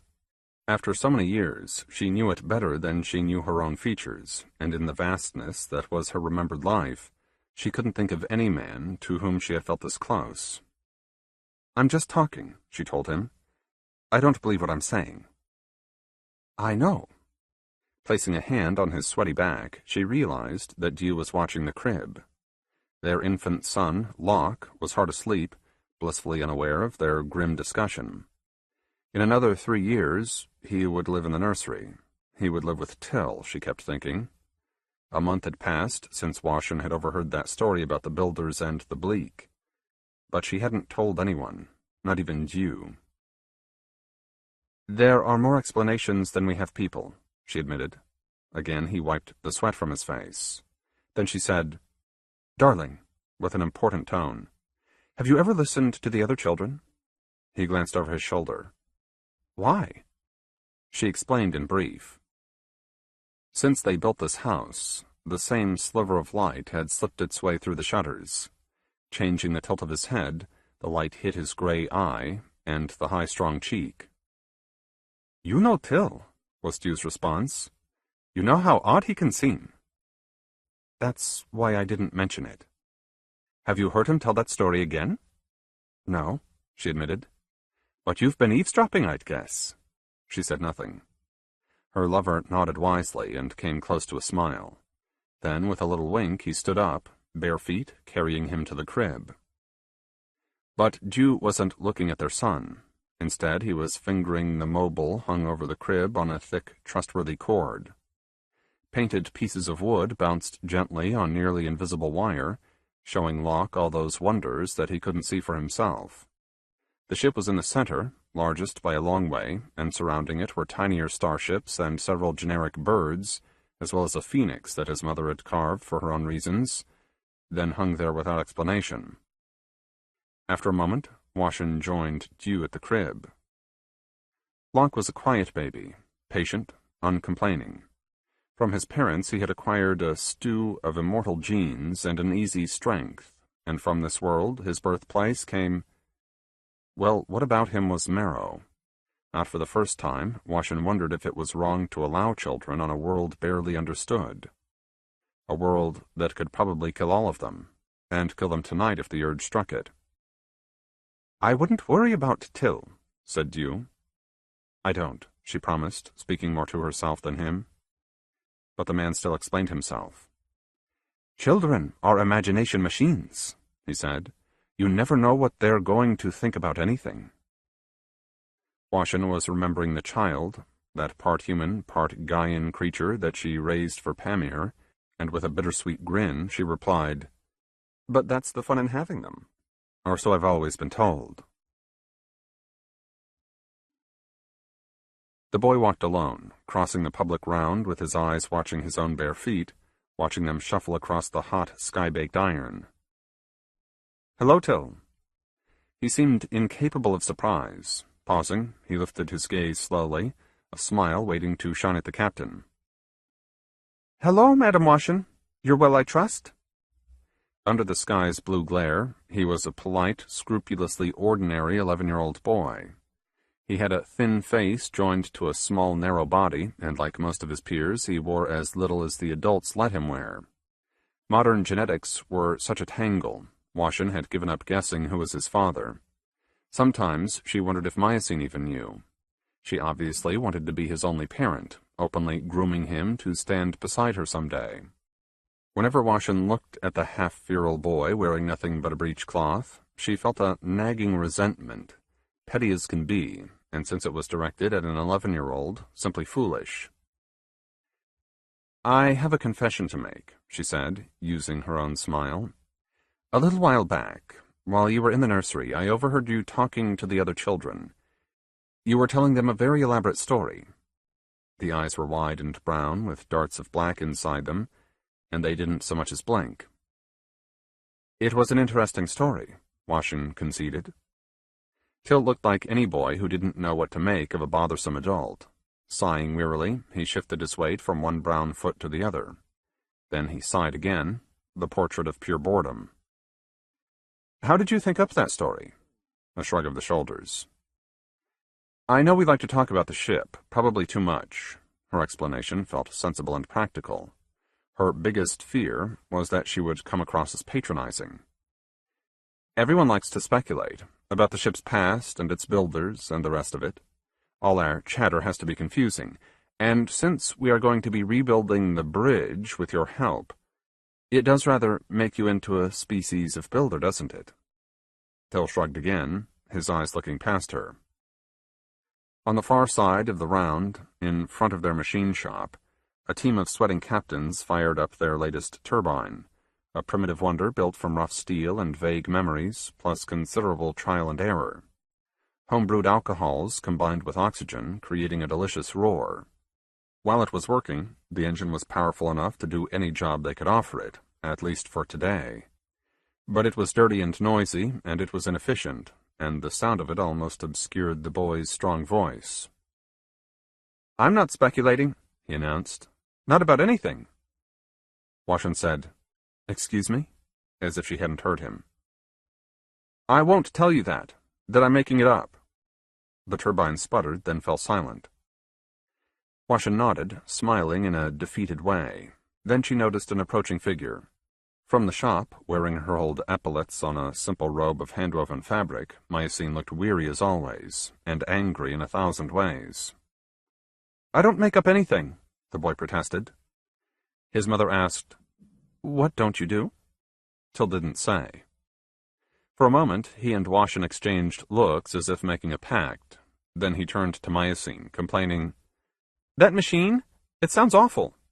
"It does. You're right. Is that how the ship is? Big engines screaming all the time?" "No, we use fusion reactors. Very efficient and quiet and extremely safe, too." She glanced at Washin, asking, "Don't we, darling?" "Fusion, yes," Washin offered, her hands trying to straighten the stiff fabric of her own handmade uniform. "The best reactors in the galaxy, I would think." Then, like a trillion mothers, Mycene said, "I haven't seen you for too long. Where have you been, Till?" "Out there," said Till. He waved in a distant, imprecise fashion, 3 of his fingers smaller than the rest, and paler, regenerating after a little accident, no doubt. "Were you exploring again?" "But not far from here," he told her. "Always in the valley." He was lying, thought Washin. She heard the lie between the words. Yet Mycene nodded with conviction, saying, "I know you were, I know. It was a self-imposed delusion, or it was an act meant for public eyes." There was an uncomfortable moment of silence. Then the turbine fired up again and rattled along with a healthy vigor. The sound of it drew Mycene's attention, leading her back toward the machine shop. Washin smiled at the boy, then knelt beside him. "You like to make up things," she observed. "Don't you?" "No, madam." "Don't be modest," she warned.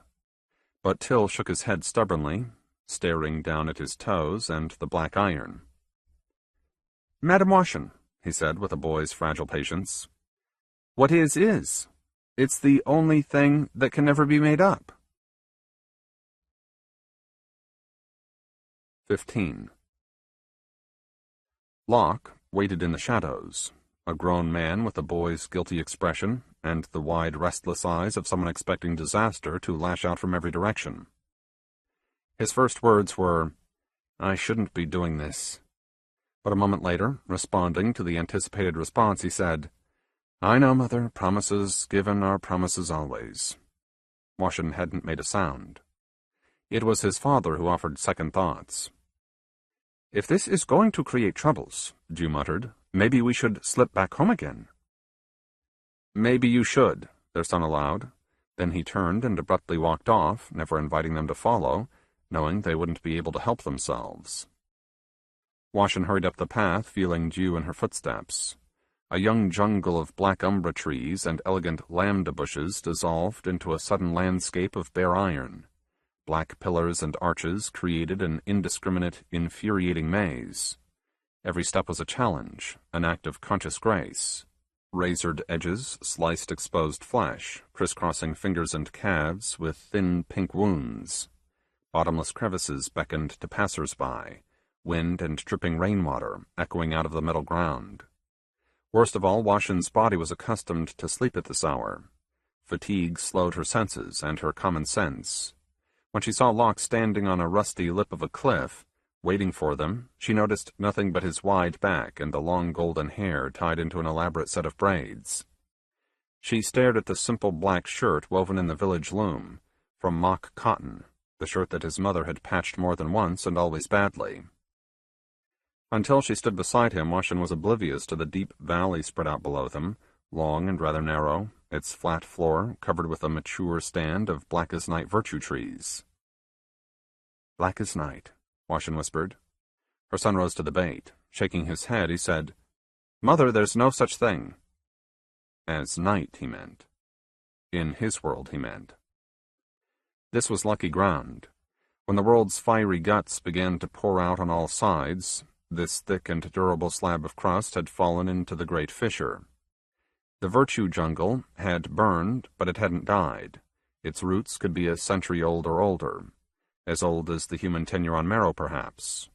There was a rich, eternal feel to the ground, and perhaps that's why the children had chosen it. The children. Washin knew better, but despite her careful intentions, she couldn't think of them as anything but young, and in some profound sense, vulnerable. "Quiet," Locke whispered, not bothering to look back at them. Who was talking here, she wondered, but she didn't ask. Then, with nothing but his own deeply calloused flesh between himself and the iron, Locke jumped from perch to perch, grunting softly with each impact, then pausing just long enough to glance up from below, blinking against the bright skylight as he added with an almost parental concern, "And keep close to me, please." His parents' field boots had fallen apart decades ago. They wore clumsy sandals made from mock cork and rubber, and they had to work to stay with him. On the valley floor, in the living shadows, the air turned slightly cooler and uncomfortably damp. Blankets of rotting vegetation had fallen from the canopy, leaving the ground watery soft, a rotting organic stink still smelling utterly alien to Washin. A giant daggerwing roared past, intent on some vital business. Washin watched the animal vanish into the gloom, then reappear, tiny with the distance, its cobalt-blue carapace shining in a patch of sudden skylight. Locke turned abruptly, silently. A single finger lay against his lips. Just for a moment, in that light, he looked like his father. But what Washin noticed most was his expression, his gray eyes showing a pain and worry so intense that she had to try and reassure him with a touch. Dew had wormed the secret out of their son. The children were meeting in the jungle, and these meetings had been going on for more than 20 years. At irregular intervals, Till would call them to a secluded location, and it was Till who controlled everything that was said and done. "What's said?" Washin had asked. "What's done?" Locke wouldn't explain. First he shook his head with defiance and shame. Then, with a quiet disappointment, he admitted to them, "I'm breaking my oldest promise by repeating any of this." "Then why tell?" she had pressed. "Because." Locke's expression was complicated, his soft gray eyes changing with each blink. Finally, a compassionate, halfway fearful look settled on him, and he explained, "You have every right to hear, so you can decide for yourselves." He cared for his parents. That's why he broke his promise, and that's why he had no choice but to bring them here. Washin wouldn't think of it any other way now. A few more quiet steps, and she found herself staring at the largest virtue tree that she had ever seen. Age must have killed it, and rot had brought it down, splitting the canopy as it crumbled. Adult children and their little brothers and sisters had assembled in that pool of brilliant blue-white skylight, standing in clumps and pairs, some wearing hammer-wing tails shoved into their hair. Soft, quick voices merged into a senseless buzz. Till was there, pacing back and forth on the wide black trunk. He looked fully adult, ageless and unexceptional, wearing a simple breechcloth and 2 bracelets, one of steel and the other gold. His dark braids resembled a long rope. His young, almost pretty face showed a timid, self-conscious expression that gave Washin the strangest little moment of hope. Maybe this was nothing but the old game swollen up into some kind of social gathering.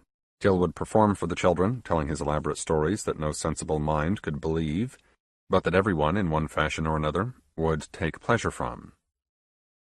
Locke didn't look back or say a word. He simply pressed ahead, through a low wall of lambdas, and out into the bright, busy clearing. "Hello, Locke," said 20 voices. He said, "Hello," once, loudly, then joined the oldest children in front. Obeying their promise, his parents knelt in the jungle, ignoring the hiss and sputter of 1,000 little bugs. Nothing happened. A few more children filtered into view, and there was quiet conversation, and Till, oblivious to it all, continued to pace. Maybe this was all that would happen. It was certainly easy to hope so. Till stopped. In an instant, the worshippers fell silent.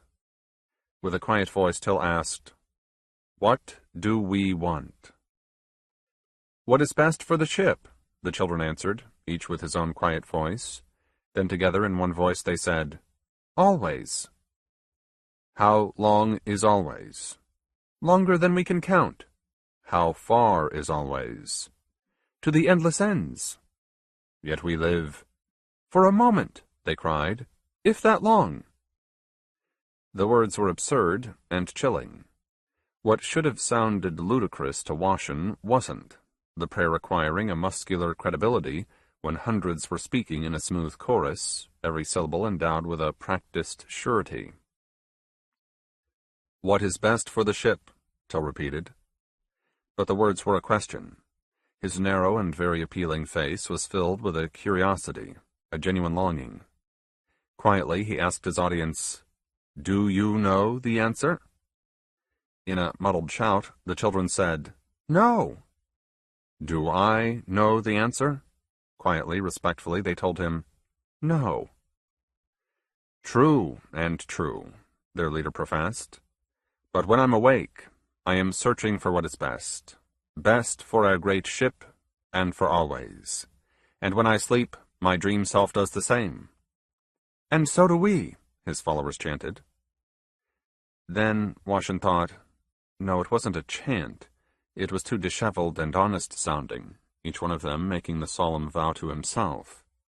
There was a brief unnerving pause. Then Till asked, "Do we have business today?" "We have newcomers," someone cried out. For a slippery instant, Washington thought they meant her and Dew. She glanced over her shoulder, looking at Dew for the first time. He appeared calm in that electric, perpetually busy way of his, and he seemed thankful for the look. One hand took her by the arm as Till's voice shouted, "Bring them up here." The newcomers were genuine children, 7-year-old twins, as it happened. Brother and sister climbed the rotting trunk slowly, as if terrified, trembling hands clinging to the fluted velvet black bark. But Till offered his hands, and with a crisp surety, he suggested deep breaths. "We're your brothers and sisters," he reminded them more than once. Then, when they finally smiled, he asked, "Do you know about the ship?" The little boy glanced at the sky, saying, "It's very old." "Nothing is older," Till confided. "And it's huge." "Nothing can be larger, yes." His sister fingered her navel, waiting to feel brave. When Till looked at her, she lifted her gaze and told everyone, "It's where we came from, the ship is." The audience laughed at her. Till lifted a hand, bringing silence. Her brother corrected her. Quietly and fiercely he said, "The captains came from there, not us." Till nodded, waiting. "But we're going to help them," the boy added, infinitely pleased with that destiny. "We'll help them get back to the ship, soon." There was a prolonged and very cold silence. Till allowed himself a patient smile, patting both of their heads. Then he looked out at his followers, asking, "Is he right?" "No!" they roared.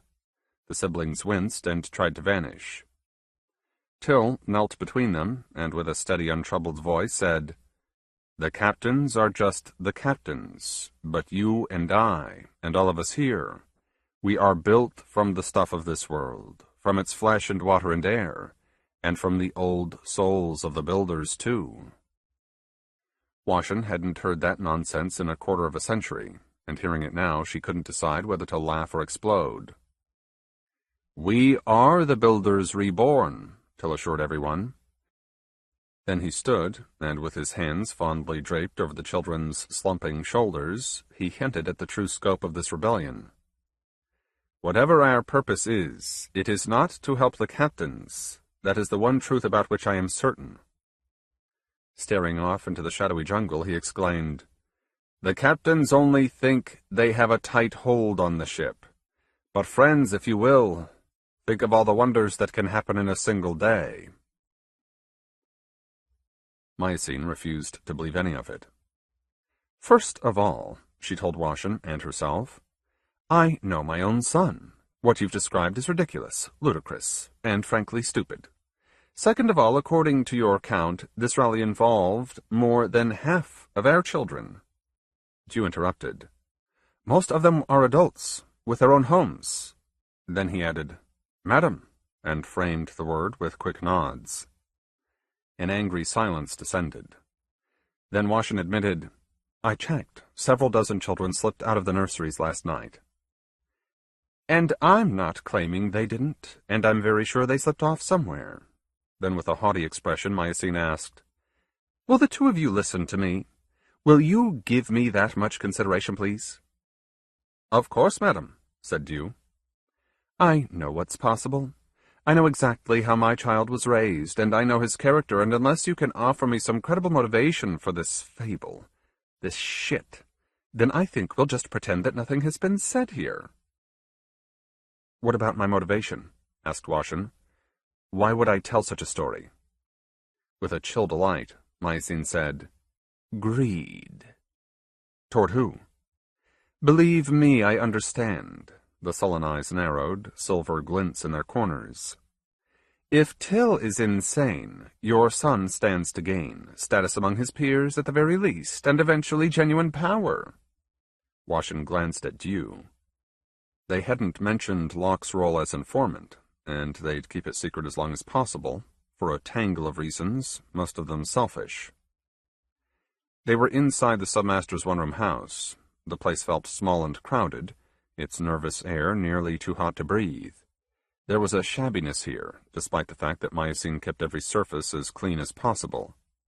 A shabbiness, and a deep weariness, and in the darkest corners there was a cold, living fear. Washin could almost see the fear staring out at her with its dim red eyes. She couldn't help herself. "Ask Till about the builders," she insisted. "Ask what he believes." "I won't." "Why not?" The woman took a moment, vainly picking at the barbed spores and winged seeds that were trying to root in her sweat-dampened uniform. Then with a cutting logic she said, "If your story is a lie, he will say it's a lie. And if it's true and he lies, then he'll just say that I shouldn't believe you." "But what if he admits to it?" "Then Till wants me to know." She stared at Washin as if she were the worst kind of fool.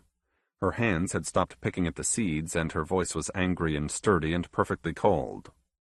"If he confesses, then he wants me to find out, Washin, darling, and you're just serving as his messenger." Washin took a breath and held it tight. Then Mycene looked through her open door, out into the public round, adding, "And that isn't a revelation that I want delivered at his convenience." There had been warnings. A rising chorus of tremors were noted. Little spore storms reminded the captains of blizzards on cold worlds. The discharge from half a dozen hot springs changed color, a vivid and toxic blueness spreading into the local streams. And a single Haz tree had wilted, pulling its well-earned fat and water deep underground. But as warnings went, they were small, and the highest-ranking captains were too distracted to pay attention. 3 ship days later, while the encampment slept, a great hand lifted the land several meters, then grew bored and flung it down again. Captains and children stumbled into the public rounds. Within moments, the sky was choked with golden balloons and billions of flying insects. Experience said that in another 12 hours, perhaps less, the land would blister and explode and die. Moving like a drunken woman, Washin began running through the aftershocks, moving from one round to its neighbor, finally reaching a certain tidy home and shouting, "Locke!" into its empty rooms. Where was he? She moved along the edge of the round, finding nothing but empty houses. A tall figure stepped from Till's tiny house and asked, "Have you seen mine?" Washin shook her head. "Mine?" Mycene said, "No," and sighed. Then she strode past Washin, shouting, "Do you know where he is?" Dew was standing in the center of the round.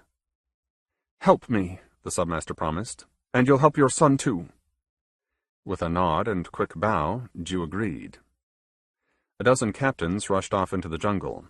Left behind, Washin forced herself to pack their household's essentials and help other worried parents. New quakes came in 3s and 4s.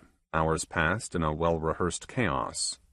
The crust beneath them had been shattered, fissures breaking up the rounds, and a worrisome heat percolating to the surface.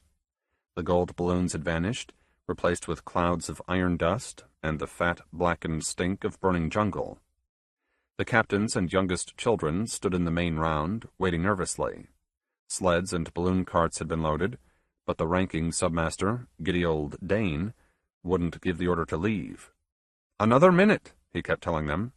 Then he would carefully hide his crude clock inside his largest pocket, fighting the urge to watch the relentless turning of its tiny mechanical hands. When Till stepped into the open, he was grinning. Washington felt a giddy, incoherent relief. Relief collapsed into shock and terror. The young man's chest cavity had been wrenched open with a knife, the first wound healing, but a second wound deeper, lying perpendicular to the first. Ripped, desiccated flesh fought to knit itself. Shockingly white ribs lay in plain view. Till wasn't in mortal danger, but he wore his agony well. With an artful moan, he stumbled, then managed to right himself for an instant before collapsing, slamming against the bare iron just as his mother emerged from the black jungle. Mycene was unhurt, and she was thoroughly, hopelessly trapped. Numbed and sickened, Washington watched as the submaster knelt beside her boy, gripping his thick brown hair with one hand while the other hand carefully slipped her blood-drenched knife back into its steel hilt. What had Till said to her in the jungle? How had he steered his mother into this murderous rage? Because that's what he must have done. As each event happened in turn, Washington realized this was no accident. There was an elaborate plan reaching back to the instant when Locke told her about the secret meetings. Her son had promised to take her and Dew to one of the meetings, but whom had he promised? Till, obviously. Till had conscripted Locke into joining this game, ensuring that Mycene would eventually learn of the meetings, her authority suddenly in question. And it was Till who lay in his mother's arms, knowing exactly what would happen next. Mycene stared at her son, searching for some trace of apology, some faltering of courage. Or perhaps she was simply giving him a moment to contemplate her own gaze, relentless and cold. Then she let go of him, and she picked up a fat wedge of dirty black iron. The Quakes had left the round littered with them, and with a calm fury, she rolled Till onto his stomach and shattered the vertebrae in his neck, then swung harder, blood and shredded flesh flying, his head nearly chopped free of his paralyzed body. Washington grabbed an arm and yanked. Captains leaped on Mycene, dragging her away from her son. "Let me go," she demanded. A few backed away, but not Washington. Then Mycene dropped the lump of bloody iron and raised both arms, shouting, "If you want to help him, but if you do, you don't belong with us. That's my decree. According to the powers of rank, my office, and my mood." Locke had just emerged from the jungle. He was first to reach Till, but barely. Children were pouring out from the shadows, already in a helpful sprint, and even a few of those who hadn't vanished in the first place now joined ranks with them. In a blink, more than 2/3 of the captain's offspring had gathered around the limp, helpless figure. Sober faces were full of concern and resolve. A stretcher was found, and their leader was made comfortable. Someone asked which direction the captains would move. Dane stared at the sky, watching a dirty cloud of smoke drifting in from the west. "South," he barked. "We'll go south." Then, with few possessions and no food, the wayward children began to file away, conspicuously marching toward the north. Dew was standing next to Washington. "We can't just let them get away," he whispered. "Someone needs to stay with them, to talk to them and listen, and help them somehow." She glanced at her lover, her mouth open. "I'll go," she meant to say. But Dew said, "You shouldn't know," before she could make any sound. "You'd help them more by staying close to Mycene." He had obviously thought hard on the subject, arguing, "You have rank, you have authority here, and besides, Mycene listens to you."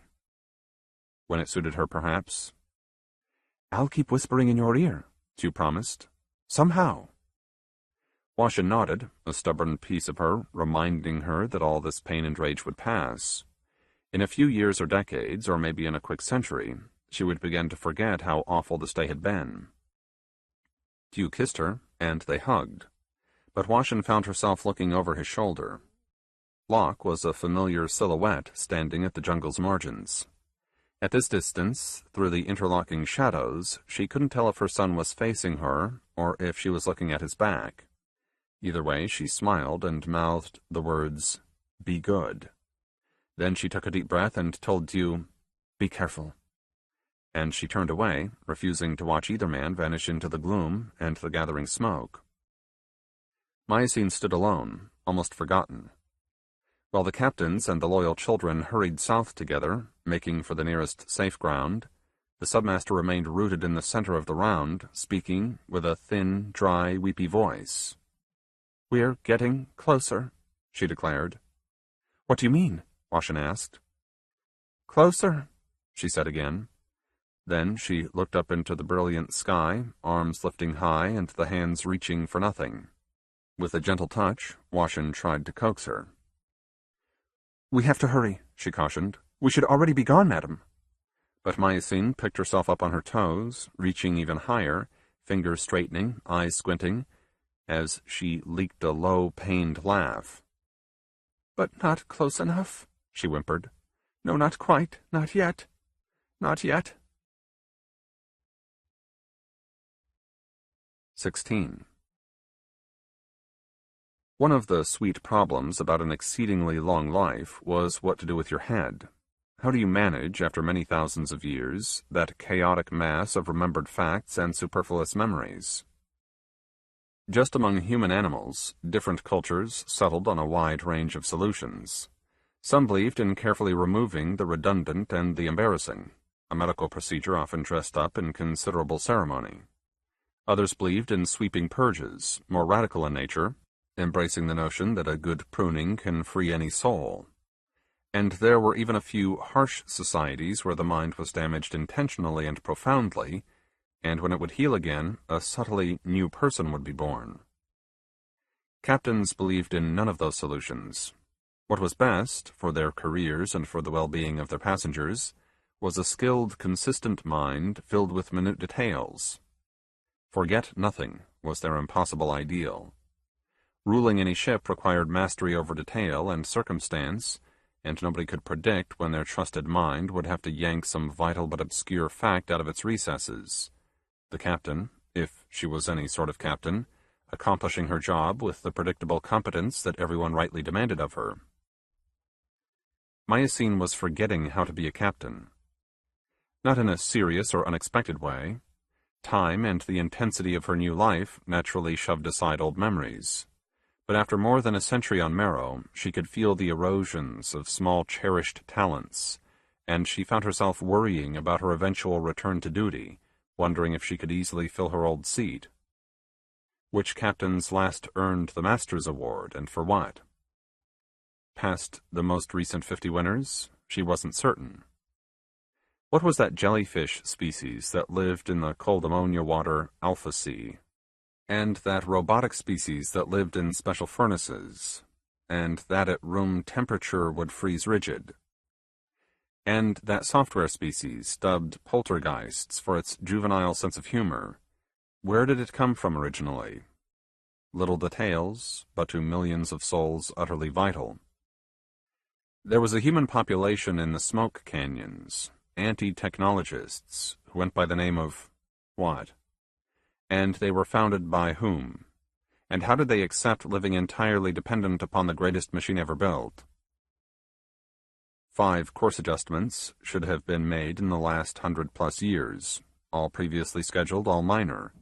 But even though the ship's course was laid out with a delicate precision, stretching ahead for 20 millennia, Myosine could bring to mind only the largest of the burns. Little more than an informed passenger she was. Of course, plenty will have changed before she returned. Ranks and faces and honors and perhaps even the ship's exact course. All were subject to contingencies and hard practicalities, and every important decision, as well as the trivial ones, were being made without Myosine's smallest touch. Or perhaps no decisions were being made. She had heard the whispered speculations. The event had purged the ship of all life, leaving it as a derelict again. That explained the lack of any rescue mission. The master and crew, and that myriad of ill-matched passengers, had evaporated in a terrible instant, every apartment and great hallway left sterile and pure. And if there was a local species that was brave enough or foolish enough to board the ship today, it would probably take eons for them to find their way down to this horrible wasteland. Why was that such an appealing image? because it did appeal to Myosine, particularly in her blackest moments. After Till and the other waywards abandoned her, she found the possibility comforting. Total carnage, billions dead, and what was her own tragedy but a small thing, a sad detail in the ship's great history. And since it was only a detail, there was the credible, intoxicating hope that she could forget the horrible things that her son had said to her, and how he had forced her to banish him, and she would eventually stop having these poisonous moments when her busy, cluttered mind was suddenly thinking of him. Myosine's diary began as an experiment, an exercise that she gave little hope. At the arbitrary end of each day, sitting alone in the shuttered darkness of her present house, she would fill the long, stiff tail of a tasserbug with fresh ink. Then, using her smallest legible print, she would record the day's important events. It was an ancient, largely discredited trick.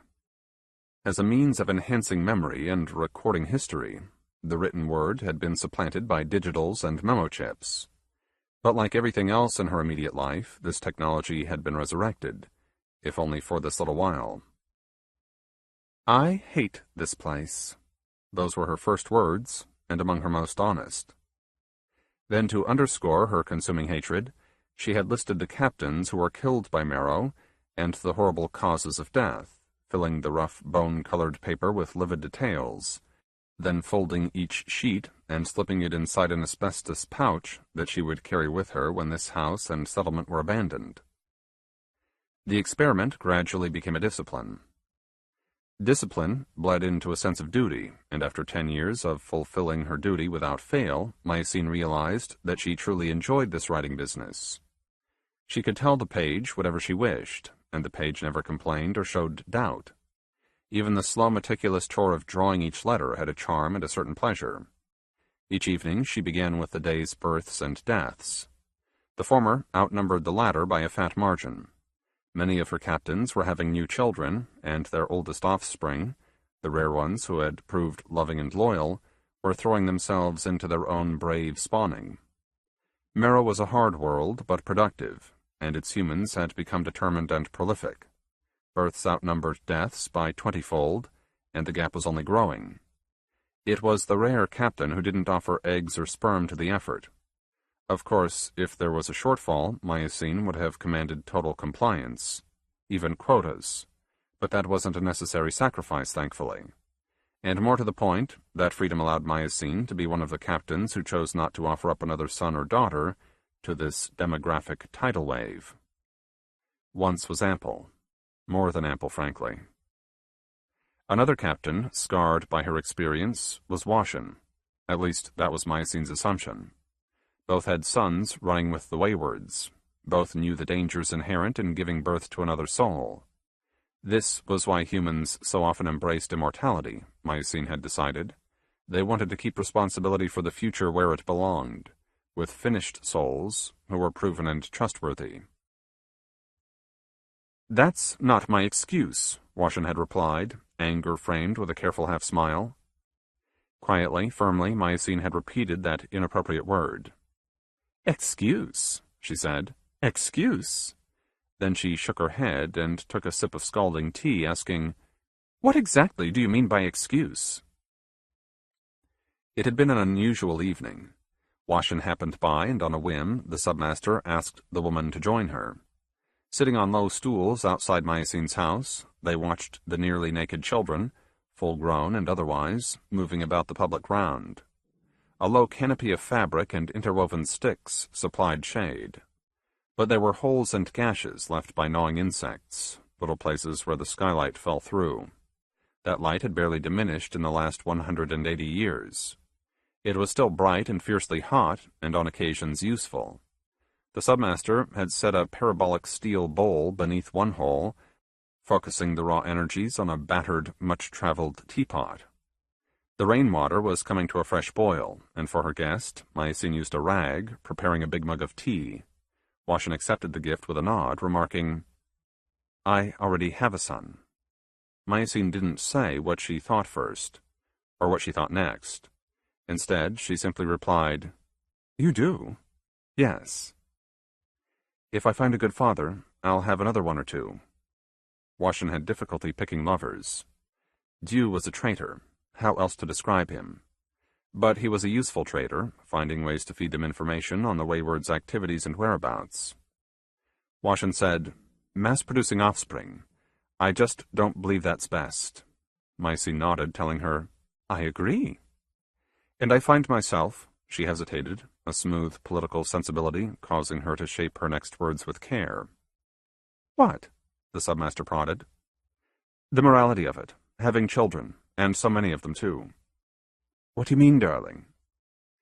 The gift tea was sipped, swallowed. Then Washington seemed to decide that she didn't care what Myosine thought of her. "It's a cynical calculation making these kids. They aren't here because of love." "We don't love them?" Myosine's heart quickened for just a moment. "We do, of course, absolutely, but their parents were motivated by simple, pragmatic logics. First and always, children offer hands and minds that we can shape, we hope, and those same hands and minds are going to build the next bridge." "According to Aislinn's plans?" Myosine added. "Naturally, madam. And aren't those very important reasons?" "We tell ourselves they are." Marrow had changed Washington's face. The flesh was still smooth and healthy, but her diet and the constant UV-enriched light had changed her complexion, her skin now a brownish gray. Like smoke, really. And more than her flesh, her eyes were different. Always smart, they looked stronger now, more certain. And the mind behind them seemed more willing than ever to put a voice to its private thoughts. "Shouldn't we try to escape?" Myosine pressed. "But what happens afterward?" the captain countered. "We need so many bodies in the next 4,800 years. If we're going to have the industrial capacity that Aisling envisions, and assuming that Marrow continues to expand, of course, then we're back home again, and let's imagine that we're heroes and so on. But what happens to this raw little nation-state that we've spawned?" "Not everything needs to be decided now," Myosine replied. "Which is the worst problem, I think." "Excuse me?" "Madam," said the captain, "in the end it's not our place to decide. It's our children's and grandchildren's future." Suddenly Myosine wished it was time for bed. Then she could excuse herself without losing face, and in her private darkness she could replicate the day in her diary. A few lines of tiny script were enough. The paper was as thin as technically possible today, but as the years mounted, it was becoming increasingly difficult to carry the burgeoning history. "Our ship," said the submaster, "has embraced every sort of passenger. An odd alien is more demanding than our children can ever be." Silence. Myosine smoothed her uniform. It was a cool white fabric, porous to their fragrant, endless sweat, and sewn through it were threads of pure silver, meant to symbolize the mirrored uniforms of the past. Out on the public round and everywhere else, the children wore nothing but breechcloths and brief skirts and tiny vests.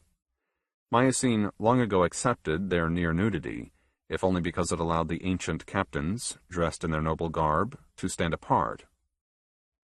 Bored with waiting, she asked her companion, "What bothers you, darling?" "These children," said Washington. "Yes?"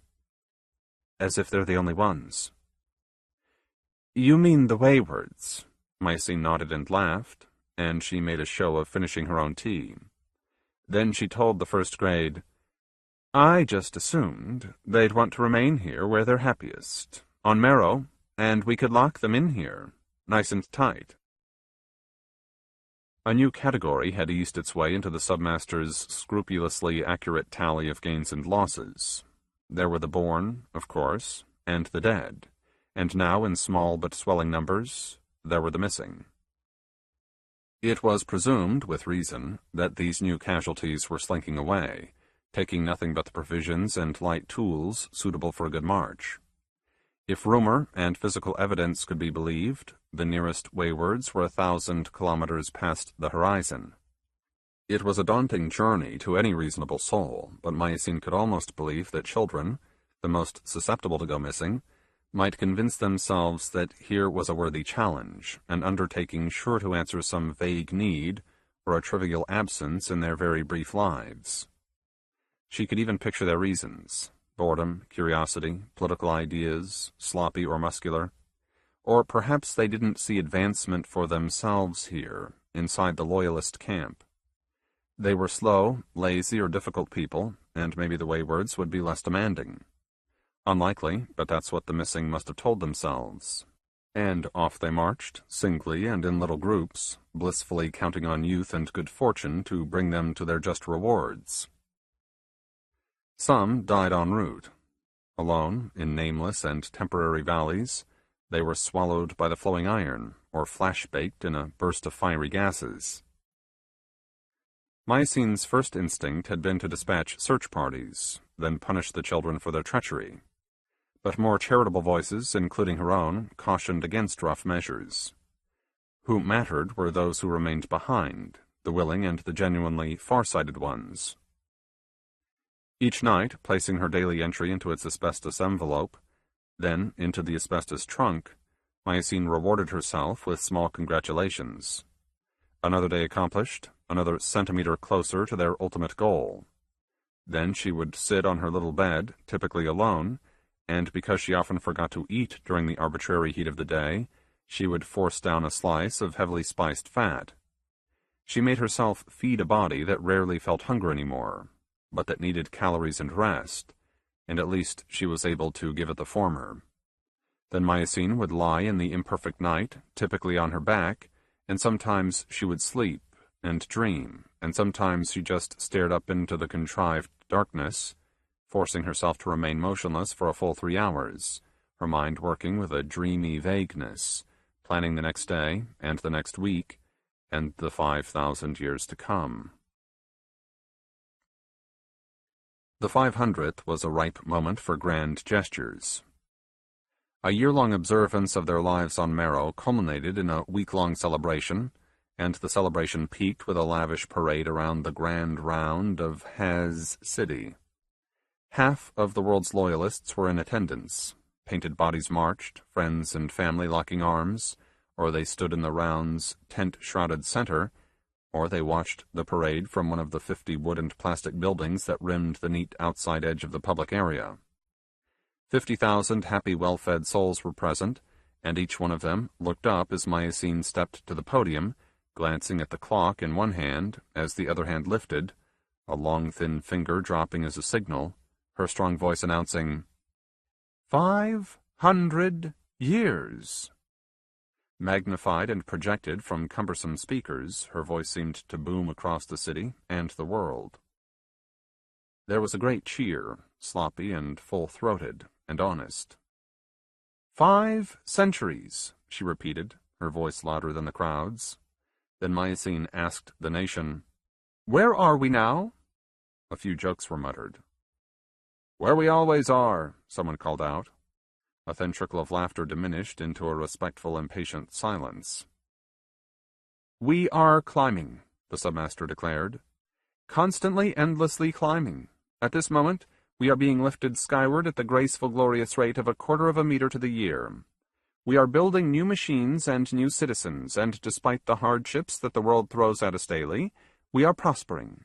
But what is more important by 1,000-fold is that you remember what we are climbing toward. This world of ours is only a small place. It is like a hammerwing larva nestled inside its large and infinitely more impressive cocoon. We are in the center of a starship, a great vessel, complex and vast.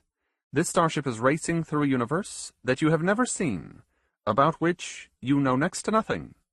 A universe of such scope and beauty that when you see it, I promise all of you won't be able to hold back your tears." She paused just for an instant. "I promise all of you will see this great universe. For the willing and the loyal, your rewards will be vast and glorious, and you will have no fear or want for the rest of your endless lives." A small cheer rose, then collapsed on itself. "I know how hard it can be," she told them, "to believe in places and wonders that none of you have witnessed for yourselves. It takes a certain type of thinking, a grand, dreaming mind. It takes courage and trust, and I am so pleased with each and every one of you, for your work, your patience, And your boundless love? A larger self-congratulatory cheer blossomed, hands clapping each other and flat, wet bellies, before the crowd slowly let itself grow quiet again. We old captains thank you. Thank you. That was a prearranged signal. The surviving captains were sitting behind Miocene according to rank. As a body, they rose to their feet, their silvered uniforms catching the light, and after a communal bow, they sat again, staring purposefully at the back of her head. Your lives here have only become richer with time, she remarked. We old captains brought knowledge with us, a small taste of what is possible. You see the impact of that knowledge every day, everywhere. We can now predict eruptions months in advance, and we farm the local jungles with great efficiency. And who is our equal at building new and fantastic machines? But those aren't our greatest gifts to you, our children, our grandchildren, all of our beautiful loving descendants.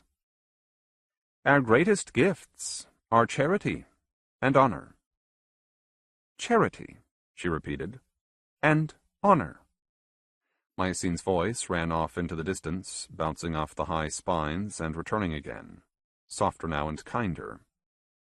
She smiled grandly, then said, This is what charity is. On my authority, today and for the next complete year, there is a full pardon in effect.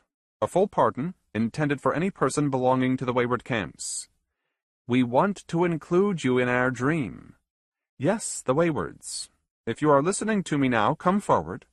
Come out of the wild forests. Come join us and help us build for this great day coming. Again the echoes bounced off the nearby mountains. Surely the waywards were hiding on those slopes, watching the great celebration. Or closer, perhaps. Rumor had it that spies crept in and out of the Loyalist cities every day. But even when she heard the thunder of her own voice, Miocene didn't believe that any wayward would ever willingly accept her charity. Yet only 1 year later, typing into the bulky and very stupid machine that passed for an AI, the submaster could write, 3 souls have returned to us. 2 were loyal-born, desperately unhappy with the hard wayward existence, while the third convert was one of Till's grandchildren, which meant that she was one of Myocene's great-grandchildren.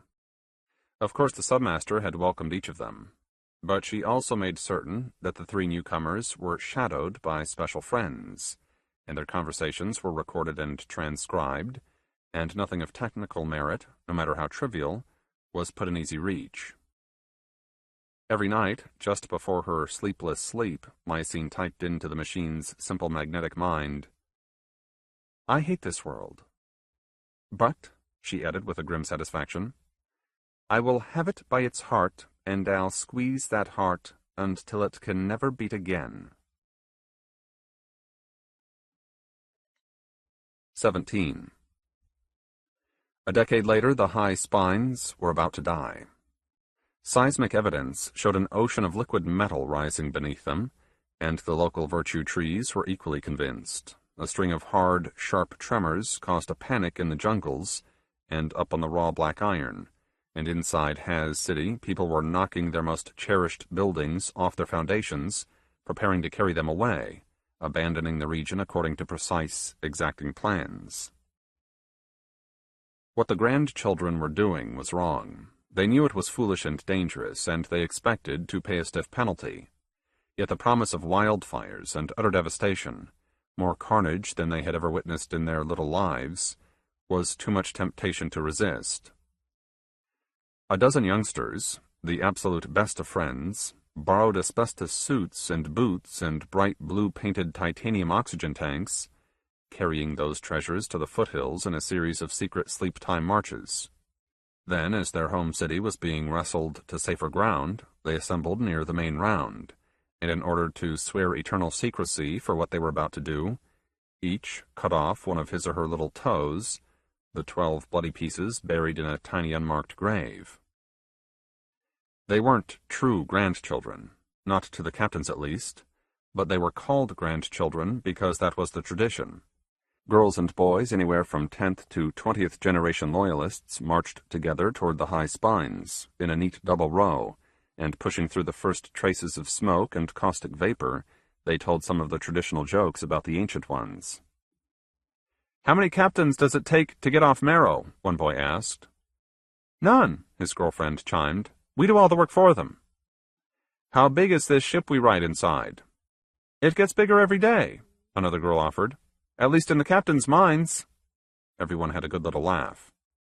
Then another boy asked, "What is happier than our leader?" "A dagger wing on a dinner spit," several of his friends shouted on cue. "Why is that?" he inquired. "Because the bug is going to die soon, while our leader just keeps turning on her spit, feeling the flames." Myocene's dark moods were famous. Indeed, they were a source of great fondness among the average grandchild. Looking at that very tall woman, you actually saw the gloom in those dark, ageless eyes, and it was easy to believe her desperate need to leave Marrow, returning to that wondrous and most peculiar place called the ship. On Marrow, a cheery, optimistic leader would never inspire. No one else could deserve the kind of support and ceaseless work that the Loyalists gave freely and almost without question. At least in this little group, that was everyone's definite opinion. As their march continued, the laughter grew louder and more nervous. These were city children, after all.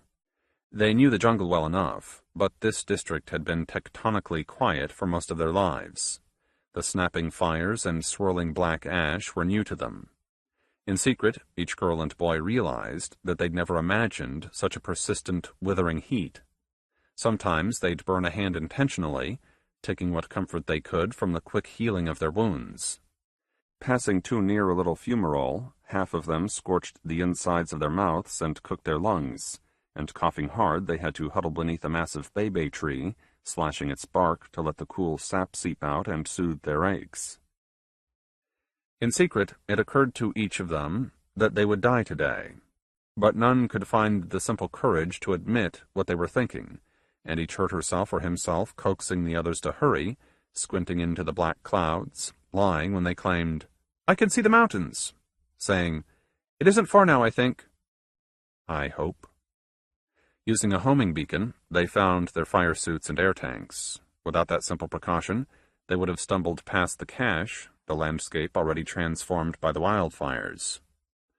Everyone dressed, not one of the suits fitting properly. But who cared if there were gaps in the seams, and the brutal heat was leaking inside too quickly? They were brave, and they were hopelessly together in this undertaking, and, as if Marrow were trying to entertain them, a sudden vent opened up nearby, letting a deep plume of molten red-hot metal slip a finger out into the open air, under pressure, hot enough to make unshielded eyes blink, running like a river down the floor of the doomed valley. "Closer!" the children screamed at each other. "Get closer!" They didn't bother with safety lines or lifeguards. What mattered was to get near the shoreline, watching the blazing iron push downhill, feeling its enormous, irresistible weight through your sweating toes. Like a living monster it was, and like all good monsters, it possessed a surprising, intriguing beauty. With a massive grace, the river melted the ground beneath it. Ancient tree trunks evaporated in its presence. Chunks of cold iron were tossed into the river, sinking where it was deep. Larger knobs and boulders of iron resisted the flow for an instant or two, then were shoved downstream with a plaintive, screeching scream. One boy crept up behind a spellbound girl, the subject of a little crush, and with both hands he gave her a hard little shove. Then he grabbed her. She howled and jabbed him with both elbows, then tried to turn around. But she was clumsy in that heavy, misfitting suit, one boot slipping and her body yanked free of the fond grip, tumbling back toward the molten metal until she grabbed the boy's belt, yanking him hard toward her. For an instant, they hung in the incandescent air. Then they fell slowly and clumsily onto the cooler ground, laughing in each other's arms, the simple raw danger of the moment leaving them in love. While the other children played by the river, they slipped away. On a burnt hillside, wearing nothing but the thick-soled boots, they made love. He was behind her, holding her against him by her hips, then her hard little breasts. They didn't dare sit, the ground was far too hot. There were moments when the fumes rose and found them, and they would suck at the bottled air, or they would hold their breath, feeling a quick dizziness that became a warm electric buzz as their physiologies coped with the lack of oxygen. Eventually, the game lost its intoxicating charm. The urgency had left them. Little regrets started to nag. To obscure their feelings, they talked about the grandest imaginable things. The girl pulled up her insulated trousers, asking, "Where are you going to live afterward?" "When we reach the ship," she meant. "By that big sea?" the boy replied. "The one where the captains first lived?" It was a common response. Everyone knew about the great bodies of water, the illusion of an endless blue sky suspended overhead. The most artistic captains had done paintings, and without exception, the grandchildren were in awe of the idea that there could be so much water, and it would be so clean, and that living inside it would be great creatures like those mythical whales and squid and tuna. Running a hand across her lover's Gordian bun, the girl confessed, "I'm going to live outside the ship." "On another world?" She shook her head. "No, I mean on the ship's hull." "But why?" She wasn't entirely serious. These were words and fun. Yet she felt a surprising conviction in her voice, explaining, "There are people who live out there. Remoras, I think they're called." "I've never heard of them," the boy admitted. So she explained the culture. She told how the Remoras lived inside elaborate suits, eating and drinking nothing but what their suits and bodies produced. Worlds unto themselves they were. And wherever they were on the ship's hull, half of the universe was overhead, near enough to reach, beautiful beyond words. She was a strange girl, the boy concluded. In important little ways, he suddenly didn't like her very much. He heard himself say, "I see," without a shred of comprehension. Then, with a forced sincerity, he promised, "I'll come visit you there, sometime, okay?" She knew that he was lying, and somehow that was a relief. They stared off into the distance, in different directions, struggling with the shared problem of extracting themselves from this awkward place. After a few moments, the boy gave a little cough and said, "I see something." "What?" "In the Iron River, there." In horror, she asked, "Is it one of us?" "No," he remarked. "At least I don't think so." The girl started to dress again, forgetting two seams, as she struggled to get ready for a rescue attempt. When had she ever been a bigger fool, coming here like this, unprepared, and doing this with this extremely ordinary boy? "Where is it?" she called out. With a marksman's care, he pointed upstream, and she laid her head against his long arm, squinting now, peering through the clouds of rising fumes to find herself watching a round silvery lump, something that looked odd as can be, immune to the heat and calmly bobbing its way down the Iron River. "That's not one of us," she said. "I told you it wasn't," he snapped. Then he said something else, but she didn't hear him.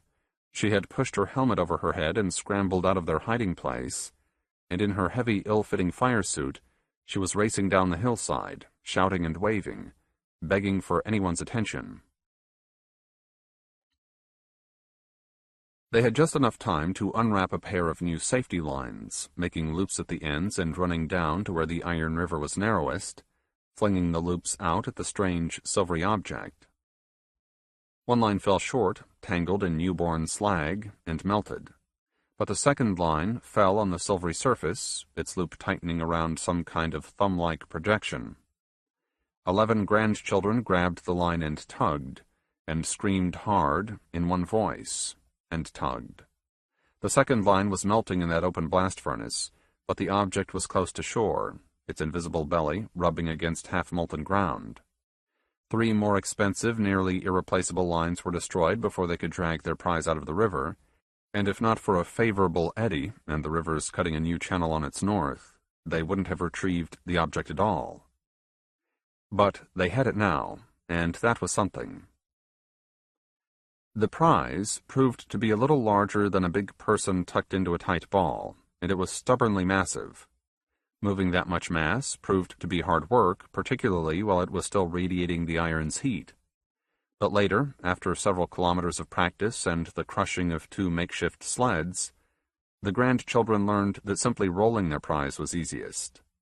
Whatever the object was, and it could have been just about anything, the cold metal ground didn't seem to dent it or even smudge its mirrored face. They were halfway home when they were discovered. A lone figure appeared on the main trail, jogging up into the shadow of a virtue tree, then standing motionless, watching as they worked their way closer. At a distance, it was obvious that this was the captain. A woman, wasn't she? She wore a captain's clothes and a captain's disapproving face, but when everyone saw whose face it was, they gave a collective sigh of relief. "Hello, Madam Washin," a dozen voices called out. With another captain, there would have been immediate miseries, but not with smart old Washin. She had a reputation for understanding what was perfectly obvious to any happy grandchild, and for knowing how to punish without killing the happiness too. "Having fun?" she inquired. Of course they were. Didn't it look as if they were having fun? "Not entirely," the ancient woman admitted. She looked at each of their faces, saying, "I count 12, with an ominous tone. Then she sighed and shook her head, asking, "Where's Blessing Gable? Was she with you?" "No," they said together, with a mixture of surprise and relief. Then one of the boys explained, "She's way too old to float with us." The girl who liked remoras realized what had happened. "Blessing has gone missing, hasn't she?" The captain nodded. "To the Waywards, maybe?" Blessing was a quiet girl, and if she was too old for them, she was the perfect age for that nonsense. "Maybe she's left us," Washin admitted with a sad, resigned tone. Then, without another word, she stepped past the grandchildren. Their prize sat in the middle of the trail, bright despite the trees' shadows. Someone asked, "See what we found?" "No," said Washin, as a joke. Then her long fingers played across the still warm surface, the dark old eyes staring at her own distorted reflection. "Do you know what it is?" asked the boy who wanted to live by the sea. Washin fingered the knobs, and instead of answering she asked, "What do you think it is?" "A piece of the old bridge, the one you came down on?" The boy had given the matter some thought, and he was proud of his careful reasoning. "After it tumbled down, the iron swallowed this piece and kept it until now, I think." Several others voiced their agreement. Wasn't it obvious? The captain didn't seem to think so. She looked at the remora girl, then with her calm and smooth and happy voice asked, "Any other guesses?" Someone asked, "Is it hyperfiber?" "I don't know what else it would be," Washin admitted. "But the bridge was ruined by the event," the remora girl offered. "In our history books, it says it was made brown and weak somehow, and all its little bonds kept breaking apart, somehow." Washin winked, making the girl feel important and smart. "And it isn't just hyperfiber," the girl added, talking too quickly now. "Because it's so heavy and hyperfiber isn't, is it?" Washin shrugged, then said, "Tell me how you found it, and where." The girl tried, and she meant to be perfectly honest, though she never mentioned sex, and the story came charging out of her mouth as if she were taking credit for everything. Her one-time lover protested. "I saw the stupid thing first," he complained. "Not you." "Good eyes," Washin offered, "whoever was using them." The girl bit her own stupid, careless tongue. "What does this look like?" asked Washin. "A piece of the sky," said the boy. "Sort of, it does." "Except it's brighter," another boy offered. "And bumpy," another girl offered. With the salty taste of blood in her mouth, the remora girl observed, "It's sort of like a tiny, tiny version of the great ship. Those knobs are the rocket nozzles, see? Except they aren't really big enough, not like the nozzles in the paintings." "But there is a resemblance," Washin conceded. Then she stood and wiped her hand on the leg of her uniform, and looking off toward the doomed high spines, she said, "Honestly," her voice was gentle, "I don't know what this is." 18. For the next 108 years, the artifact lay in storage, wrapped within a clean purple wool-bark blanket, and tucked inside a steel vault designed to hold nothing else.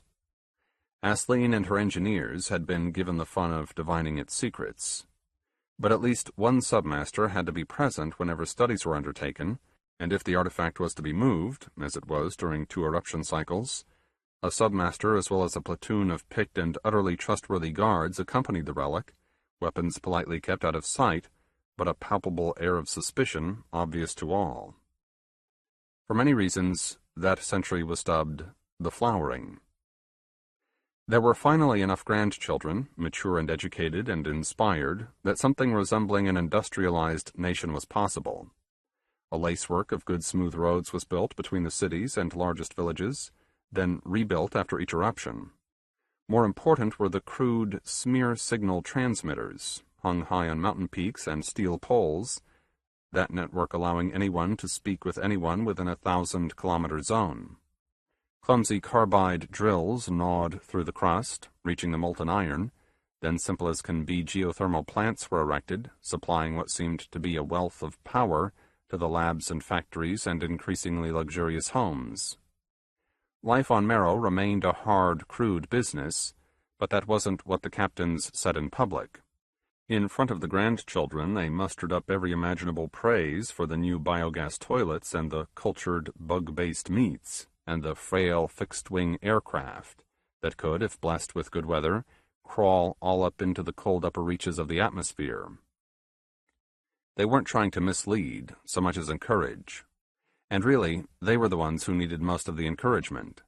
Life here might not match the serene pleasures found inside the ship, but to a youngster barely 5 centuries old, it was obvious that his world had grown more comfortable in his lifetime, and more predictable, and if he could have known about the captain's real disappointments, he would have felt nothing but a pitying, even fearful puzzlement. The Flowering culminated with a clumsy but muscular laser, designed from Aislinn's recollections and adapted to local resources, then helped along with her staff's countless inspirations and other making-do's. Hundreds attended the first full-strength firing of the laser. The artifact was its target. The hyperfiber shell was presumably ancient, but it had to be a premium grade. To slice a hair-wide hole through the shell meant an enforced blackout.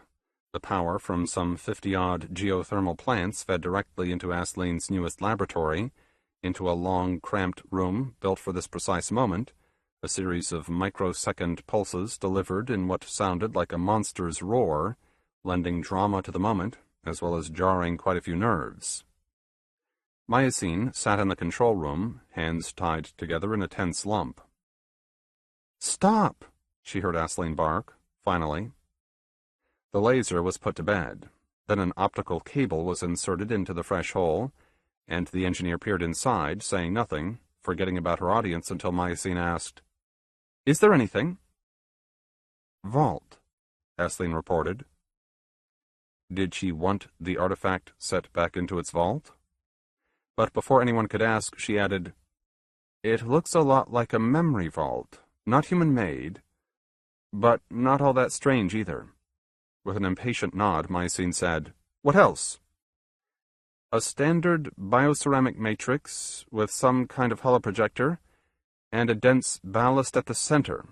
Aislinn looked in the general direction of her audience, blind to everything but her own quick thoughts. "No power cells, from what I can tell, but what good would they be after a few billion years? Even the builders couldn't make a battery that would ignore this kind of long-term heat." "But does this vault still work?" Myosine growled. "Too soon to tell," Aislinn replied. "I've got to peel back the shell and feed power to the systems, which will mean... Hey, what's the date?" 20 voices told her. Counting from the first day of the mission, up in the leech habitat, the date was 6/19/23. "Working at night, making one cut at a time, and of course I'll have to refurbish the laser once every week or so. So maybe by 6/21 or 6/21/5. Maybe..." The submasters were openly disappointed. Myosine spoke for them, asking, "Is there any way to speed up this process?" "Absolutely," Aislinn responded. "Take me back upstairs and I can do everything in 3 minutes at the most." Upstairs was the latest term for the ship, informal, and by implication, a place that was relatively close by. Myosine was disgusted, and happy to show her feelings. She shook her head and rose to her feet. 100 of the captain's children and grandchildren were in attendance. After all, this was their mystery too. Facing them, she asked the engineer, "What are the odds that this memory vault remembers anything at all?" "After being immersed in liquid iron for several billion years?" "Yes." Aisling chewed on her lower lip for a thoughtful moment, then said, "Next to none, madam." Disappointment hung in the air, thick and bitter. "But that's assuming that the bioceramics are the same as the grades seen before, of course, which might be unlikely since the builders always seemed to know just how good their machines needed to be." Disappointment wrestled with a sudden hope. "Whoever they were," Aisling reported, "the builders were great engineers." "Undoubtedly," Mycene purred. "Begging to differ," someone muttered. "Who, Washin?" Mycene gave her a quick glance and a crisp, "And why not, darling?" "I've never known an engineer, great or lousy, who didn't leave behind at least one plaque with her name on it." When Aisling laughed, almost everyone began to laugh with her. Giggling, nodding her happy face, the engineer admitted, "That's the truth. That's exactly how we are." Maybe the builders were clever and rich with foresight, but the artifact, the ancient memory vault, was found empty of anything other than a few shredded, incoherent images, shades of gray laid over a wealth of blackness. The sorry news was delivered by one of Aisling's genuine grandsons. It was 5 days before the year 621 began. The speaker, named Pepsin, was a stocky, vivacious man with an easy smile and blue-black skin and a habit of talking too quickly to be understood.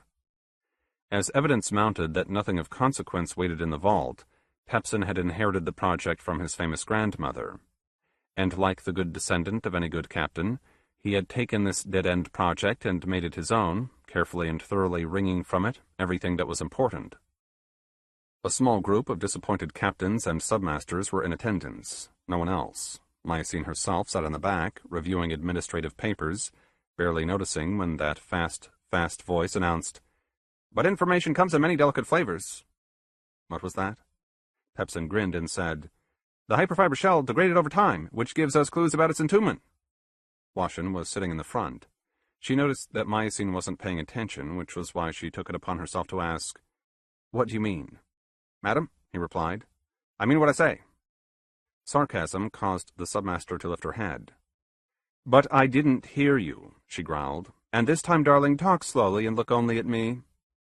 The young engineer blinked and licked his lips, then explained, "Even the best hyperfiber ages if stressed. As I'm sure you know, madam. By examining cross-sections of the vault shell at the microscopic level, we can read a crude history not only of the vault, but of the world that embraced it too." "Marrow," the old woman growled. Again he blinked, then with a graceless cleverness added, "Presumably, madam, presumably." With her quietest voice, Mycene advised, "Maybe you should proceed." Pepsin nodded, obeyed. "The hyperfiber has spent the last several billion years bobbing inside liquid iron, as expected. But if there were no breaks in that routine, the degradation should be worse than observed. 50 to 90% worse, according to my honorable grandmother." A glance at Aisling, no more. "Hyperfiber has a great capacity to heal itself, but the bonds don't knit themselves quite as effectively at several thousand degrees Kelvin. Now what's best is chilly weather under 1,000 degrees. Deep space is the very best. Otherwise the hyperfiber scars, and it scars in distinct patterns. And what I see in the microscope, and what everyone else here sees, measuring the scars, we have evidence of approximately 5 to 1,500,000 distinct periods of high heat. Presumably, each of those periods marks time spent in Marrow's deep interior." 5 to 15 billion years, Mycene interrupted. "Is that your estimate?" "Basically, yes, madam." He licked his lips and blinked and conjured up a wide, contented smile. "Of course, we can't assume that the vault was always thrown to the surface, and there surely have been periods when it was submerged several times during a single cycle." Again, the lips needed moisture. "In different words, this is a lousy clock, but being a clock whose hands have moved, it points to what we have always assumed. For my entire little life, and this last brief chapter in your great lives—" "Just say it," Aisling snarled at her grandson. "Marrow expands and contracts. Again we have evidence." He grinned at everyone, at no one. Then he added, "Why this should be I don't know, and how it does this trick is difficult for me to conceive." Mycene couldn't leave those mysterious words floating free. With a quiet certainty, she said, "Our standard model is that the buttressing fields squeeze Marrow down, then relax, and when they relax, the world expands." "Until when?" asked Pepsin. "Until it fills the chamber?" "We shall see," the submaster conceded. "And what about the buttresses?" he persisted. Foolish or brave or simply intrigued, he had to ask the great woman, "What powers them?" It was an old, always baffling question, but Mycene employed the oldest, easiest answer.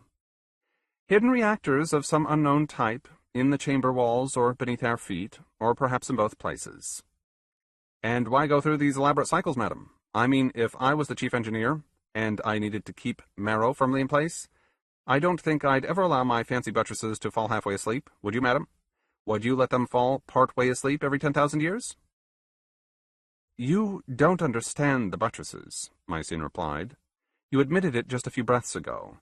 Nobody knows how they refuel themselves or regenerate or whatever is happening. These mysteries have worked hard to remain mysteries, and we should give them our well-deserved respect." Pepsin hugged himself, nodding as if the words carried a genuine weight. But the eyes betrayed distance, then a revelation. Suddenly they grew wide, and darker somehow, and with an embarrassed grin he said, "You've already had this debate with my grandmother, haven't you?" "A few times," the submaster conceded. "And does Astley never win?" the young man inquired. Mycene waited an instant, then told Pepsin and everyone, "She always wins. In the end, I always admit that we haven't any answers, and her questions are smart and valid and vast. And sadly, they are also quite useless to us here. A waste of breath, even." Then Mycene pulled a new piece of paper to the top of the pile, and dipping her head, she added, "Get us home, darling. That's all that matters. Then I will personally give you the keys to a first-class laboratory, and you can ask all these great questions that seem to be keeping you awake nights." A quiet little party followed Pepsin's announcement. Talk centered more on new gossip than grand speculations. Who was sleeping with whom, and who was pregnant, and which youngsters had slipped away to the waywards. Washin quickly lost interest. Claiming fatigue, she escaped, walking past the security stations, and alone, walking home to the newest Haz city. A rugged metropolis of 18,000, the Loyalist capital lay in the bottom of a wide, flat, and well-watered rift valley. Every home was sturdy, but ready to be abandoned. Every government building was just large enough to impress, bolted to its temporary foundation of bright stainless steel. With the late hour, the streets were nearly empty. Thunderheads were piled high in the western sky, stealing heat from a dying lava flow. But the winds seemed to be shoving the storms elsewhere, making the city feel like a quiet, half-abandoned place being bypassed by the world's great events. Washin's house looked out over a secondary round. It was smaller than its neighbors, and in the details was a duplicate of her last 5 houses. Blowing fans kept the air fresh and halfway cool. With shutters closed, a night-like gloom took hold, and Washin allowed herself the wasteful pleasure of a small electric lamp burning above her favorite chair. She was in the middle of a report projecting coming demands for laboratory-grade glassware. The utterly routine work made her fatigue real. Suddenly it seemed ridiculous to look 3 centuries into the future, or even 3 minutes, and Washin responded by yawning, closing her eyes, then dipping into a hard, dreamless sleep. Then she was awake again. Awake and confused, she reached for the mechanical clock dangling from her belt on a titanium chain. The clock was a gift from various grandchildren. They had assembled it themselves, using resurrected technologies and patient hands. The overhead lamp still burned, and the wasted energy flowed over the delicately embossed casing, its bright silver mixed with enough gunk to lend it strength. She opened the round case and stared at the numbers, at the slowly turning hands. This was the middle of the night, and she sleepily realized that what had awakened her was a slow, strong pounding against her front door. Washin turned off the lamp, rose, and opened the door. The harsh glare of the sky flowed over her. She blinked, aware of 2 figures waiting for her, wearing nothing but the light. Then her eyes adapted, weakening enough for her to see 2 welcome faces. In the middle of the night, apparently unnoticed, Washen's son and his father had strolled into the heart of the city. Dew offered a wry grin. He looked the same as always, except for the breechcloth and a leanness that ended with his strong, thick legs. And his skin had the smoky tint that Marrow gave everyone. His scalp was shaved free of every hair, and after years of hard wandering, his feet had been pounded into wider, flatter versions of their old selves. Locke spoke first. He said, "Mother," as if the word had been thoroughly practiced. Then he added, "We've brought meat, several tons, dried and sweetened. We'll give it to you, if you'll give us the vault." The Waywards knew everything, it was said, and with good reason. Instantly, without blinking, Washen told them, "The vault's empty, and pretty much useless too." Then she saw the other Waywards, several dozen of them, and the crude wooden sleds each of them had pulled, pack-animal fashion, each sled loaded high with bales of blackish and reddish carcasses. Dew smiled with his mouth and his quick eyes, conceding, "We know it's empty." We. In the past, on those rare occasions when they had spoken, Dew had always referred to the Waywards as they or them. Washen jumped to her next rebuttal. "It's not my decision to give the vault to you, or anyone else for that matter." "Of course not," he agreed. "But you're the one who can wake up those who'll make that decision." Which was what she did. The 4 surviving submasters were roused out of their 3 beds, and with Mycene presiding, the meats were inspected and the Wayward offer was debated in whispers. There had been a shortfall of good protein lately. For all of its stampeding successes, the flowering meant machines and energy, not new farms or fresh efficiencies in cultivation, which the Waywards must have known too. Standing on the hot black ground, Washen wondered when her son and Dew had started this trek. The nearest Wayward camp was at least 600 kilometers from here, and they couldn't have used the local roads without being noticed and intercepted. Pulling sleds over sharp ridges and through the jungles, they were obviously determined and fanatically patient and cocksure about how things would end. Mycene approached Washen, and with the other submasters they rejoined their guests. "Agreed," said Mycene grudgingly. Locke grinned for a moment. Then with an easy politeness he said, "Thank you, madam." Unlike his father, Locke hadn't shaved his scalp. His golden hair was long and simply braided. In a world without cattle or horses, Waywards used their own bodies as resources, for work and for raw materials. Her son's belt was a tightly braided length of old hair. His breechcloth was a thin, soft leather stained white by sweat salts. A knife and a flintlock pistol rode on his hips, and both handles had the whiteness of cherished bone, carefully carved from leg bones lost, she prayed, in violent accidents. Again Locke said, "Thank you, madam." The submaster let her mouth drop open, a question waiting to be asked, but then she changed her mind and closed her mouth. She had decided not to mention her own son, even in passing. Washen knew her that well. Centuries of living close to this woman had left her easy to read, and as always Washen felt a mixture of pity for the mother and scorn for the power-mad leader. Or was it scorn for the mother and pity for the poor leader? Mycene offered to press Locke's hand, signaling the end of negotiations. But something lay in his hand. It was disc-shaped and wrapped tight inside a folded green hammerwing. He handed it to Mycene, then said, "As a gift. Look." The submaster warily unfolded the wing and stared at the gift. A disk of pure yellow sulfur lay in her palm. Like so many light elements on Marrow, sulfur was in short supply. The sight of it was enough to make Mycene blink and look up in surprise. "What would you give us for a ton of this?" asked Locke. Then before she could answer, he added, "We want a laser like yours, that powerful, and with enough spare parts." "There isn't another one," she replied instantly. "But you're building 3 more." He nodded with an unimpeachable authority, then added, "We want the first of the 3, which should be next year if we're not mistaken." Because it was pointless to lie, Washen told them, "You're not mistaken."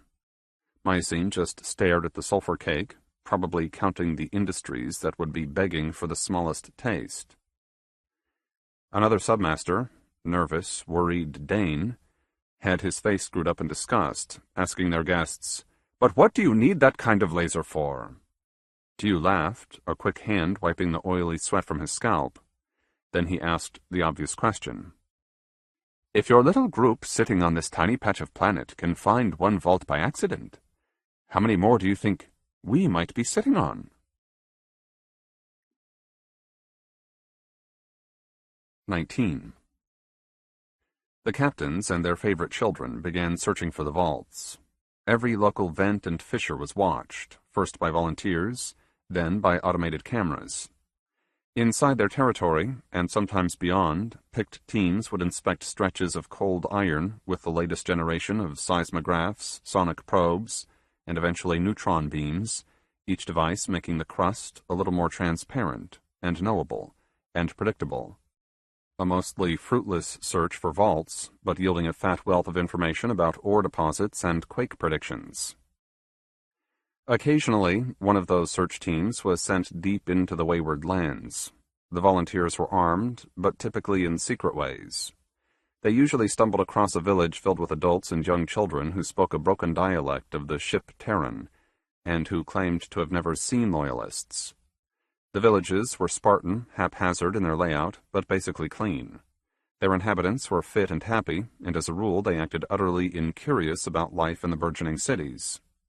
The loyalists happily chattered about their latest technological marvels, and all the comforts being added to their daily lives.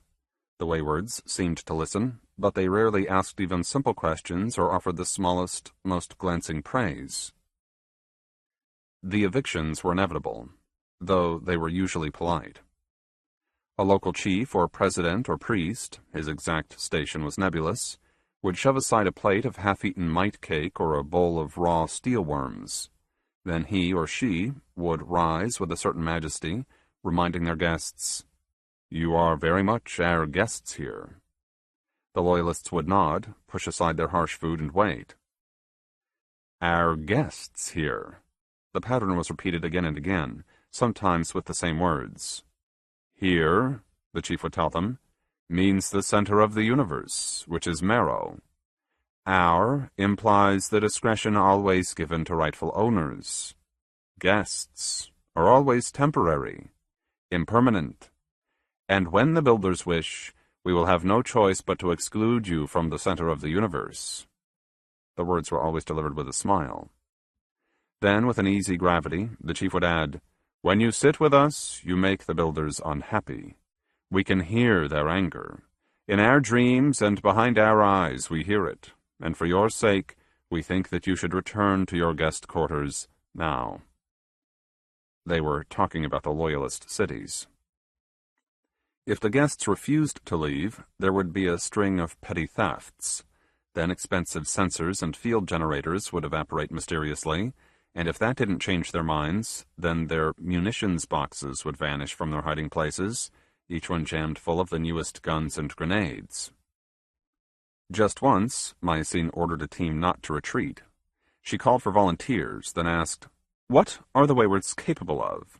She was talking to herself and to them. "Let them steal everything," she ordered. "Everything short of your lives. That's what I want." The team was flown to an eruption site 2,000 kilometers from the capital, and after a few coded transmissions relayed from high-altitude drones, nothing more was heard of them. Then, it was 6 years later, and Dew led a group of waywards into a settlement on the border. He brought the missing team with him. Standing barefoot and virtually naked on a street paved with new steel, he said, "This shouldn't have happened. It needn't have. Tell that bitch Mycene if she wants to play, let her play with her own important life." A dozen bodies lay on a dozen sleds, unbound and on their backs, and alive only by the tiniest of degrees. Eyelids had been pinned back, letting the skylight blind them. Barbed hooks kept the mouths pulled open, allowing the light to bake tongues and gums. Famine and a total lack of water had shriveled their bodies to a third of their original size. But worst of all was the way each prisoner had his neck broken. 3 times a day, without exception, one of the strong young waywards would smash the vertebrae and the spinal cord, keeping ahead of the sluggish healing mechanisms, leaving their guests helpless, limp, and cut free of their dignity, in precisely the same way that Mycene had once treated her son. Usually once every century, and sometimes twice, the Loyalists came across one of the ancient vaults. They were always empty, and after a thorough examination, each vault was declared useless and available for sale to the waywards, in exchange for sulfur and silicon and rare earths. Deals were typically made in the same little city where Dew had brought the prisoners. Happens River was named for a feature obliterated centuries ago, and the city had moved several times since. A submaster always handled the prolonged, increasingly difficult negotiations, and Locke always represented the waywards. Washin and Dew served as observers, present because they had always been, but unnecessary to any of the tedious, long-winded business. Like any old lovers, they took a slightly uncomfortable pleasure in each other's company. Washin was under strict orders to speak with Dew, though she didn't need prodding. Standing next to Dew, she looked tall and elegant, dressed in her newest uniform, ancient epaulets shining in the skylight as she strolled along a new river's shoreline. Dew, by contrast, seemed small, his body a little shrunken by the hard wayward existence. Fatless muscle, wearing nothing but the only breechcloth that he owned. A mock wool breechcloth, she noted, not leather. He was still too much of a captain to skin himself alive. Still and always, Dew was a jittery man, nervous, quick, and relentlessly, effortlessly charming. Not thinking of her orders, but curious for herself, Washin mentioned the waywards. "Our best guess is that you've got twice our population, or 4 times, or 8. "Your best guess," he laughed. "Stinks," she allowed. Then he nodded, and grinned, and after a dramatic pause he admitted, 8 times is too little. 16 times is closer to the mark." That gave the waywards better than 25 million citizens, a huge mass of bodies and minds. She let herself wonder what so many modern minds, designed for endless and interesting lives, would think about. Without literature and digitals and sciences and history to embrace, and an ascetic's endless denial of pleasure, what kinds of ideas could keep such a mind engaged? She was trying to frame the question, but when she spoke, something else entirely came out of her mouth. "Do you remember ice cream?" Dew giggled. "That little shop." She pointed, then said, "It sells the next best thing." In that perpetual heat, anything cold tasted fine. In a sugar-poor world, everything sweet was a treasure, even if the treasure was the product of dead choo-choos and biochemical magic. The shop owner conspicuously ignored the wayward man. Washin paid for both treats as well as the rental of the steel bowls and steel spoons. They sat by the river, on a little gold-embossed table set on a patio of iron bricks doctored with cyanides, giving them a blue cast. The river was a mixture of native springs and the runoff from local industries, creating a chemical stew to which Marrow had quickly adapted. The bacterial smell wasn't pleasant, but it had a strength and an honesty. That's what Washin was thinking as she watched Dew take a careful bite of the ice cream. Then his eyes grew wide and he asked, "Is that how chocolate tastes?" "We aren't sure," she admitted. "When you've got nothing to go on but your 1,000-year-old memories." Both of them laughed quietly. People sauntered past on the nearby walkway. Lovers holding one another, friends chattering, business associates planning for a prosperous future. A couple had their toddler strapped into a wheeled cart. Like everyone else, they never quite looked at the wayward sitting in plain view, eating ice cream. Only their child stared in amazement. Washin found herself thinking about the prisoners that Dew had brought back to Happens River. He had had no role in their torture. She had never asked, but he had volunteered his innocence just the same. Decades ago now. Why even think about it? Then she looked at him and smiled, trying to change the flow of her ancient mind. Perhaps Dew guessed her thoughts. Whatever the reason, he suddenly asked, "How are those people, by the way? The poor souls that we brought back to you?" "They healed," she allowed. "In most ways." He shook his head sadly, then said, "Good, good." Together they watched a pair of children, probably brothers, running hard on the blue-bricked walkway. There was no railing or wall between them and the river. So when the older brother decided to shove the younger, the smaller boy stumbled and fell over the brink, his screaming face leading the way into the toxic waters. Washin rose immediately.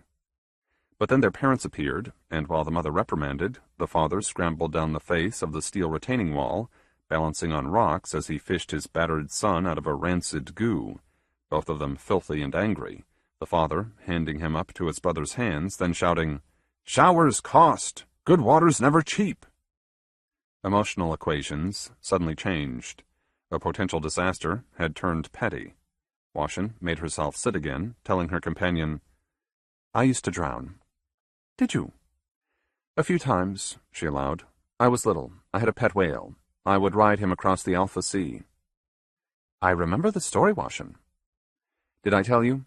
How I used to make him dive deep down where the great squids lived, and the pressure would crush me until I was unconscious and in a coma that lasted for hours, sometimes for a full day?"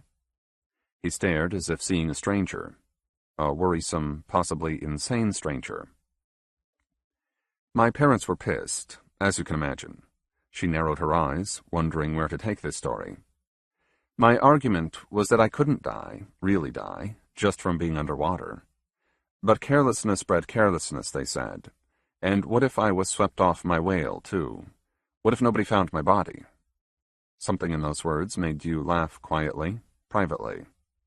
Washin shook her head, adding, "I just had this other memory, all of a sudden, and it's a strange one." "Oh," he said, "a strange one." She ignored the tone, looking off toward the new buildings across the river and seeing none of them. Instead, she saw the city where she was born, and the master captain was sitting with the original submasters. For some reason, Washin was brought to them, but she was just a tiny girl. For some unimaginable reason, the master spoke to her, asking some question. Washin couldn't recall the question, much less her reply, but she clearly remembered sitting in the master's chair, and when she climbed out of it, a gust of wind had come out of nowhere, knocking the chair off its feet. She reported that recollection and asked, "What does it mean?" "It didn't happen," she replied, instantly without doubts. "No? And even if it happened," he added, "it means nothing." For a moment she heard something in his voice, then Washin blinked and looked back at the rugged face, hairless save for the thick dark eyebrows, and she found a smile waiting, a broad smile in the mouth, if not in those bright steel-gray eyes. Within each of the ancient vaults, buried inside its uranium ballast, was an elegant little device apparently useless and mostly ignored. One day an empty vault was being fed test data, while a piece of nearby machinery, purely by coincidence, emitted a low-frequency sound. The sound triggered an echo, a powerful and instantaneous throb, noticeable for kilometers in every direction. A homing signal, perhaps? If so, it would only work with an operational vault, and there was no such creature. But to be thorough, the Loyalists sent the appropriate pulses into the crust, then listened for the hypothetical "here I am" returns. Because their equipment was crude, the first positive returns went unnoticed, but then a soft, imprecise echo was identified and debated, and most observers denied the data, arguing on technical grounds, while emotional reasons went unmentioned. Newer, more sensitive microphones were designed and built, and found wanting. But the third generation of sensors produced not only a definite return, they also confidently supplied a location. The echo came from a point a little more than 9 kilometers deep, from inside a quiet eddy of molten iron. A small, hopefully secret project was born. Under the camouflage of a new mantle-based geothermal works, lasers began boring a series of deep holes. The local crust was a fat 3 kilometers thick. Beneath the crust, ceramic pipes and pumps were employed. The red-hot iron had to be lifted to the surface and cooled and set out of the way. Since the mantle was far from rigid, their target had a nagging habit of wandering. The grandchildren likened the adventure to putting an arm into lake muck, trying to grab one of those hot black winkleworts that just had to be down there. A full 8 years were invested in the drilling.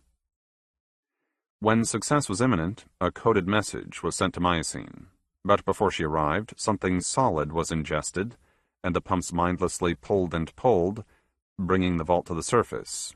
It looked the same as the other vaults, a simple replica of the great ship. Yet it was nothing like the others. Everyone sensed it. Even the captain in attendance, an unimaginative, hard-working man named Call, felt a surge of anticipation, watching as his crew and squad of robots yanked the treasure out of that wet iron, then immersed it in a deep basin of ice water. Blinking against the steam, Call ordered the treasure moved indoors. Who knew who was watching? The pump station was a suitable hiding place, a large rambling building without the tiniest window. It held the rarest thing on Marrow: darkness. Call walked beside the mechanical walker that was carrying the vault, the false rocket nozzles pointed upward. A young granddaughter was at the helm. As soon as they were inside, Call ordered the door closed behind them and locked. He intended to call for the lights. A soft setting, he would have told the main computer. But after 1,600 years in endless daylight, Call had learned to cherish anything that resembled night. Standing with his eyes open and blind, he noticed that glow, soft and colored. Not coming from the vault, no. The light seemed to be spilling from everywhere else. Ancient systems had been triggered. The uranium ballast served as a kind of battery. There was just enough power remaining to make a weak, ghostly projection. And Call, a stolid, hard-to-impress man, stared at the images, a full minute passing before he remembered to breathe again. "Do you see this?" he asked the woman. "I do," she replied weakly. "Yes." She was sitting on the walker, silhouetted against flashes of light, her face wearing a look of stunned awe. After another minute, she asked Call, "What does this mean?" There was no point in lying. He told her simply, "I don't know what it means. In circumstances like this, who could know?" The woman said, "Goodness." She laughed nervously, then said, "You don't suppose—" "Maybe it's nothing," the captain interrupted. Then he said, "Nothing," once again, with a genuine hopefulness. But because he was a rigorously honest man, he added, "Yet it could be very important, which I suppose makes this a very important day." 20. Stripped of its hyperfiber shell, the device seemed elegant but not particularly impressive. Various ceramics were knitted into a white buckyball sphere, rather like an oversized child's kickball. The vault rode on the floor in front of Miocene, and she touched it lightly, and with a flat matter-of-fact voice she reported, "I feel confident about how things will go from here, essentially confident." Washington nodded, then faced forward again. With both hands on the controls, she repeated the word, "confident." "I am," the submaster promised. "With luck and some care, this should help heal the old rifts." "With luck?" Washington echoed, knowing it would take a lot of that mercurial substance. She was steering a large walker. Behind them, the latest incarnation of Happens River was dropping over the horizon. What passed for a road would soon become a starved trail, then nothing but jungle and raw mountains. They were already approaching wayward lands, yet it would be another 200 kilometers before the rendezvous. Nobody with an official invitation had ever moved this deep into their territory, and it had been at least 3 centuries since the uninvited had last passed here.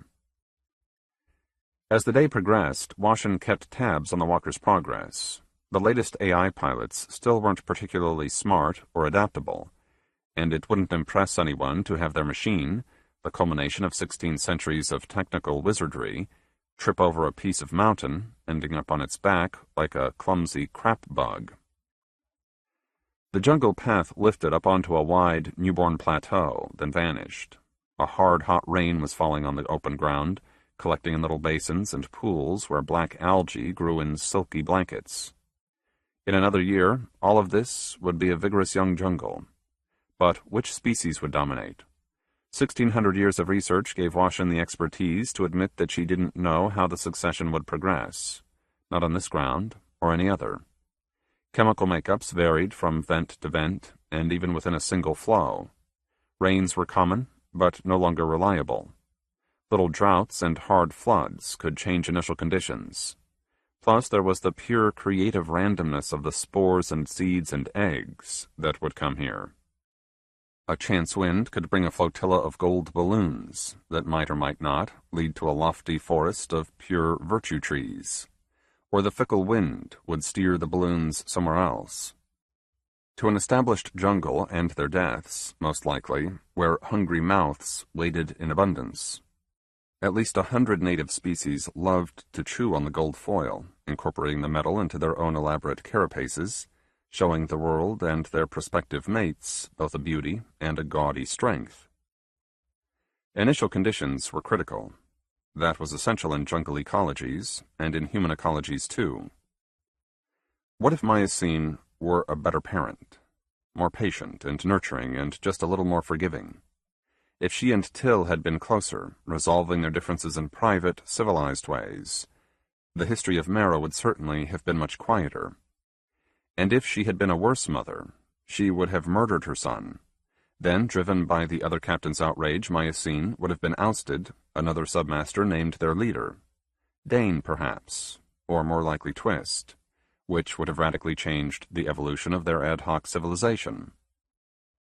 The burden of intelligence. You can always imagine all those wonderful places where you can never belong.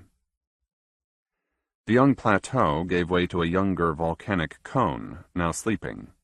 Dirty iron and nickel had frozen into a rough-faced slag. As the machine scrambled up the naked slope, the rains slackened, and the clouds were shoved far ahead, allowing Washington to glance over her shoulder, looking back across the swollen face of the world. The sky was dimmer than ever.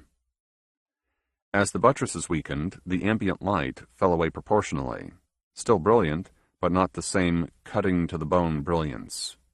Temperatures were following the same smooth curve downward. Gravity weakened as the world expanded, subtly changing the architecture of plants and mountains, and the largest, most important buildings. The atmosphere was growing cooler and quieter, but not deeper, since it was spreading across more and more surface area. Likewise, there was only a finite amount of water. The metallic lavas were parched, bringing up nothing but rare earths and heavy metals.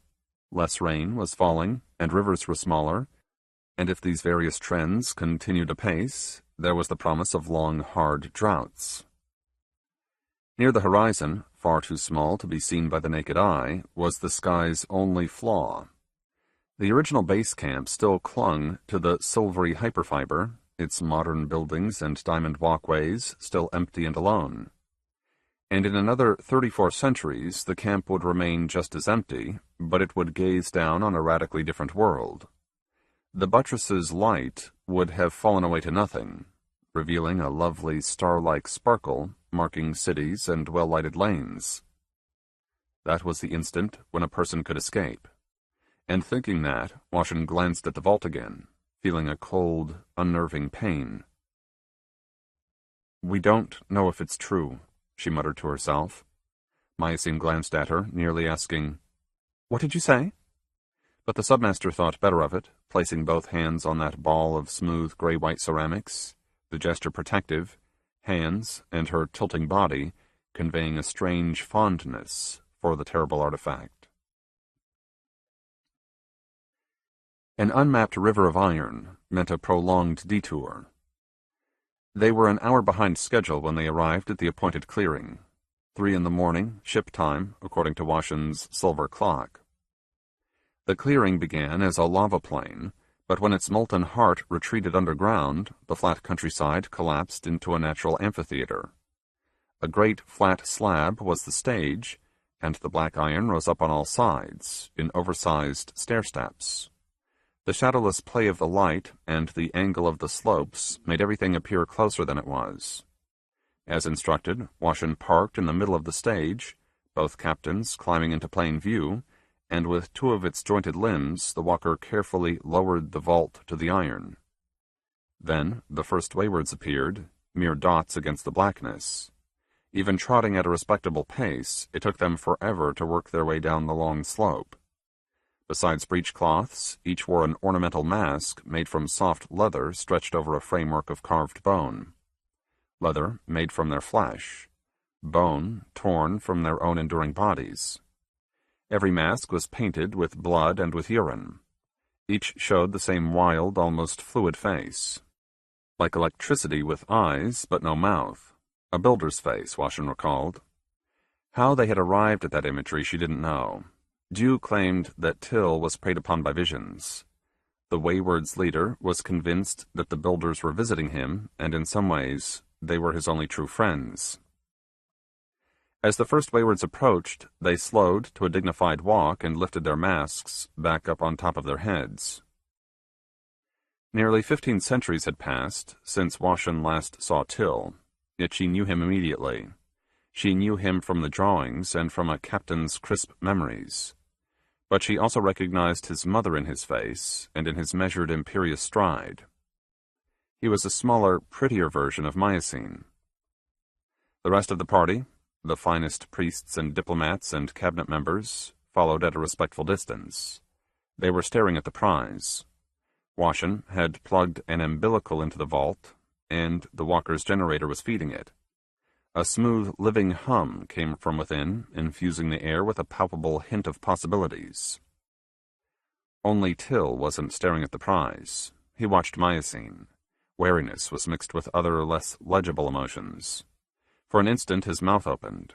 Then he took a quick breath and turned to Washin, asking, "May I examine the device?" "Please," she told him. She told all of them. Locke was standing closest to Till. It was a sign of rank, perhaps, and as always, that brought Washin an unexpected pride. "How have you been, Mother?" he inquired. Always polite, never warm. "Well enough," she allowed. "And how are you?" His answer was an odd, wincing smile and silence. Where was Dew? More of the Waywards were climbing up on the stage, and she looked at each man as he lifted his mask, watching their faces, assuming that Dew was somewhere close, hidden by the growing crush of bodies. Till was kneeling, caressing the vault's slick surface. Miocene studied him, but her eyes seemed empty, blind. A few thousand honored Waywards had gathered around the stage. All were nursing women, each with at least one infant sucking on their swollen breasts. A thick, oddly pleasant scent lay on the breeze. Tens of thousands more streamed out of the jungle, from every direction, moving purposefully and quietly, footfalls and breathing making a sound, soft and vast, like the beating of a distant surf that grew closer. Something about the sound was irresistible and beautiful, and at the heart of things, frightening.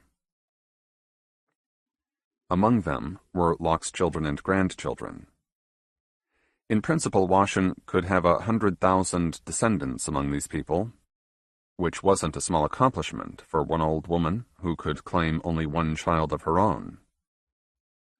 The vault's hum grew louder, increased in pitch, then stopped altogether. It was Locke who lifted an arm, shouting, "Now!" to the multitude. Everyone else repeated the gesture, the word. A great shared voice rippled its way to the top of the amphitheater, and then a sudden smear of gold appeared along one edge, expanding rapidly, bright in the skylight, as hundreds of strong bodies dragged it forward. Countless golden balloons helped hold the fabric aloft. It was a foil of gold, hectares in size, and pounded thin and strengthened. How? Whatever the trick, it was strong enough and light enough to be pulled across the entire amphitheater, enclosing everyone, creating a temporary, impermeable roof. The sky fell dark. Sensing the perfect darkness, the vault opened itself, revealing a new sky and a younger world. Marrow was suddenly barren and smooth, and it was covered with a worldwide ocean of bubbling, irradiated iron. The audience found itself standing on that ocean, unwarmed, watching an ancient drama play itself out. The builder's enemies appeared. Without warning, the hated bleak squirmed their way through the chamber's walls, emerging from the countless access tunnels. Insect-like cyborgs, each one enormous and cold and frighteningly swift. Like angry jackwasps, they dove at Marrow, spitting out gobs of antimatter that slammed into the molten surface. Scorching white-hot explosions rose up and up. Liquid iron swirled and lifted, then collapsed again. In the harsh, shifting light, Washin glanced at her son, trying to measure his face, his mood. Locke was spellbound, eyes wide and his mouth ajar, his muscular body drenched with a glossy, almost radiant perspiration. Almost every face and body was the same. Even Mycene was enthralled.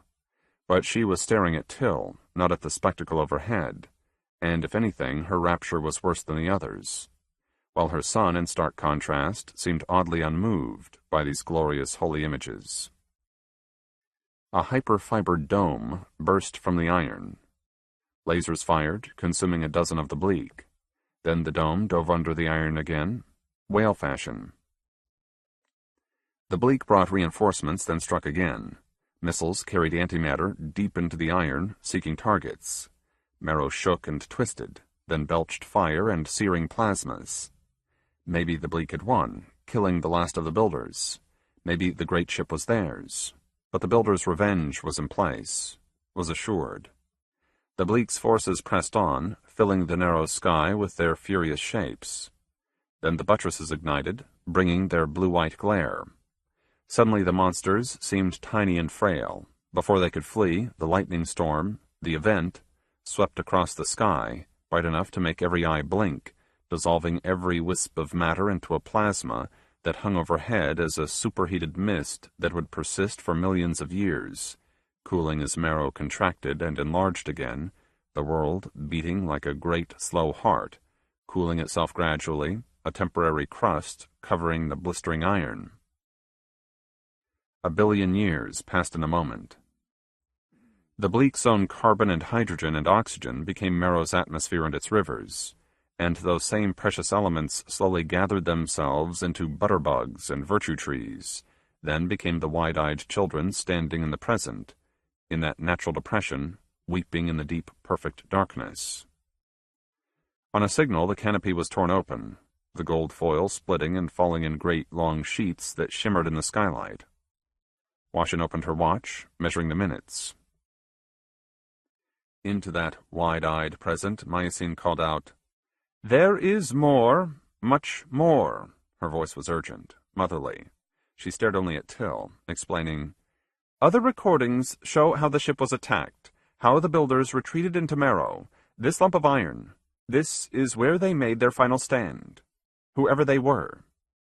100,000 bodies stirred, making a softly massive sound.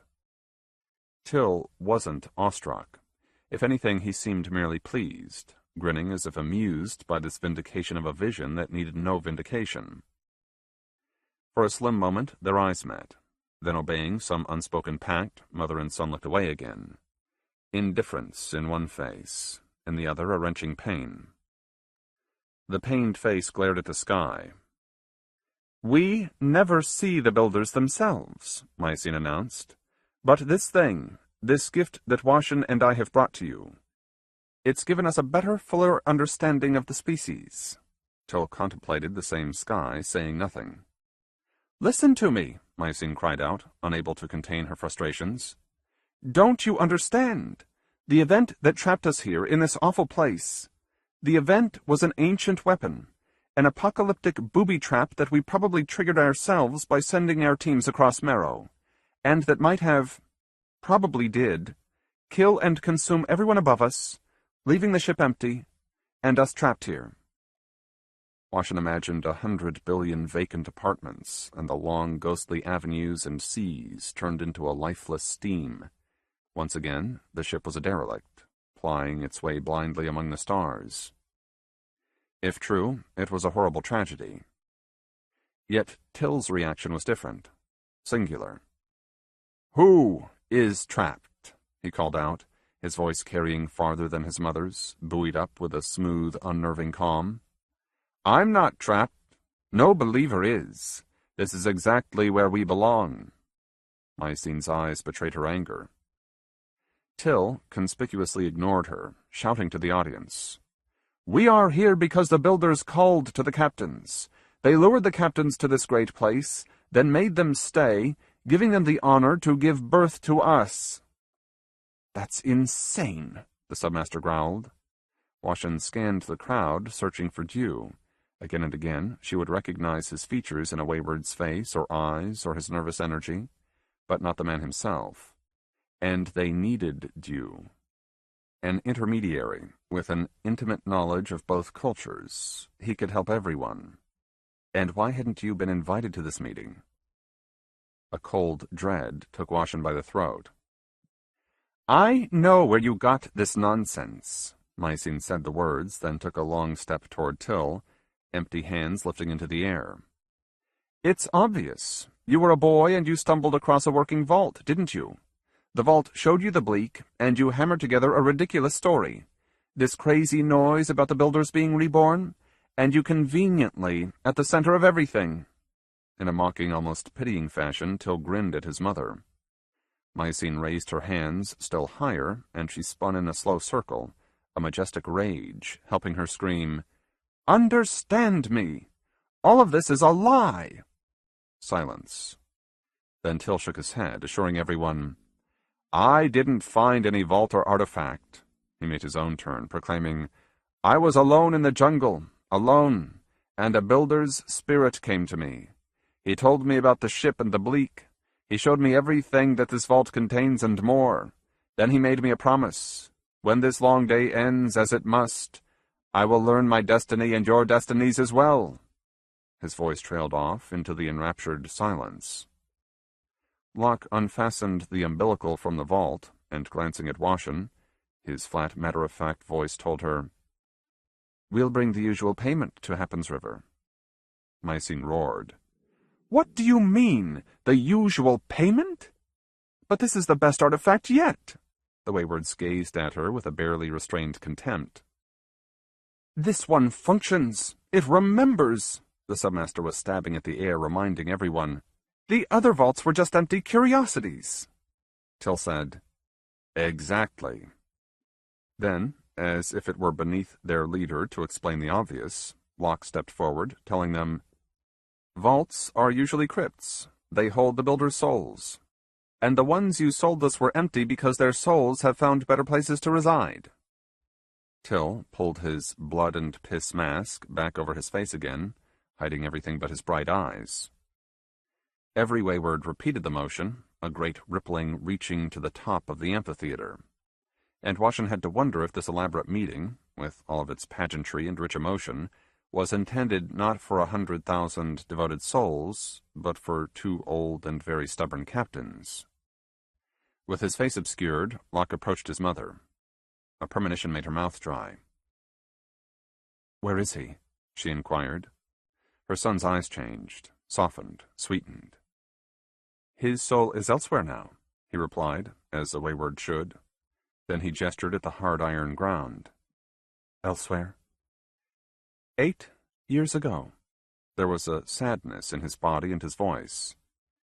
"There was a powerful eruption, and he was taken." Washin couldn't speak or move. A warm hand gripped her by the elbow, and a caring voice asked, "Are you all right, Mother?" She took a breath, then told the truth.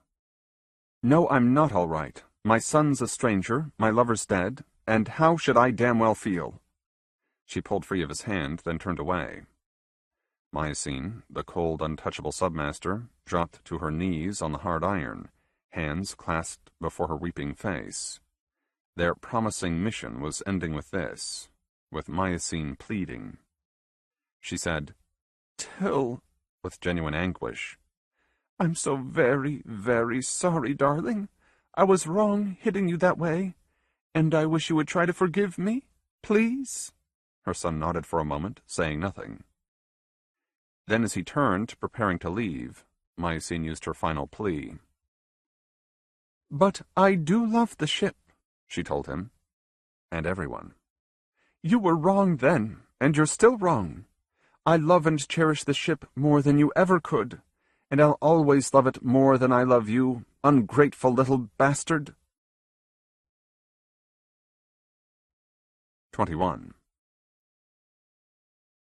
A cadre of captains and gifted architects had designed the grand temple, and for 1,000 years the best artisans had labored over it, while every adult loyalist gave time and willing hands to its construction. Even half-finished, the temple was a beautiful structure. 6 gold-faced domes were arranged in a perfect circle. Graceful parabolic arches of tinted steels straddled the domes, riding higher and higher on each other's backs. The central tower was the tallest structure on Marrow, and the deepest. Its foundation already reached a full kilometer into the cold iron, and in its basement was a reservoir of pure water where the occasional neutrino would collide with a willing nucleus, the resulting explosion producing a lovely cone of light that proved to priests and to children what every loyalist needed to accept without question. Marrow was a small part of a much greater creation, a creation invisible to the eye, but not to the believing mind. The wayward defector had asked to be brought to the temple, which was a perfectly ordinary request. But the submaster had reviewed the field reports as well as the transcripts of both official interrogations, and the only certainty was that nothing else about this defection was ordinary, much less simple. The temple administrator was a nervous woman, made more so by events. Wearing the soft gray robes of her office and a tortured expression, she greeted Myosine with a crisp, "Madam," with a cursory bow, then blurted out, "It is an honor," even as she prepared to complain what a great disruption this business was. Myosine didn't give her the opportunity. Firmly and not too gently, she said, "You've done a marvelous job so far." "Yes, madam." "So far," she repeated, reminding her subordinate that failure was always just one misstep away. Then with a softer voice she asked, "Where's our guest?" "In the library." "Of course." "He wants to see you," the administrator warned. "He practically demands that I bring you to him." They were standing at one of the minor entranceways, the heavy door carved from a single virtue tree, ancient and gigantic. Because she refused to be rushed by anyone, Myosine paused, letting one hand caress the old wood, dark as clotted blood and perforated with sponge-like holes where nodules of battery fats had been. Her guards, a pair of trunk-like men with quick, suspicious eyes, stood nearby, watching the quiet side street. For an instant, Myosine's mind was elsewhere. She found herself thinking about the ship, and in particular her wood-lined apartment not 500 meters from the master's quarters. Then she blinked and gave a sigh, feeling a familiar little sadness and a knot of secret fears. "Well, then," she muttered, straightening her back, then the creases of her uniform. "Take me to our new friend." Public services were being held in each of the 6 main chambers. Citizens elected their priests, and as a result, each had his own style and perspective. Some spoke endlessly about the great ship, its beauty, its grace, its unfathomable age, and its endless mystery. Others readied parishioners for the glorious day they would meet their first aliens. And an eclectic few dwelled on more abstract and far-reaching topics, the stars and living worlds and the Milky Way, and the vast universe that dwarfed everything that humankind could see and touch, or even pretend to comprehend. One service was wrestling with such cosmic wonders. A satin-voiced gentleman was singing praises of G-class suns. "Warm enough to bring life to more than many worlds at a time," he called out, "and long enough lived to feed a creative evolution. Our home world, the great Earth, was born beside such a golden sun, like the seed of a virtue tree it was, it is, and our universe is full of billions of seeds. Life in its myriad forms is everywhere, life thick and life lovely and life forever." "Forever," chanted the small audience in careless unison. Ceramic arches and potted flycatchers separated the hallway from the chamber. A few faces happened to glance to one side, noticing the submaster striding past. Murmurs rose, spread. But the priest standing up front, leaning hard against the diamond podium, ignored the noise, pressing on with his speech. "We must prepare, sisters and brothers. The day is waning, gradually but inexorably, and we will see the time when each of us is needed. Our hearts and hands and our minds will be thrown into the construction of the bridge." "The bridge," some repeated, while others, distracted by the concrete and the present, watched Mycene and her guards pass behind the altar, followed closely by the flustered administrator. The altar was built from native diamonds mounted in a tube no wider than a human arm. At its base was an intricate mock-up of the city and the finished temple. The tube rose up to the domed ceiling that was painted to resemble a darker sky, and where the ragged stump of the first bridge clung tight, the diamond bridge joined seamlessly, flecks of bright light forever streaking upward, showing the migration of the loyal multitudes, their glorious reward for so much sacrifice and enthusiastic hope. Mycene barely glanced at the parishioners. It was perfectly acceptable for her to visit the temple, and she didn't want them noticing anything remarkable in her manner or her eyes. "When the time is right," the priest shouted, "we shall climb! Climb!" Then he whirled, his grey robe fluttering and one arm beginning an overly dramatic gesture at the diamond spire, and when he noticed the submaster and her tiny entourage, his surprise collapsed into instant ritual. Bowing, he cried out, "Madam!" The audience behind him shouted, "Madam!" and fell forward in their iron seats. Thankfully, she had reached the library stairs. After a hurried wave and the briefest look, Mycene turned and began to climb, leading her guards and them worrying because of it. The senior guard told her, "No, madam," and unceremoniously slowed her with a strong hand to the shoulder. Fine. She eased her gait, perhaps more than necessary. The guard passed her as the staircase spiraled its way up through the heart of the great building. If memory served, the stairs' architect was a difficult grandchild with a narrow genius. She had used the shape of DNA as her inspiration. The fact that only a sliver of modern genetics were encoded in that delicate compound made no difference. It had struck the architect as a suitable symbol, rising through the oldest language to reach the newest. Or some equally forced symbolism, wasn't it? To Mycene, symbols were crutches for the lame. It was a very old opinion for her, and the last 3 millennia had only reinforced it. Like the temple, this quasi-religion was thick with symbols. G-class suns were equated with virtue seeds.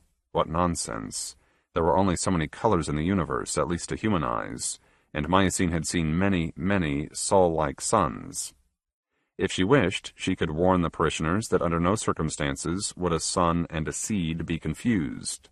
Not in brightness or in color. Gold was a simple thing, and sunlight never was, ever. And yet, this temple and its cobbled-together faith were as much her idea as anyone's, and the submaster hadn't ordered the temple's construction for easy, cynical reasons. No, the temple would serve as the foundation for the coming bridge, physically and otherwise. It was imperative that the loyalists understood what was going to happen. If they didn't comprehend and embrace these goals and keep themselves unswayed by the wayward's bizarre faith, there was no point in escaping from Marrow.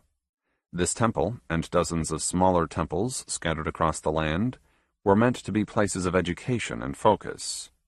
If people required symbols and sloppy metaphors to build a consensus, then so be it. Mycene just wished that the grandchildren would stop being so inventive and so earnest, particularly with things about which they knew almost nothing. The lead guard slowed, then muttered something to someone around the bend.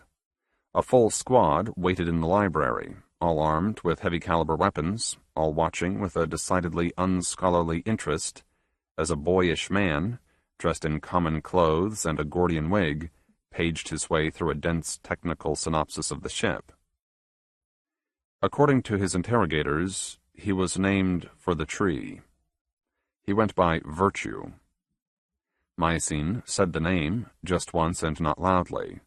The man didn't seem to hear, eyes focused on a diagram of an antimatter-spiked fusion reactor. Instead of repeating his name, she stood on the far side of the table, and she waited, watching as the gray eyes absorbed the meaningful words and the elegant lines, these intricate plans drawn from memory by one of her colleagues. Slowly, the defector grew aware of the newcomers. He lifted his gaze, and as if emerging from some private fog, he blinked a few times, then said, "Yes." He said, "This is wrong." "Excuse me?" Mycene inquired. "It won't work. I'm certain." He touched the black corner of the page, and the book moved to the next page. The same reactor was pictured, conjured from the same memory, but a different vantage point. "The containment vessel isn't strong enough, not by half." Like so many grandchildren, he was a difficult genius. With a look and a slashing gesture, Mycene told the guards and soldiers to leave the two of them alone. The temple administrator had to ask, "How long will you need the library?" Then to explain her boldness, she added, "Researchers are coming from Promise and Dreams biolabs. They've got some priority project." "Make them wait," she growled. "Yes, madam." Then Virtue told everyone, "I don't know if I'd trust a word in this place." He spoke loudly and without a hint of charm. "I thought I'd be drinking from some fucking fountain of wisdom or something, but I just keep finding mistakes. Everywhere I look, mistakes." Mildly, the submaster told him, "Well, then it's a good thing that you happened by." The defector closed his current volume in disgust. To her personal guards, Mycene said, "Out of earshot, wait." Then to the administrator she said, "Go downstairs, go down and tell all those worshippers that the submaster would appreciate a long and very loud song." "Which song?" the woman sputtered. "Oh, that's their choice," Mycene replied. "It's always theirs." The defector was an emotional alloy, 2 parts arrogance, 1 part fear. It was a useful combination. Sitting at the table with Mycene, Virtue seemed to recall that smiles were a helpful gesture. But he wasn't particularly skilled with the expression, his smile looking more like a pained wince, his light gray eyes growing larger by the moment. "I told them that I absolutely had to see you," he reported. "Only you and as soon as possible." "Madam Mycene." His genius wavered. A stupid voice said, "Pardon?" "I am your single hope," she replied, leaning back in the tall chair as if disgusted by the creature before her. "You live out the day, if I let you. Otherwise you die. And I think that I'm entitled to hear my name used in the proper fashion at the proper times." He looked at his own hands. Then quietly, "Madam Mycene." "Thank you." She showed him a narrow grin. Then, with a slow, almost indifferent set of motions, she opened the bright chromium case of her electronic file box, pretending to read what she already knew by heart. "To my associates you claimed that you had something to tell me. News fit only for my ears." "Yes, Madam Mycene." He swallowed hard, then said, "It has to do with this world of ours." "This isn't my world," she interrupted. Virtue nodded and waited. His eyes couldn't have been larger. Mycene pretended to concentrate on the screen. "It says here that you're a second-generation descendant of Jew." "He was my grandfather, yes, madam." "And your father?" "Is Till." She looked up, staring as if she had never noticed the familial resemblance. After a lengthy pause, she mentioned, "Many Waywards are Till's children, as I understand these things." "Yes, madam." "No real honor to it, since there's so awfully many of you." "Well, I don't know if I would—" He hesitated, then said, "No, madam, I suppose there isn't a specific honor, no." She touched a key, then another, scrolling through the transcripts and the written accounts of each interrogator. Every entry gave clues to this man's character, or lack of it, and none could be trusted as the final word on anything concerning him. "So, our texts are inaccurate, you're claiming?" Virtue blinked, and he held his breath. Souls were a fluid alloy. The arrogance hid deep inside him, replaced on the surface by a growing, strengthening sense of fear. "Are they inaccurate, or aren't they?" In places, I think so, yes. Have you built a fusion reactor like the one in those diagrams? No, madam. Are there any reactors like it in the Wayward Nation? No. You're certain? I can't be absolutely certain, he admitted. And we haven't built them either, she confessed. Our geothermal plants are quite sufficient for our very modest demands. The defector nodded, then attempted a compliment. This is an amazing city, madam. They let me see pieces of it on my way here. That was their mistake, she replied. He hunkered a little bit. Then she gave him a smile, inquiring, Do you Waywards have cities this large, with almost 1 million people in one place? No. No, madam. We've mastered some marvelous tricks, she continued. The crust beneath us is thick and solid, and we keep it that way. Quakes are diffused or bled away. The fluid iron is steered into managed zones. Artificial vents, in essence. Sensing her wishes, he allowed, The Waywards don't have that technology. You're still nomads, aren't you? Basically. He started to answer, then hesitated. I'm not a Wayward anymore, he finally offered. Then, with a tight little voice, he added, Madam. But you could tell me much about them, I would imagine. A cursory nod. You know about their lives, she continued, about their technologies, perhaps even their ultimate goals? Yes, he said, and yes, and no, madam. Oh, you don't know what Till wants? Not in any clear way, no. He swallowed as if in pain. My father, well, Till doesn't exactly confide in me. Again Mycene touched the keys. Maybe that's why you lost the wayward faith. Is that a possibility? I'm not sure that I ever believed. All that noise about builders and bleaks and ancient souls entombed inside those hyperfiber coffins? The truth is that I don't know what's real, madam. She looked up, suspicion mixed with fascination.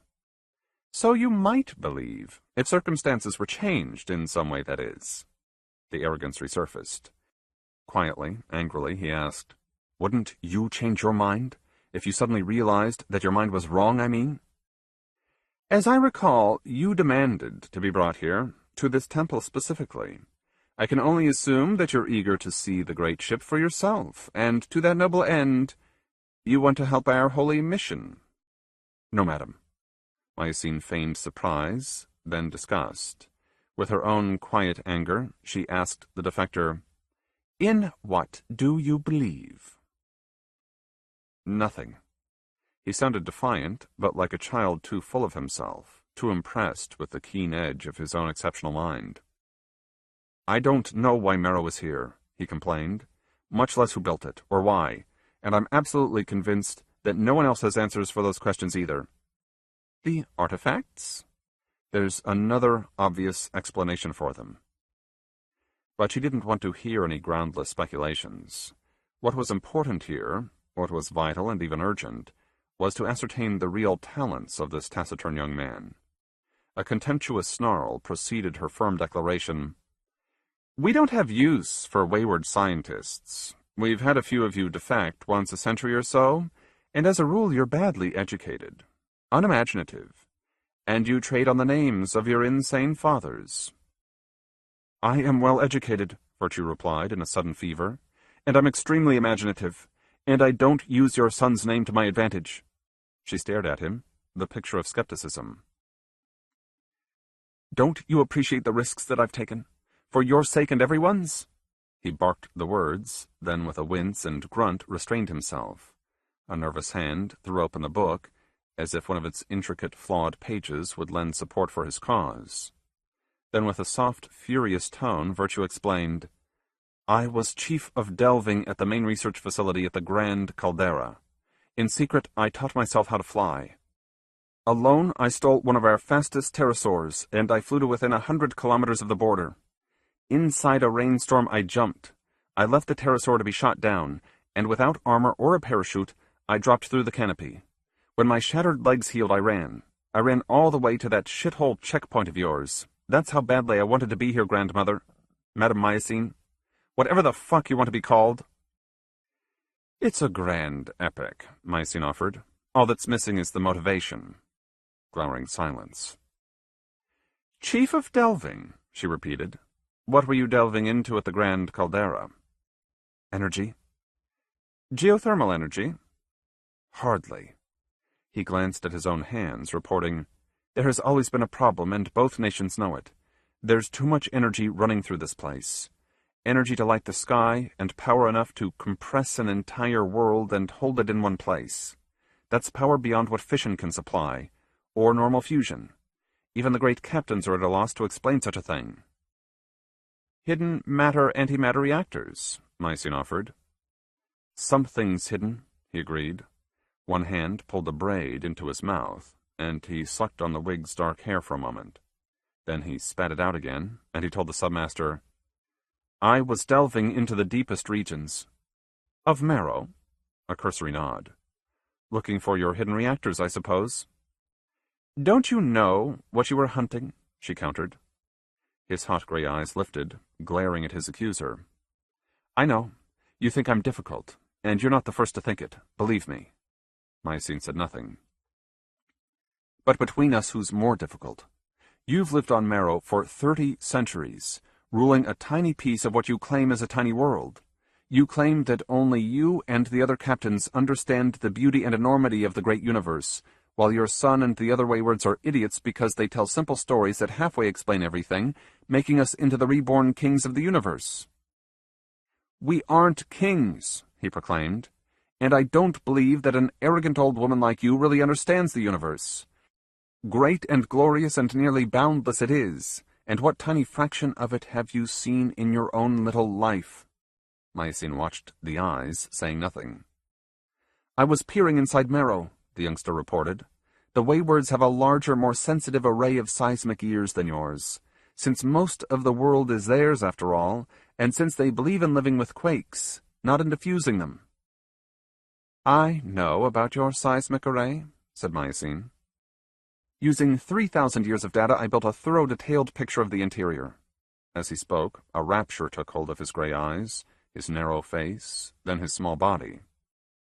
Arrogance, he said again, with a harsh disgust. By your own admission, you piloted the great ship for 100 millennia before you realized that Marrow was here. And now you've lived here for another 3 millennia, and hasn't it ever occurred to you just once that the mysteries don't stop? That there's something hiding deep inside Marrow, too? Suddenly Mycene heard the distant singing, muted by walls and the spiraling staircase, the voices ragged and earnest, and in their own way beautiful. She heard herself ask, What is this? This something? I don't have any idea. Is it large? 50 kilometers across, approximately. The young man sucked on another braid, then said, I want to find out what it is.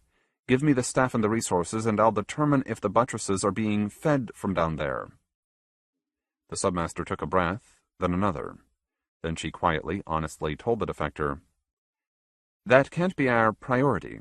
Interesting as it is, the question has to wait. Gray eyes stared, then pulled shut. A bilious voice reported, That's exactly what Till told me, word for fucking word. When the eyes opened, they saw a laser cradled in the submaster's right hand. Hey now, he whined. Mycene aimed for the throat, then panned downward. Then she rose and came around the table, completing the chore with delicacy and thoroughness. Only the face and the mind behind it remained unconsumed, a voiceless scream having pulled the mouth wide open. The stink of cooked flesh and a burned wig made the air close, distasteful. Working quickly, Mycene opened a satchel and dumped the head inside. Then she walked between the stacks of books, her guard, waiting as ordered, out of earshot. He took the satchel without comment. As always, was all she needed to say. With a nod, the loyal guard left, using the emergency exit. The defector's interrogations had only just begun, and if he could prove his worth, he would be reborn into a new, infinitely more productive life. Mycene took her time repacking the electronic file box and adding a vial of ash to the ash pile, exactly what would be left by a man's head. Then she picked up the book that had so bothered her grandson, and on a whim she opened it to the reactor. Virtue had been correct, she realized, and she made a footnote to future scholars before she carefully returned the volume to its proper shelf. The temple administrator was waiting in the stairwell. With her hands wrapped in front of her, half hidden by her lumpy robe, she looked up at the submaster, winced, and began to ask, "Where is he?" Then she smelled death, or she saw it, walking the stairs with Myosine. "What?" the woman sputtered, never more nervous. "The defector," Myosine replied, "was a spy, a transparent attempt to plant an agent in our midst." "But to kill him? Here in the temple?" "To my mind, there's no more appropriate location." The submaster pushed past her, then remarked, "You may clean up. I would be most thankful if you would do me this favor, and that you never mention any of this to anyone." "Yes, madam," a tiny voice squeaked.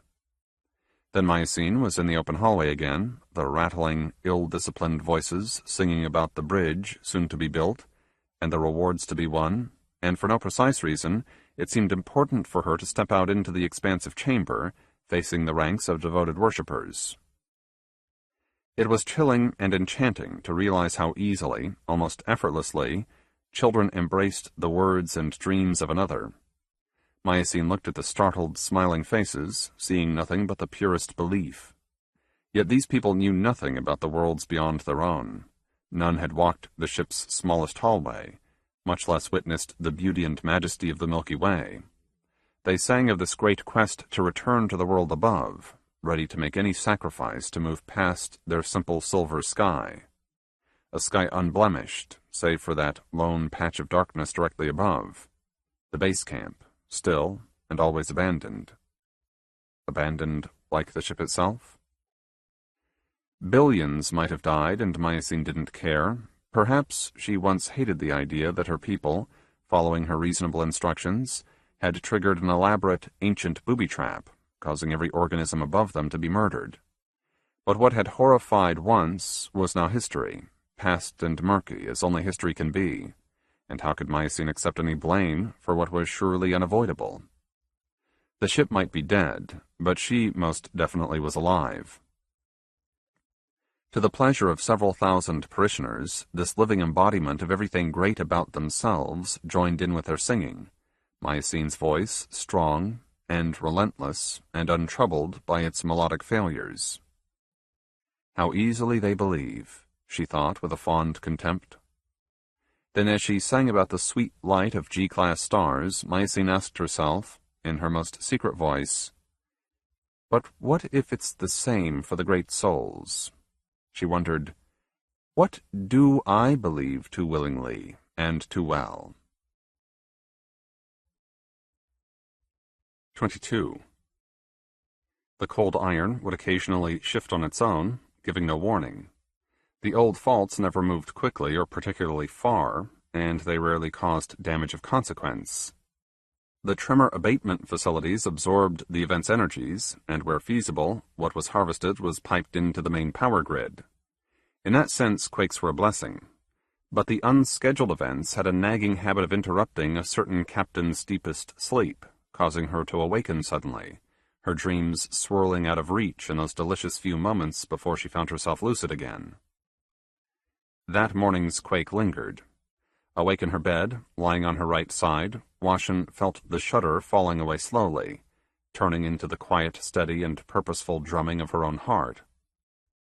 The calendar on the wall displayed the date, 4611.277.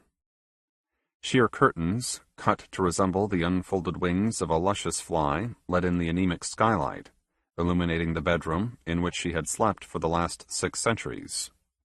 Steel walls, covered with polished umbra wood, gave the structure a palpable, reassuring strength. The high steel ceiling, bristled with hooks and potted plants and little wooden houses, drab as dirt, where domesticated luscious flies roosted and made love. A rare species in the bright, hot days after the event, the lovely creatures had been growing more abundant as the overhead buttresses diminished, a cycle presumably eons old. At Promise and Dream's genetic works, the siblings had tinkered with their colors and size, producing giant butterfly-like organisms with elaborate, every-colored wings. Every loyalist seemed to have his own flock, and since there were 20 million homes in the nation, the sibling captains had made themselves a tidy, even enviable profit. As Washin sat up in bed, her luscious flies came out to greet her. With the softness of shadows, they perched on her bare shoulders and in her hair, looking at the salt of her skin and leaving their subtle perfumes as payment. She shooed them away with a gentle hand. Her old clock lay open on the tabletop. According to the slow metal hands, she could sleep for another hour. But her body said otherwise. While the mirrored uniform dressed her, Washin remembered dreaming and the tremor. For a few wasted moments, she tried to resurrect her last dream, but it had slipped away already, leaving nothing but a vague, ill-fed disquiet. Not for the first time it occurred to Washin that she could have built a universe from her lost dreams. "Maybe that's their real purpose," she whispered to her pets. "When my universe is finished, so am I." Laughing quietly, she set her mirrored cap on her head. There. Breakfast was peppered bacon over a toasted sweet cake, everything washed down with hot tea and more hot tea. The genetics works were responsible for the bacon, too. A few centuries ago, responding to the captain's complaints, Promise and Dream had cultured several familiar foods in lab vats. Respectable steaks and cured meats were the result. But it was a minor project, finished quickly and cheaply. Instead of trying to resurrect the genetics of cattle and boars from memory, the siblings used the only available meat-bearer, humans, tweaking the genetics enough to make a fleshy product that wasn't human. Not in texture or in flavor, or hopefully in spirit. Just which captains were used as a model was a secret, but persistent rumors claimed it was myosin, a possibility that perhaps accounted for the popularity of the foods, among both captains as well as certain grandchildren. With an extra hour in her day, Washin took her time. She ate slowly. She read both competing news services, neither offered anything of real interest. Then she stepped from her house out into her very long yard, strolling on a path of native iron blocks rusted into a pleasant shade of drab red, little tufts of gray hair and sad scent growing in the gaps. Gardening was a recent hobby. Her one-time lover, long-time friend Pamir, used to be an accomplished gardener. What were his flowers of choice? The Elano Vibra, yes. Maybe he was gardening today if he was alive. And if he was, wouldn't that old criminal be astonished, seeing Washin's ambitious soul bending at the knees, plucking at the blackish weeds with her bare fingers? As the buttresses weakened, as the skylight fell away into a twilight-like glow, the Marrow ecosystem continued to transform itself.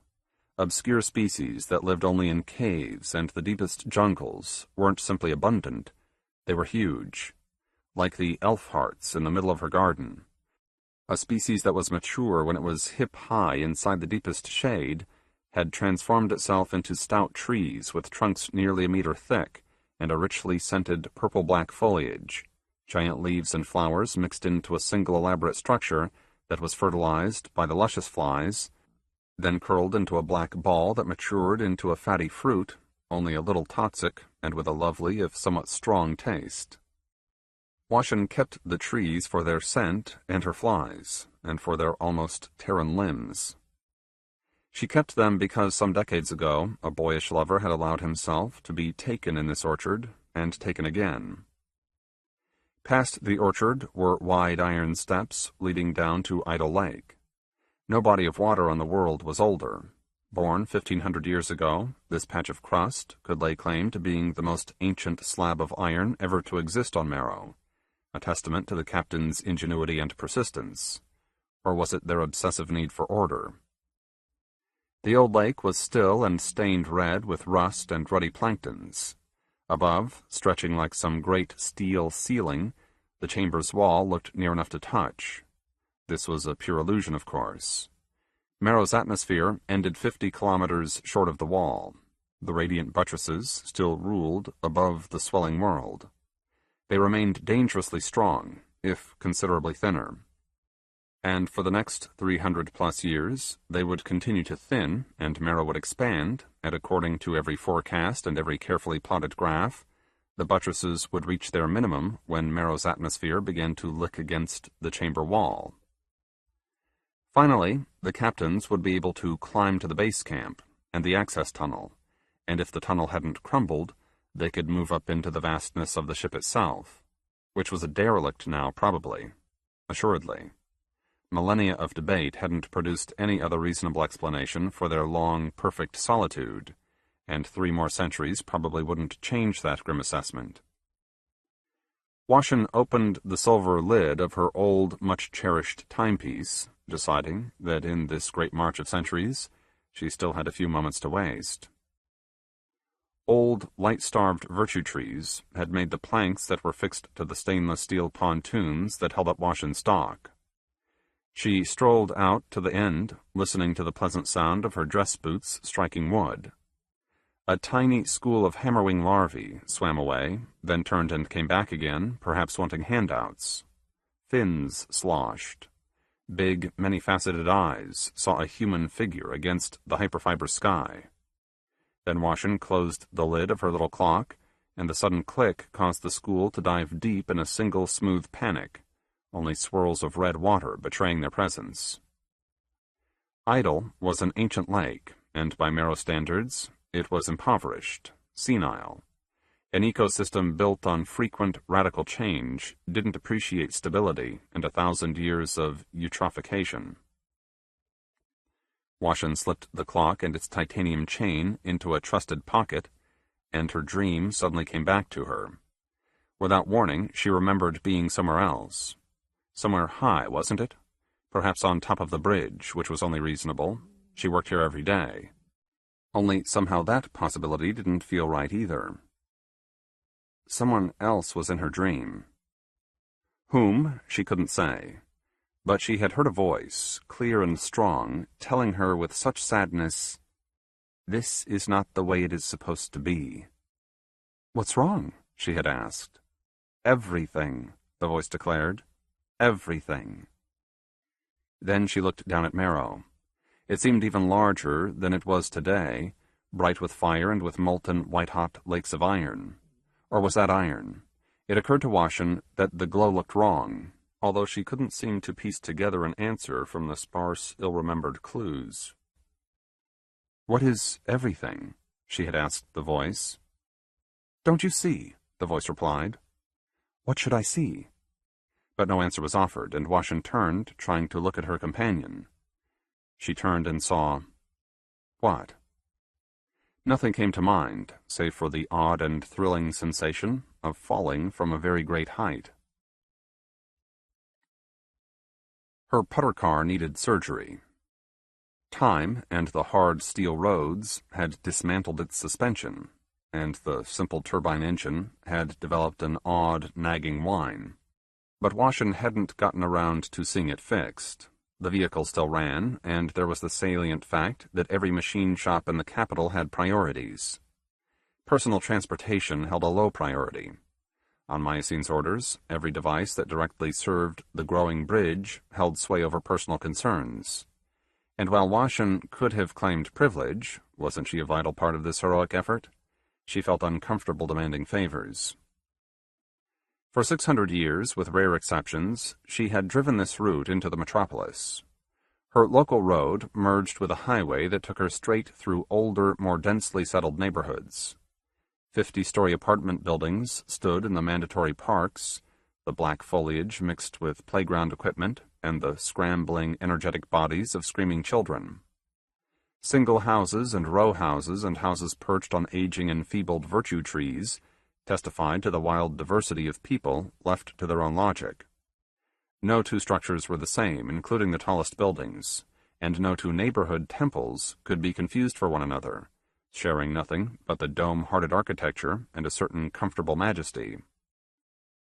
Washin's feelings about this faith were complex and fickle. There were moments and years when she believed Miocene was a cynical leader, and this religion was as contrived as almost every other faith that Washin had met, and much less beautiful too. But there were also unexpected, if fleeting moments, when the hymns and the pageantry and everything else about it made sudden and perfect sense. There was an ethereal charm to this bizarre mishmash. The ship was real, she reminded herself. The object of their devotion was a miraculous, amazing machine, and empty or otherwise, it was plying its way through a wondrous universe. And even after her long isolation, the captain inside her felt a powerful duty toward that ball of hyperfiber and cold rock.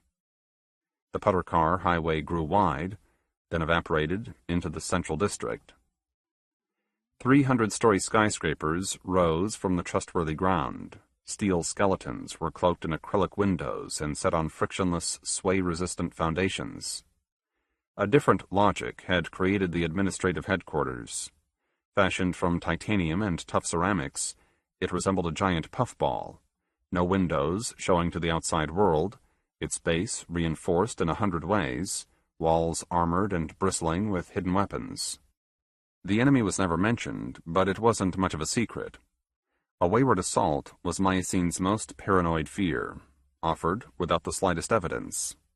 Yet it was a fear that Washin shared, if only on certain days. No, she didn't look at those impregnable walls with pride exactly, but they didn't make her bristle either. Past the puffball were the 6 domes of the great temple, and standing at its center, directly beneath the abandoned base camp, was the only object that truly mattered to the Loyalist nation: the bridge. No wider than a large skyscraper and pale gray against the silver sky, the structure seemed lost at first glance. By ship standards, its hyperfiber shell was of a poor grade, but each gram of the stuff had come at great cost, grown inside sprawling muscular factories built for no other purpose. True, most of the hyperfiber was thrown away, inadequate even for simple structural duties, but just to reach this modest point was a marvel. Aisling and her teams had done miracles. Despite shortages of key elements, tons of hyperfiber had been created, one little droplet at a time, and then teams under Washin's gaze had slowly and carefully poured those gray droplets into molds that pushed the bridge higher every day. On the very best days, the bridge rose a full fat meter. "I know that I'm asking too much," Myocene had admitted on many occasions. "A slower pace would be fast enough, and there wouldn't be as many hardships on our grandchildren. But these are only hardships, not lives, and I want our people to see their energies going toward something genuine, something they can touch and climb, with our permission, and something that is visibly progressing." What the eye found unimpressive at first glance was quite tall, and even to an old woman who had seen plenty of marvels, the bridge had a magnificence that always made her blink and shiver. It was far taller than any neighboring skyscraper, taller than all of them set on top of each other, in fact. It reached up into the cold stratosphere. If they didn't add another centimeter, Marrow's own expansion could lift it up until it nearly kissed the surviving nub of the old bridge, and their escape would be complete. But that led to a problem. Washin had always doubted Myocene's rationale. Maybe their people needed something tangible, although hadn't they always been wonderfully motivated by the abstract charms of the myth-like ship? And maybe this was a project that should be completed as quickly as possible, regardless of costs and deprivations. But the fledgling bridge stood on an island of iron, and the iron was drifting on a slow ancient ocean. Plumes of white-hot metal were rising beneath them, each plume wrestling with its neighbors. Heat and momentum played a slow, relentless game. True, the abatement teams had managed to steer the plumes, forcing them to cancel each other's effects. Drifting 10 meters north or 60 east were workable issues, but they still had 3 centuries of tectonic tampering ahead of them, and what was difficult today would only become more so. With the crust acting as a blanket, the trapped heat could only grow. The molten iron would rise faster and faster, and like any liquid that needs to move, the iron would show persistence and a low cunning. "This is too soon," she had told the submaster. The ancient woman had become a recluse over these last centuries. She had her own elaborate compound between the factories and the bridge. She ruled by dispatches and digitals, Walls of scrap hyperfiber hid whatever passed for a life, and sometimes an entire year would pass without the two women meeting face to face. Miocene only emerged for the annual Submaster Feast, which was where Washin asked her bluntly, "What if Marrow pushes the bridge completely out of alignment?" But Miocene possessed her own form of persistence. "First of all," she replied, "that will not happen. Hasn't the situation been well in hand for the last 1,000 years? With the buried heat escalating all the time, yes. And second of all, is any of this your responsibility? No, it is not. In fact, you have no role in any key decision." Miocene seemed cold and troubled, shaking her head as she explained, "I gave you a role in the bridge's construction, Washin, because you motivate the grandchildren better than most, and because you're willing to make your own decisions without troubling the submasters every day." Miocene didn't like to be troubled anymore. There were whispers about her hermitage. Sad rumors, typically. Some claimed that Miocene wasn't at all alone. She kept a secret cadre of young grandchildren whose only function was to entertain her, sexually and otherwise. It was a ludicrous story, but centuries old just the same. And what was that old warning? If you tell a lie often, and if you tell it well, then the truth has no choice but to change her face. With a hard thump of tires, Washin pulled into the main garage. The great temple was always open to the public. From the basement garage to the old library, she was surrounded by crowds of worshippers from across the city and from every end of the Loyalist nation. Happin's River had sent a dozen grinning pilgrims bearing a special gift, a giant, hugely massive nickel bust of Miocene, and the temple administrator wore a pained, confused expression, telling them thank you in the same breath that she warned them that all gifts needed to be registered beforehand. "Do you see my point? And thank you so much again, but how else can I keep this place from being a cluttered mess? With so much devotion, don't we need a system?" There were many ways into the bridge. Most of the routes were subterranean and armored, and typically locked. Washin preferred to enter through a small door at the back of the library. The important security measures were thorough but subtle, but to convince visitors of the facility's impregnability, armed guards stood in plain view, eyeing everyone. Even high-ranking captains deserved a look of cold suspicion. Twice in 20 meters, Washin was scanned and registered. Reaching a secondary elevator, she signed her name into the register, then allowed an autodoc to take a snip of tissue, a sip of blood. With confidence, the nearest guard said, "Good morning, Madam Washin." "Hello, Golden," she replied. For the last 20 years, without fail, the man had sat at his station, never complaining, observing the comings and goings of thousands of talented, determined workers. Besides a square face and a name, he seemed to have no identity of his own. If Washin asked about his life, he deflected the question. It was their game. At least it was her game. But she didn't feel like playing it today. Watching her hand scrawl her name on the thinking plastic, she found herself recalling her dream again, wondering why it was bothering her so much. "Have a good day, madam." "You too, Golden. You too." Alone, Washin sat in the car and rode to the top of the bridge. Another square-faced guard welcomed her by name, saluted briefly, then reported the most important news of the day. "Rain is coming, madam."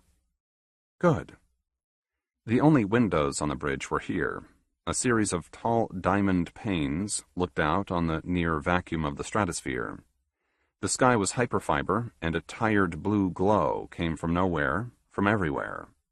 And 50 kilometers below was the city and its surrounding ring of farms, dormant volcanoes, and aging red lakes reaching out to a horizon that looked as if it were about to press up against the chamber's wall. Only from here did Marrow resemble a faraway place. This was a view that any captain could appreciate. As promised, a line of thunderstorms were drifting toward the city. The tallest clouds were intricate and clean and white, beautifully shaped and constantly twisted by winds into even more beautiful shapes. But the clouds were little more than bumps above the remote terrain. As the buttresses weakened, storms grew less frequent and less angry.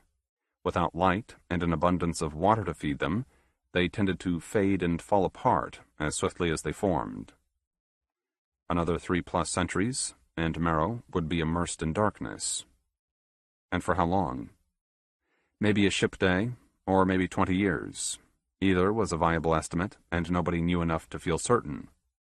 But each of the native species had a reservoir of unexpressed genes, and in laboratory conditions, bathed in night, the genes awakened, allowing the vegetation and blind insects to fall into a durable hibernation. The buttresses would vanish, it was assumed, or at least fade to negligible levels, and the loyalists would climb up this wondrous makeshift bridge, reaching the base camp, then the ship beyond. In polite company, nobody even discussed the possibilities that lay beyond that point. After 46 centuries, the same theories ruled, and every other bizarre explanation had been offered, then debated in depth, and finally, mercifully, buried in a very deep, unmarked grave. Whatever was, was. That's what Washington told herself as she entered her small Spartan office, taking her seat before a bank of controls and monitors and simple-minded AIs. Whatever is, is. Then, like every other morning, she let herself gaze out the diamond window. Maybe the bridge was too much and too soon, but even still, it was a marvel of engineering and ad hoc inventiveness, and sometimes in a secret part of herself, Washington wished there was some way to carry it along with the grandchildren, to show the universe both treasures in which she felt such pride. "Madam Washington?" She blinked, turned. Her newest assistant stood in the office doorway. An intense, self-assured man of no particular age, he was obviously puzzled, a rare expression for him, and with a mixture of curiosity and confusion he announced, "Our shift is over."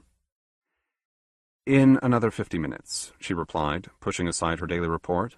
Washington knew the time, but the habit of her hands was to open her silver watch, eyes glancing at the slow hands. 49 minutes and a few seconds.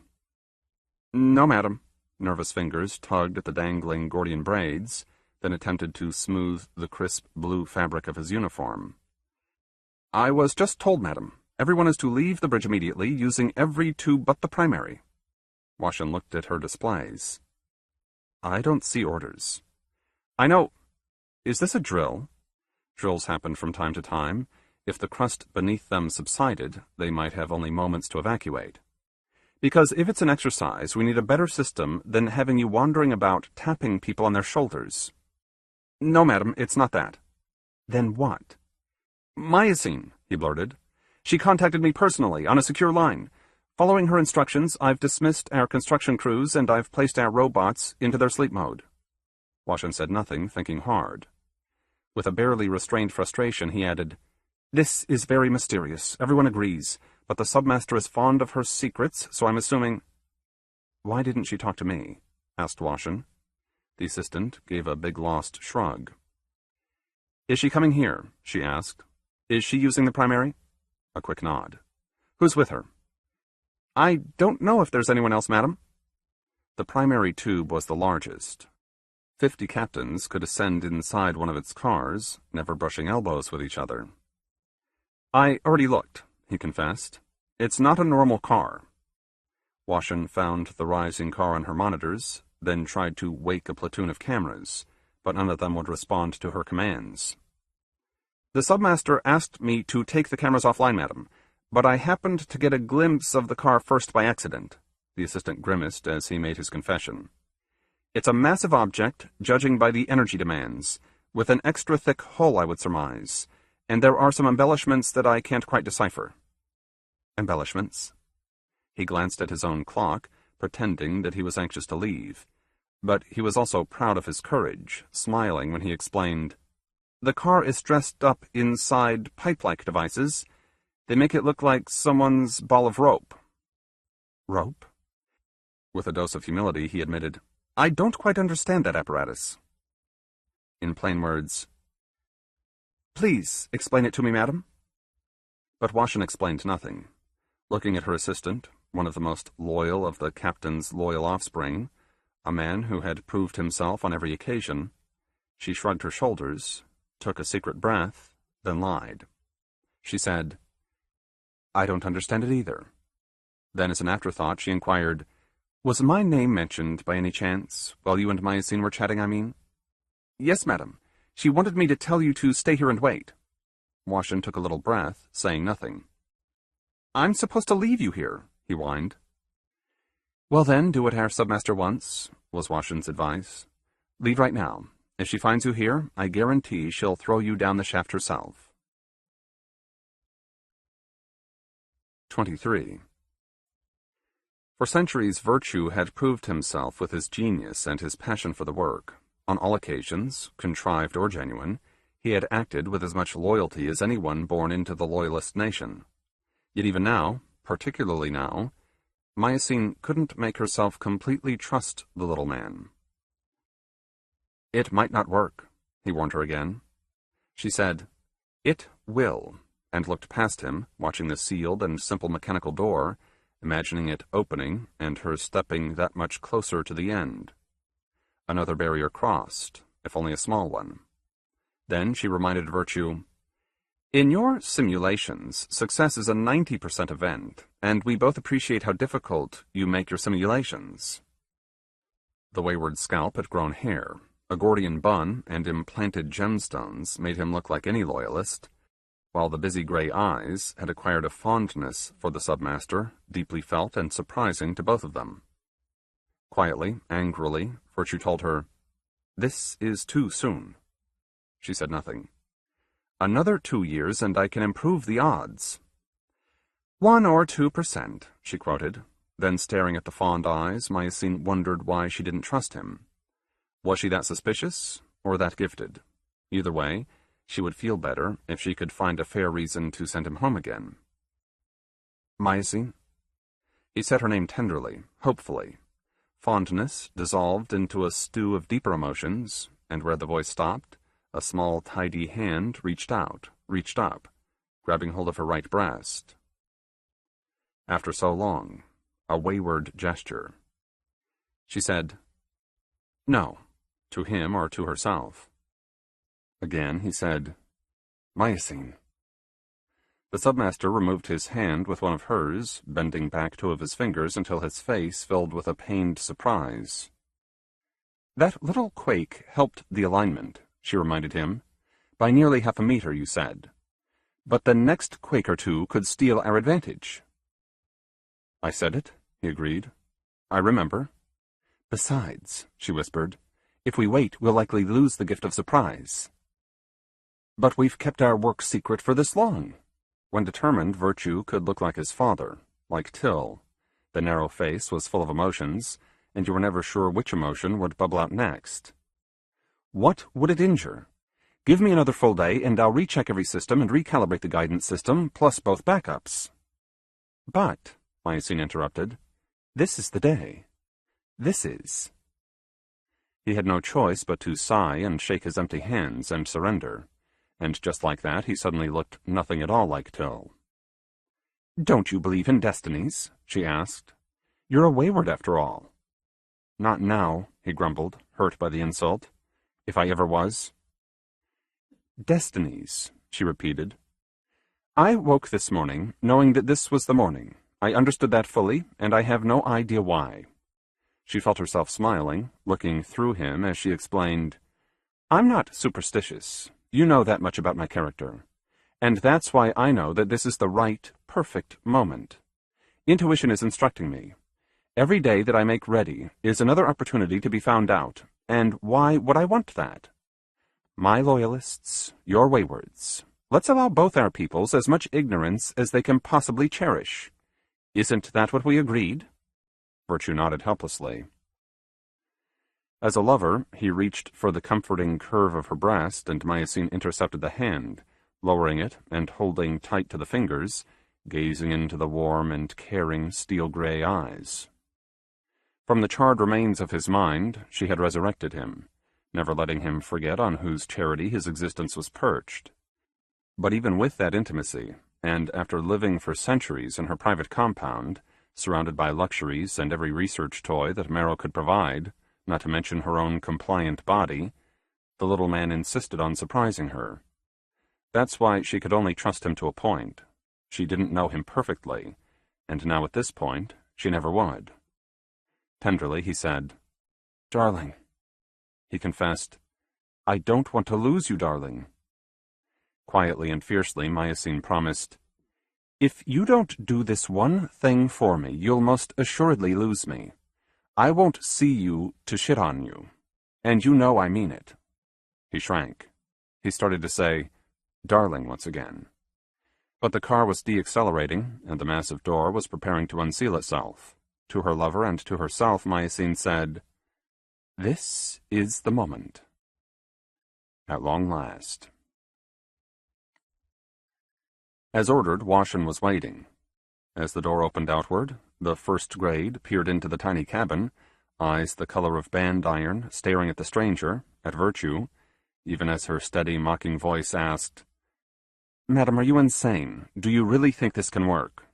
Then she answered her own questions. No, you aren't insane, she said, and yes, you've got to think it can. Washin, Myosine replied. I'd recognize your wit anywhere, darling. She stepped out of the car. The submaster had never visited the control room, but it was exactly like its holoplans, complete to the banks of glowing instruments and the absence of human bodies. Most of its systems had barely been tested. Why bother when it would be another 3 centuries before they were meant to be used? You'll need me to oversee, Washin assumed. Then she stared at Virtue, remarking, I don't know you. She doesn't need you, and you don't know me, the man replied, bristling now. Myosine faced her captain, and exactly as she had imagined the moment, she said, No, my associate will oversee the launch. He's fully versed in this equipment. Washin nearly blinked. Then, to her credit, she focused on the larger issue. You've got to have accuracy to do this, because what we're talking about here is shooting a fat cannonball between 2 cannons, am I right? A nod. Always, darling. And if you can hit the old bridge true, you'll still have enough time and distance to break your momentum, true? A rough, abrupt stop, it has to be. But even as thin and weak as the buttresses are, this ugly little ship has got to do an impressive job of protecting you. It will, Myosine replied. Virtue took a deep, skeptical breath. Washin examined the car in person, touching the outside of the hatch, fondling the odd, ugly pipes. Aisleen suggested something along these lines, she allowed. I can't remember when. It was not long ago. But after she was done explaining herself, you said no. You said it would be too clumsy and too limited, not to mention the technical hurdles, and you ordered us to put our efforts into richer ground. I said those things, yes. For lack of anything better, Washin smiled, and she said, Well then, the best of luck to you. Myosine let herself show a grin. Good luck to both of us, you mean? The interior, as you see, seats 2. The woman was brave, but she wasn't fearless or a fool. She had to flinch and think hard about her next breath, eyeing the submaster for a long moment before asking, Why? Me?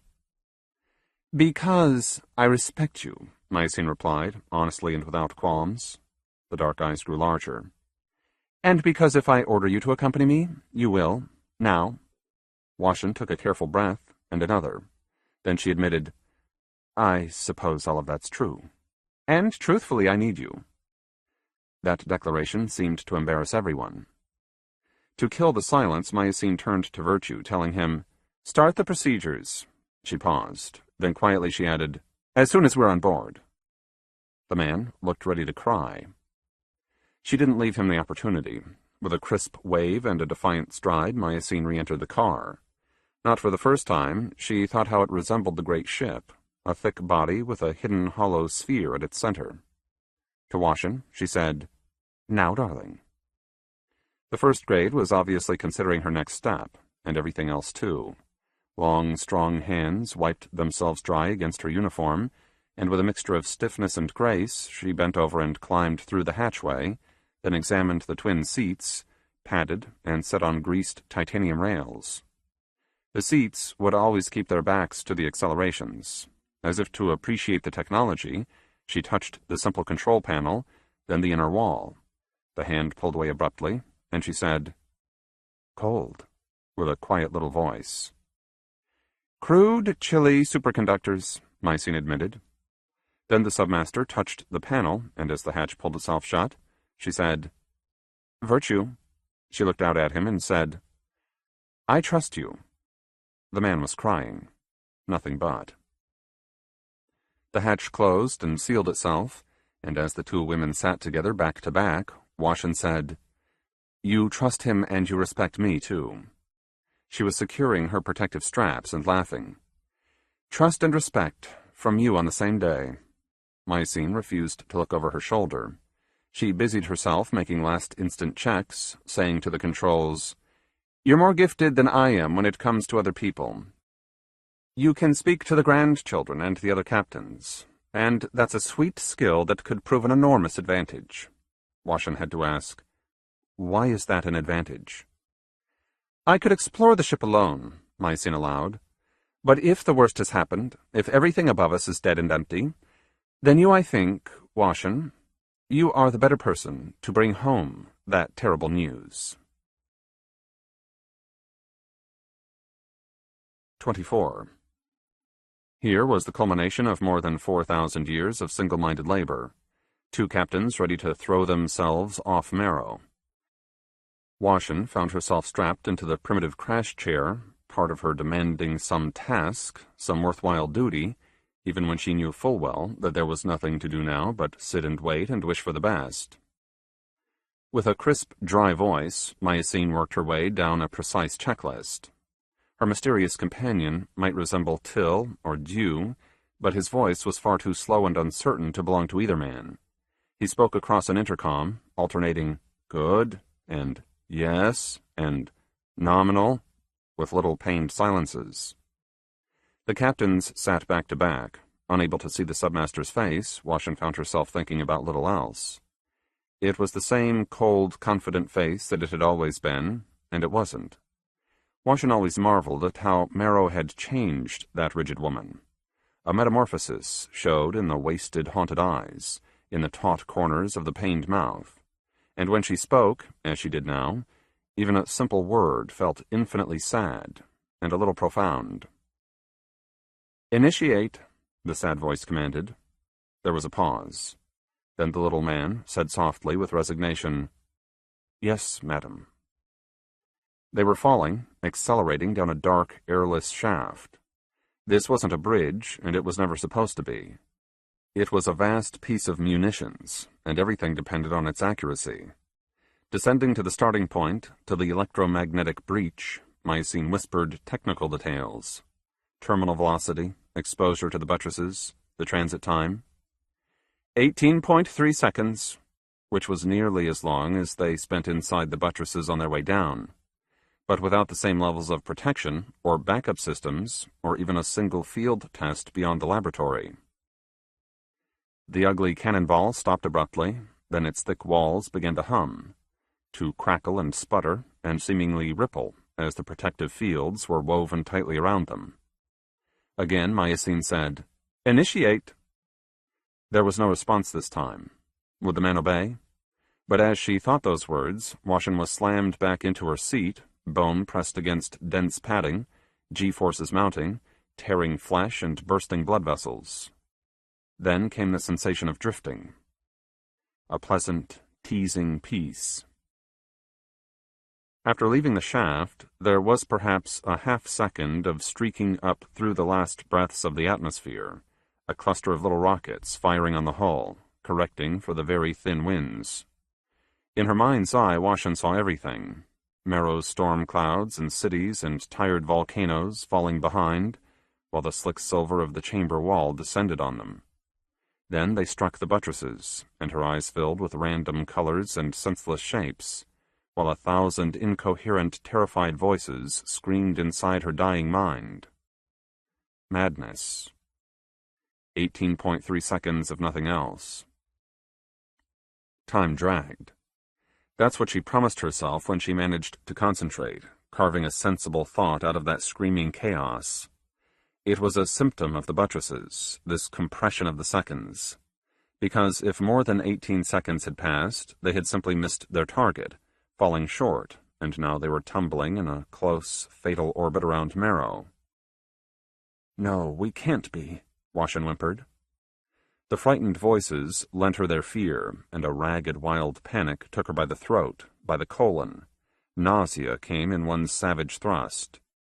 Washin bent forward as far as the padded straps allowed, and with her left hand she managed to yank the silver clock from its pocket, then open it, that sequence of practiced motions requiring what seemed to be hours of relentless work. She stared at the fastest hand. A solid click meant that a full second had passed. Then another. Then her seat and Myosines unlocked and slipped on the titanium rails, meeting at the opposite end of the little cabin, locking again with a crisp determination. Washin looked up. Swallowing a burning mouthful of bile and vomit, she stared up at where she had just been, and she saw herself restrained in an identical chair, her own face twisted in misery, gazing down, hair hanging loose and long, unlike Washin's bunned hair, and the mouth opening as if this hallucination were ready to offer a few tortured words. Washin watched herself, and in rapt attention listened. But then they had pierced the buttresses, and a string of angry rockets fired beneath Washin, breaking the vehicle as it plunged, she hoped, into the battered remains of the original bridge. Impact. Washin felt the car scrape hard against hyperfiber. There was a sloppy shrieking on her right as pipes and boiling superconductors were stripped away. Then an instant of silence, followed by a second, deeper roar from her left, their car bouncing down the shaft. Rockets barked again, killing momentum at all costs. The final impact was abrupt and crushing, and it was over before her mind registered the barest pain. The chair fell back into its original position. A voice said, "There." Myosine's voice. Then the submaster fought her way out of her belts and made herself stand, holding her long sides as she sipped each breath, acting as if her ribs had been shattered. Washin's ribs were on fire. She eased herself out of her chair, feeling the delicious warmth as the curved bones knitted themselves. Emergency genes synthesized machinery that turned masticated flesh into new bone and blood, giving her strength enough to stand. She sipped one breath, then another. The hatch began to open itself, creaking with each slow millimeter. If it jammed, they were trapped, doomed. But that would be a ridiculous finish, ludicrous, which was why she dismissed the possibility, refusing to worry. The hatch gave a squeal, and jammed. Then, after a prolonged silence, it freed itself with a white-hot screech. Darkness fell on them. Myosine stepped out into the silence, into the darkness. Her exhausted black eyes were huge. She was staring at the empty berths as Washin climbed and joined her, the two women standing close enough to touch each other, but avoiding that gesture, busily scouring their memories for the way out of the unlit assembly station. At the same moment, they pointed in the same direction, saying, "That way." Base camp had been without power for 46 centuries. The event had crippled every machine. Reactors, drones, all of it. The magnetic latches on every sealed door had failed. Pushing the last door aside, they stepped out into the soft, muted light of the dying buttresses. "Wander," Myosine ordered, "for half an hour. Then meet at the observation station, and we'll go on from there." "Yes, madam." Washin started for the dormitories, then thought better of it.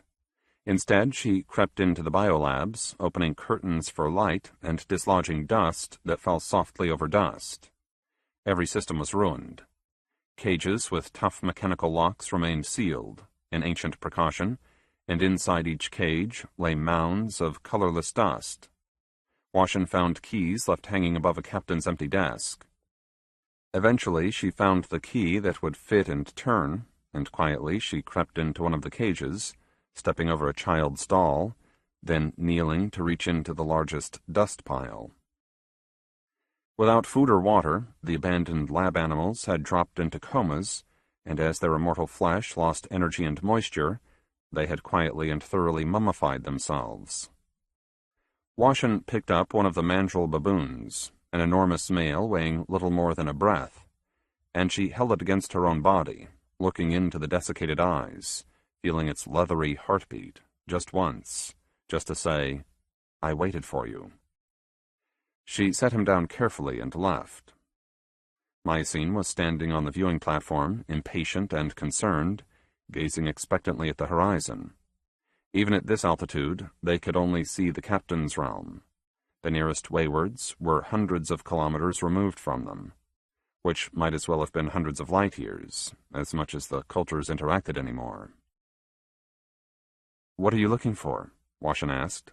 The submaster said nothing. "They'll find out what we've done," Washin had to tell her. "If Till doesn't know already, I'd be surprised." Mycene nodded absently, taking a deep, deep breath. Then she turned, and never mentioning the waywards, she said, "We've wasted enough time. Let's find out what's upstairs." Tiny cap cars remained in their berths, untouched by any hand and shielded by kilometers of hyperfiber. Their engines remained charged, but every system was locked into a diagnostic mode. The comlinks refused to work. The ship was dead, said the silence.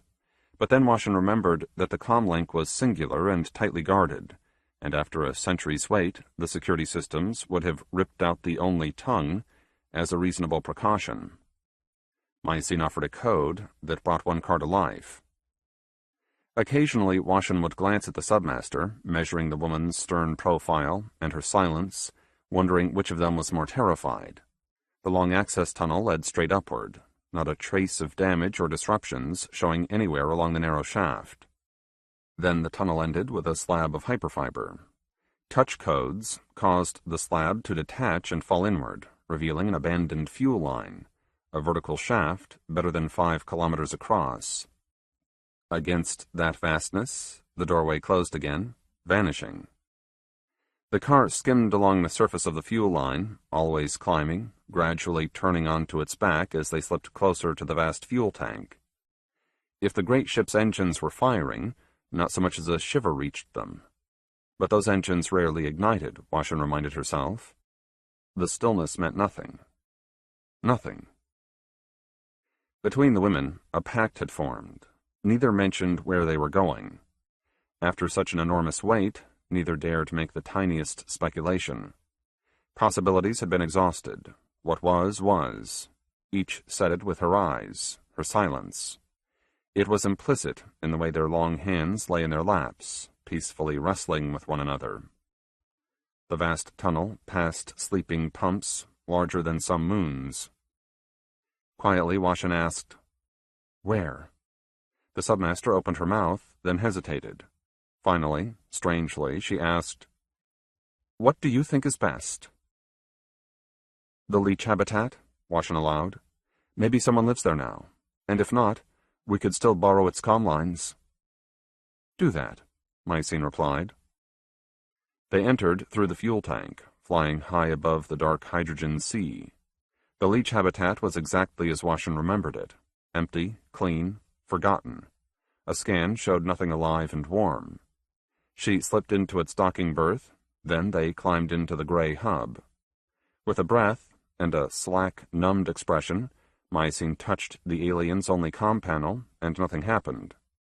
In frustration, she said, "Shit," and stepped back, telling Washin, "Do it for me, please." But there wasn't anything to do. "It's malfunctioned, or there's no comm system anymore." Washin said the words, then felt her belly knot up and ache. Mycene glared at the dead machinery. After a long moment, they turned away, saying nothing as they climbed back into the waiting cap car. A narrow service tunnel angled upward, passing through a series of demon doors, an atmosphere building with each crisp crackle. And in a soft, whispering voice, Mycene asked, "How many were on board? Do you remember?" 100 billion. The submaster closed her eyes and held them closed. "Plus the machine intelligences, another 100 billion at least." Mycene said, "Dead. They all are." Washin couldn't see through her tears. With the back of a hand, she wiped her face, and she muttered, "We don't know," with a contrived hopefulness. But Mycene said, "Dead," again. She was defiant about her pronouncement. Then she straightened the clumsy fabric of her uniform, staring at her hands and the reflections that seemed to float inside her chest, and she sighed and looked up, staring straight ahead and sighing once again before announcing, "There is a higher purpose to all of this. Since we are still alive, there must be."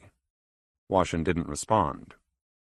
"A higher purpose," the woman repeated, smiling now. That wide, strange smile said as much as her words. The service tunnel ended inside one of the deepest passenger districts. Suddenly, they were skimming along the obsidian floor of a broad, flattened tunnel, a minor passageway barely half a kilometer across, and it was plainly, horribly empty. No traffic, no important busy lights. And to herself, in misery, Washin said, "Maybe the crew and passengers... maybe we were able to evacuate everyone." "Doubtful," was Myocene's response. She turned to stare at Washin, ready to say something else honest and harsh, but her expression changed abruptly. The eyes went distant and wide, and Washin looked back over her shoulder in time to see a vast machine appear behind them, bearing down on them until a collision was imminent, then skipping sideways with a crisp AI precision. And the machine passed them. A car it was. A light-filled diamond hull held a lake of warm salt water, and floating in the center of the lake was the sole passenger, a whale-like entity with a forest of strong-handed symbionts rooted on its long back. And as it passed them at a blurring, impolite speed, the entity winked. 3 of its black eyes winked just as humans would wink, offering them nothing but a friendly, casual greeting. It was a Yaqlin. More than 4 millennia removed from her post, yet Washin immediately remembered the species' name. With a flat, disbelieving voice, Myocene said, "No." But it was true. Suddenly another dozen cars caught up with them, then slipped past. Washin saw 4 harum-scarums, and what could have been a pair of humans, and then an insectish creature that reminded her, with its intricate jaws and long black back, of the crap sculptor beetle from the Marrow jungles. From back home, Washin was thinking, where, if the truth were told, she'd almost prefer to be. 25. A small obscure way station lay on the tubeway's floor. With a pained voice, Myocene ordered Washin to stop. Their car passed through a series of demon doors, an atmosphere spun around them. Then they did nothing.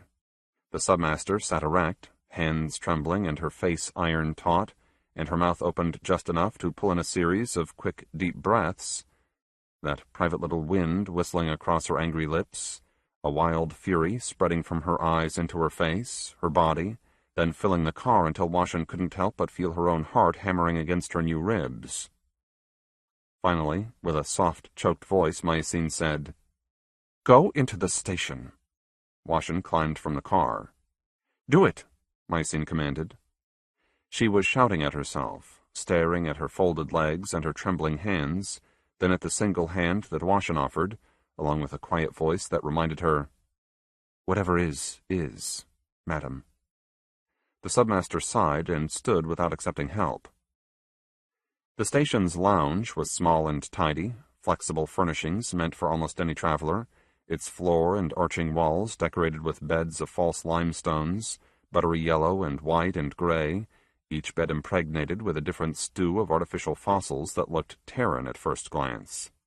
Which was the only glance that Washin allowed herself, stepping through the last demon door and finding no one present but the resident AI. "The Master Captain," Myocene barked. "Is she alive and well?" With a smooth cheeriness, the AI reported, "The woman is in robust good health, and she thanks you for inquiring." "How long has she been healthy?" Washin pressed, in case there was a new master. "For the last 112 millennia, the machine replied. "Bless her and bless ourselves. How can we do otherwise?" Myocene said nothing, her face red with blood, her rage thick and tireless. One of the fossil walls was sprinkled with comm booths. Washin stepped inside the nearest booth, saying, "Emergency status, Captain's channel. Please, we need to speak directly to the Master." Myocene stepped into the booth, then sealed its thick door. The Master's station appeared, spun from light and sound. 3 captains and the usual AIs stared at them. 3 captains meant this was the night watch, the exact time and date floating in the air behind them. Washington opened her clock and stared at the turning hands, realizing that Marrow's clocks had been wrong by a little less than 11 minutes. A minor triumph, considering that the marooned captains had had to reinvent time. 3 human faces stared at them, dumbfounded, while their AIs, full of poise, simply asked, "What is your business, please?" "Let me see her," Myosine thundered. There was a delay brought by distance, and a longer delay brought by stupidity. Finally, one of the captains remarked, "Maybe so. Who are you?" "You know me," the submaster replied. "And I know you. Your name is Fatten, and yours is Cass, and yours Underwood." Cass whispered, "Myosine?" His voice was soft, full of astonishment and doubt. "Submaster Myosine, first chair to the master captain." The tall woman bent over the nearest captain, shouting, "You remember the name and rank, don't you? So act. Something's wicked here, and I need to speak to the master." "But you can't be," said the cowering man. "You're dead," said another captain, Underwood. Then she glanced at Washington, and with a strange pity she confided, "You're both dead. For a long time now." "They're just hollows," the third captain announced. With an obstinate certainty, Fatten said, "Hollows, projections, someone's little joke." But the AIs had checked their reality by 1,000 light-speed means, and following some secret long-buried protocol, it was the machines that acted. The image swirled and stabilized again. The master appeared, sitting up in her great bed. Dressed in a nightgown made from shaped light and airborne pearls, she looked exactly as Washington remembered, her skin golden and her hair a snowy white. But the hair was longer, and instead of being worn in a bun, it lay loose over the broad, meaty shoulders. Preoccupied in ways that only a ship's master can be, she had to pull her attentions out of 100 tangled nexuses, then focus on her abrupt guests. Suddenly her bright brown eyes grew huge. In reflex, she touched her own nightgown, probably wondering about their crude, almost laughable imitations of the standard ship uniform. A look of wonder and amazement swept over the broad face, and just as a smile appeared, it collapsed into an instant and piercing fury. "Where are you?" she snapped. "Where have you been?" "Where you sent us," the submaster refused to say "madam." Approaching the bed, her hands pulled into fists, she said, "We've been on that shit world. On Marrow." "Where?" the woman spat. "Marrow," the submaster repeated. Then in exasperation, "What sort of ridiculous game are you playing with us?" "I didn't send you anywhere, Myosine." In a dim, half-born way, Washington understood. Myosine shook her head, asking, "Why keep our mission secret for this long?" Then in the next breath, she answered her own question. "You meant to imprison us. That's what this was. The best of your captains, and you wanted to push us aside." Washington took Myosine by the arm. "Wait," she whispered. "No." "The best of my captains? You?" The giant woman gave a wild, cackling laugh. "My best captains just don't vanish without warning. They don't stay hidden for thousands of years doing who knows what in secret." She gasped, the gold of her face brightening. "Thousands of years," she said, "and without so much as a whisper, and it took all of my genius and experience and every last power at my disposal to explain your disappearance and steer this ship away from panic." Myosine glanced at Washington, her expression astonished, devastated. In a low, muttering voice, she said, "But if the master didn't—" "Someone else did," Washington replied. "Security!" the giant woman cried out. "2 ghosts are talking to me. Track them, catch them, bring them to me." Washington killed the link, buying them a moment. The 2 ghosts found themselves standing inside the darkened booth, stunned and alone, trying to make sense out of the pure insanity. "Who could have fooled us?" asked Washington. Then in her next breath, she knew how it could have been. Someone with resources and access and enormous ingenuity would have sent orders in the master's name, bringing the captains together in the leech habitat. Then the same ingenious soul deceived them with a replica of the master, sending them rushing down into the ship's core. "I could have done this," Mycene confessed, thinking along the same seductive, paranoid lines. "Gathered the machinery and fooled all of you, if I'd wished, assuming that I had known about Marrow, and if I had time and some compelling reason." "But you didn't. And you didn't. And you didn't," Washin whispered. "Who did?" Mycene wondered aloud. They couldn't answer that brutally simple question.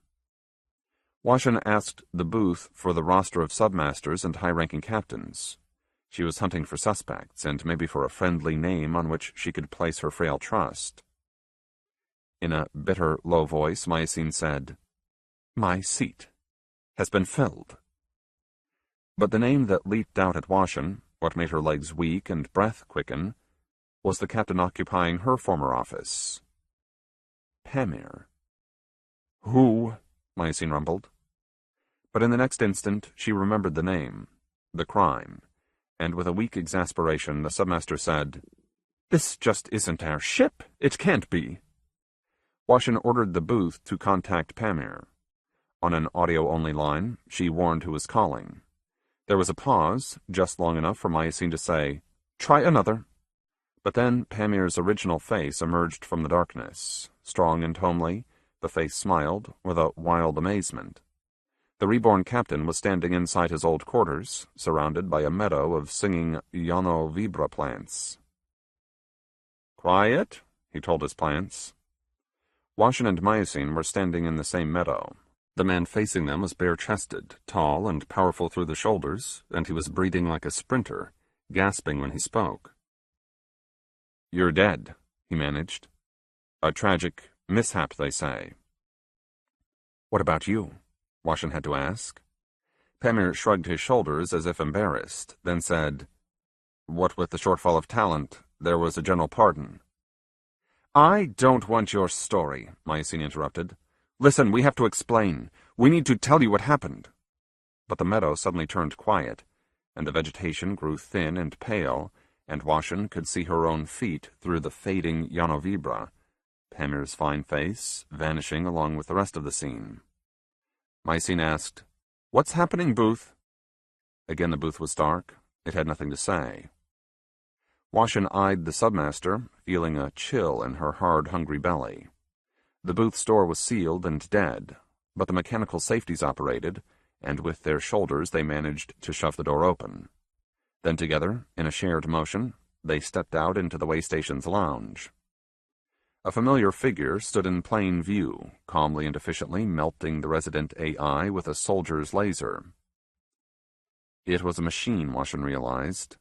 The machine was wearing a drab, bone-white robe and nothing else. But if it were clothed in a mirrored uniform, with the proper epaulets on its shoulders and the proper voice and vocabulary and manners, then that mechanical device would have been indistinguishable from the master captain.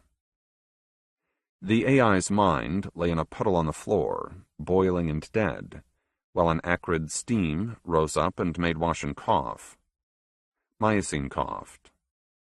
Then a third person cleared his throat in a quiet, amused fashion. The captains turned in the same motion and saw a dead man staring at them. He was wearing a tourist's clothes and a simple disguise, and Washin hadn't seen the man for centuries. But the way he stood there with his flesh quivering on his bones, and the way his gray eyes smiled straight at her heart, there was absolutely no doubt about his name. "You," Washin whispered. Her lover, and the father of her child, lifted a small kinetic stunner. Too late and much too slowly, Washin ran. Then she was somewhere else, and her neck had been broken, and Dew's face was hovering against the gray sky, eyes and the smiling mouth, all laughing as he spoke, every word utterly incomprehensible. 26. Washin closed her eyes, and her hearing returned. Another voice descended. "How did you find Marrow?" Mycene's voice. "Remember your mission briefing," Ju replied. But the telltale impact occurred in the early stages of the galactic voyage. Some curious data were gathered, but there were easier explanations, and your dear master dismissed the idea of a hollow core. The data waited for me to find it. As you recall, I began as a wealthy passenger. With means and the time, I could afford to chase the unlikely and the insane. How long ago was this? When I found Marrow? Not too long after the voyage began, actually. You opened the access tunnel? Asked Mycene. Not personally, but I had drones manufactured, and they dug on my behalf and replicated themselves, and eventually their descendants reached the chamber, which was when I followed them down. A soft laugh, a reflective pause. I named Marrow, Ju announced. It was my world to study, and I watched it from above for 20 millennia. When I understood the world's cycles, I commissioned a ship that could cross the buttresses when they were thin and weak, and I touched down first and stepped out onto the iron. Long before you ever did, Madame Mycene. Washin opened her eyes again, fighting to make them focus. Madam, Ju sang out, I've lived on that wondrous planet more than twice as long as you, and unlike you, I had all the skills and AI helpers that a wealthy man can afford to bring on his adventures. What looked like a gray sky became a low-gray ceiling, bland and endless. Slowly, very slowly, Washin realized that she was back inside the leech habitat, inside its two-dimensional vastness, who knew where, and looking the length of her body, she found Ju's face and body framed by the diffuse gray light, his kinetic weapon held in his strong right hand. Unlike you, he reminded, I didn't have to reinvent civilization. Mycene was standing beside Washin, her face taut and tired, but the eyes opened wide, missing nothing. She glanced down, asking, How are you? Awful, Washin managed, but her voice was dry and clear, and the shattered vertebrae and spinal cord were healing. She was well enough that her hands and toes were waiting for her to notice them, and her body was strong enough that she managed a breath, then lifted herself, sitting upright. One deep gulp of stale air let her ask, How long have we been here? Moments, Ju replied. Did you carry me? My associate did that chore? The false master stood nearby, its white hair brushing against the low ceiling as it turned and turned, watching everything, a dead expression centered on glassy eyes, the stubby emerald and teakwood laser bolted to one of its thick forearms. For as far as Washin could see, twin planes of perfect gray reached into infinity, an assuring endlessness, if you were a leech. She turned her healing neck. The habitat's wall and a long window were behind her, and aging pillows were strewn about the gray floor. Knowing the answer, she asked Ju, Why here? I want to explain myself, he replied, and we have privacy here, as well as a certain symbolism. An old memory surfaced. Washin saw herself standing before a leech window, looking at the captain's reflections, while Mycene spoke fondly about ambition and its sweet, intoxicating stink. In an angry, low voice, Mycene asked, Who knows that you're alive? Except for you, nobody. Washin stared at the man, trying to recall why she ever loved him. The Waywards saw you die, said the submaster. They watched my body being consumed by the molten iron, or at least seemed to be. He shook his head, boasting. When I first came to Marrow, I bought huge stockpiles of raw materials and machinery. I stowed everything in hyperfiber vaults that float inside the liquid iron. When I need them, they surface. When I need to vanish, I can live inside the vaults, underground. Mycene seemed to stare at him. But while Washin glanced at her, just for a slippery instant, the walnut eyes focused on the infinite, their gaze intense and unreadable, a subtle hope lurking somewhere inside them.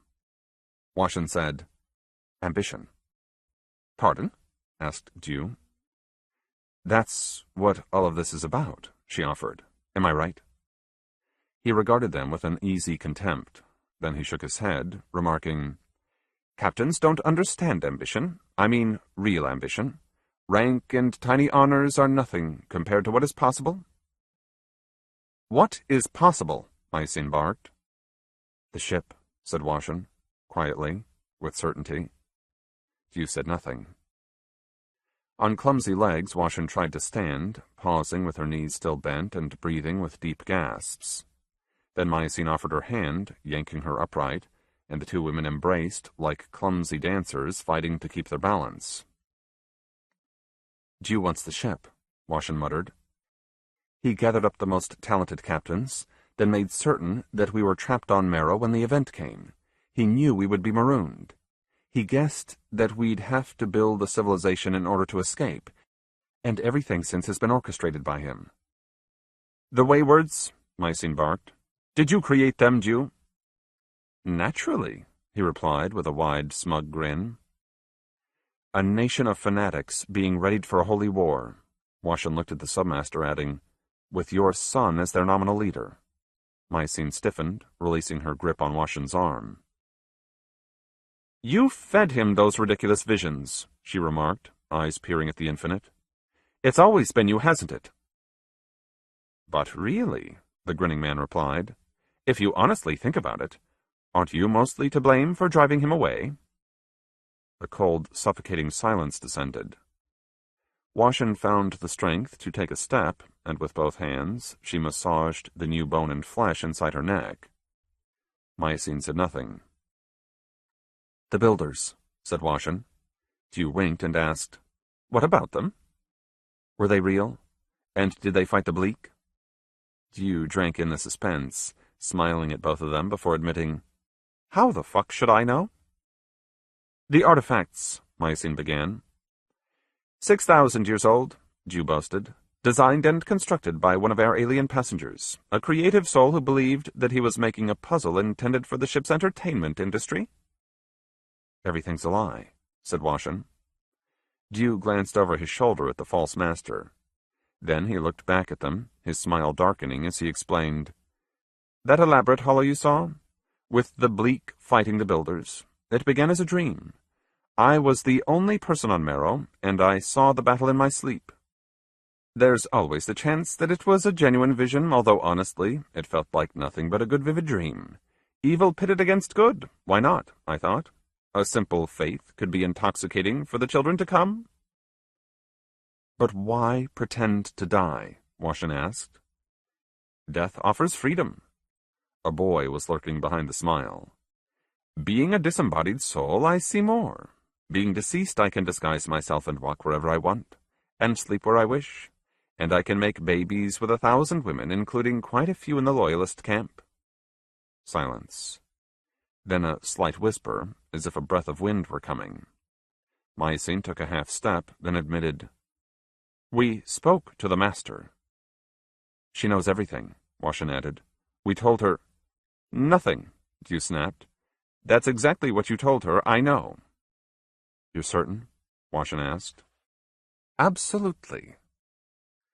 But by now she knows we were at the way station, Mycene threatened, and she'll hunt for us with all of her energies. She's been on that same hunt for better than 4,000 years. Dew kept smiling. He almost danced. Then, with a hint of confession, he admitted, You did surprise me in one way, Mycene, darling. I knew you were building that little cannonball vehicle, but I didn't think you'd try this soon. If I'd known today was the day, I would have arranged some little accident to keep you on Marrow. Then he shrugged, adding, I didn't want to come chasing after you, but I did.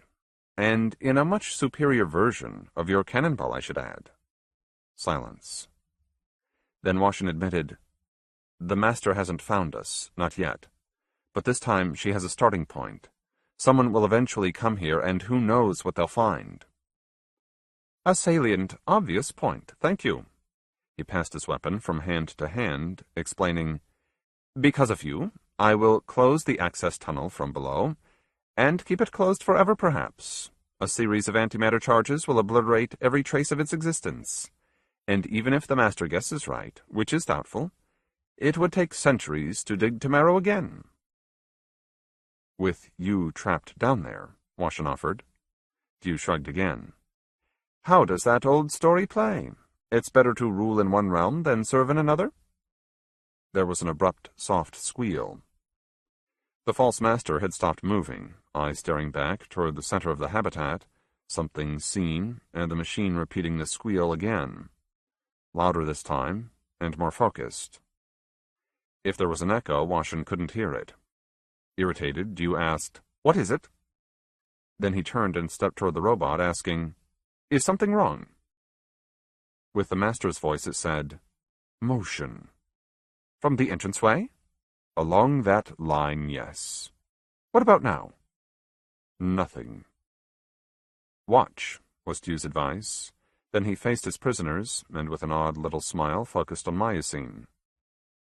You've done something else surprising, he decided. Am I right? You've fooled me in another way, haven't you, darling? I didn't build one escape pod, Myosine confessed. There are 2 pods, both serviceable. The man took a breath, then held it. Then he said, So, with a low, contemptuous voice. 2 more captains have followed you up here, so what? He turned to the false master. Shoot, he began to order. No, Myosine interrupted, taking a step and lifting both hands. I didn't invite any captains, and believe me, you don't want to open fire on them. The false master was aiming at a target too distant for human eyes. Dew growled, Wait? He turned back to the women, his expression merely surprised. He seemed to be just a little angry. Then he lifted his kinetic weapon, fingers to the trigger, as he said, Who then? Tell me. My son, said Myosine. The false master was still as a statue, waiting for the correct word. Till, Myosine whispered. I hoped he'd be curious enough. Through his spies, I sent a message. Virtue was under orders to launch Till to the bridge. I gave him the codes to awaken a second cap car. I just wanted him to have this chance to see the great ship for himself. Well, Dew said softly, defiantly.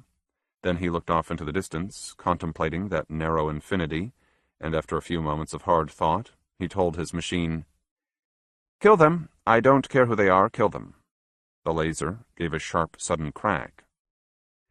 Myosine ran, screaming now, hands reaching as Dew turned and calmly shot her in the chest, a fat explosive charge burrowing through bone and the wildly beating heart, then detonating with a wet pop. She collapsed into a shockingly red pool of blood. Following protocols, the robot turned, ready to defend its master. For that simple instant, Washin knew she was doomed. She ducked down by instinct and watched the laser's barrel swing for her, charged again and ready to turn her water and flesh into an amorphous, lifeless gas. But when the next crack shattered the silence, the beam missed.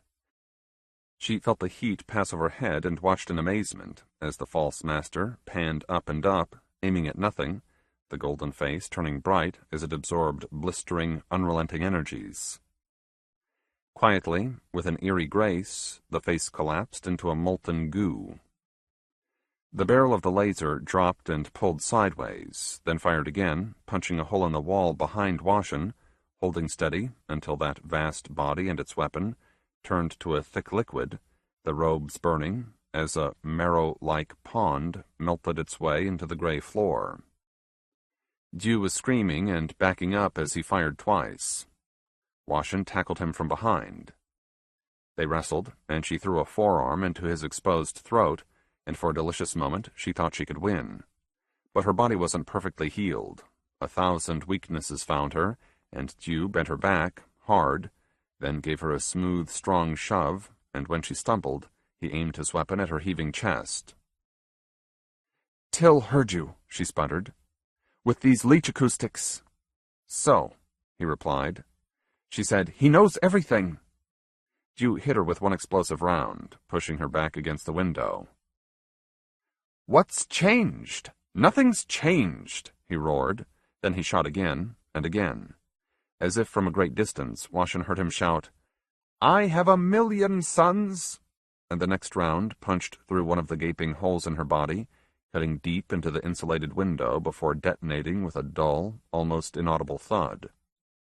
Quietly, with the blood filling her mouth, Washin said, "Shit." Yu was aiming again, aiming at her head. Washin blinked and fell to the floor, watching with a thin interest and a genuine impatience, thinking this wasn't how it was meant to be. This was wrong.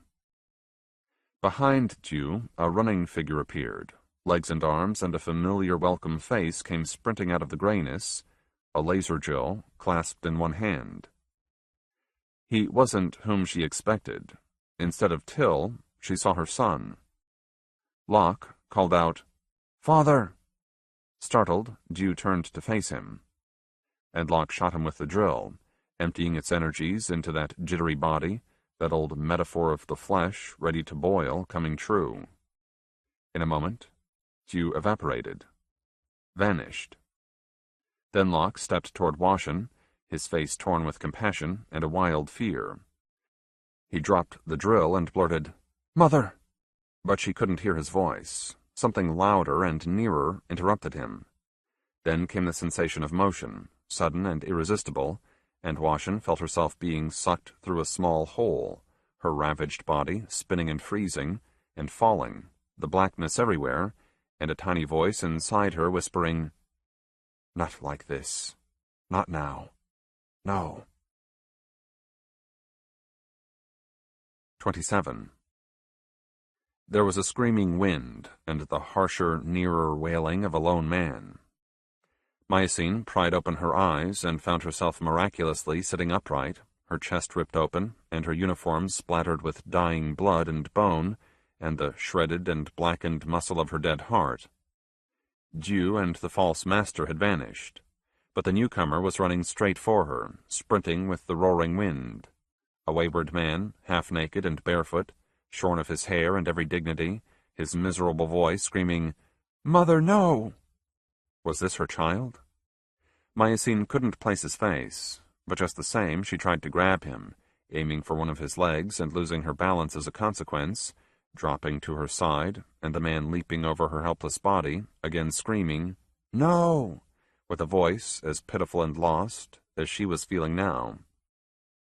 For a moment, or a year, the ancient woman shut her eyes. The wind fell away to a whistling murmur.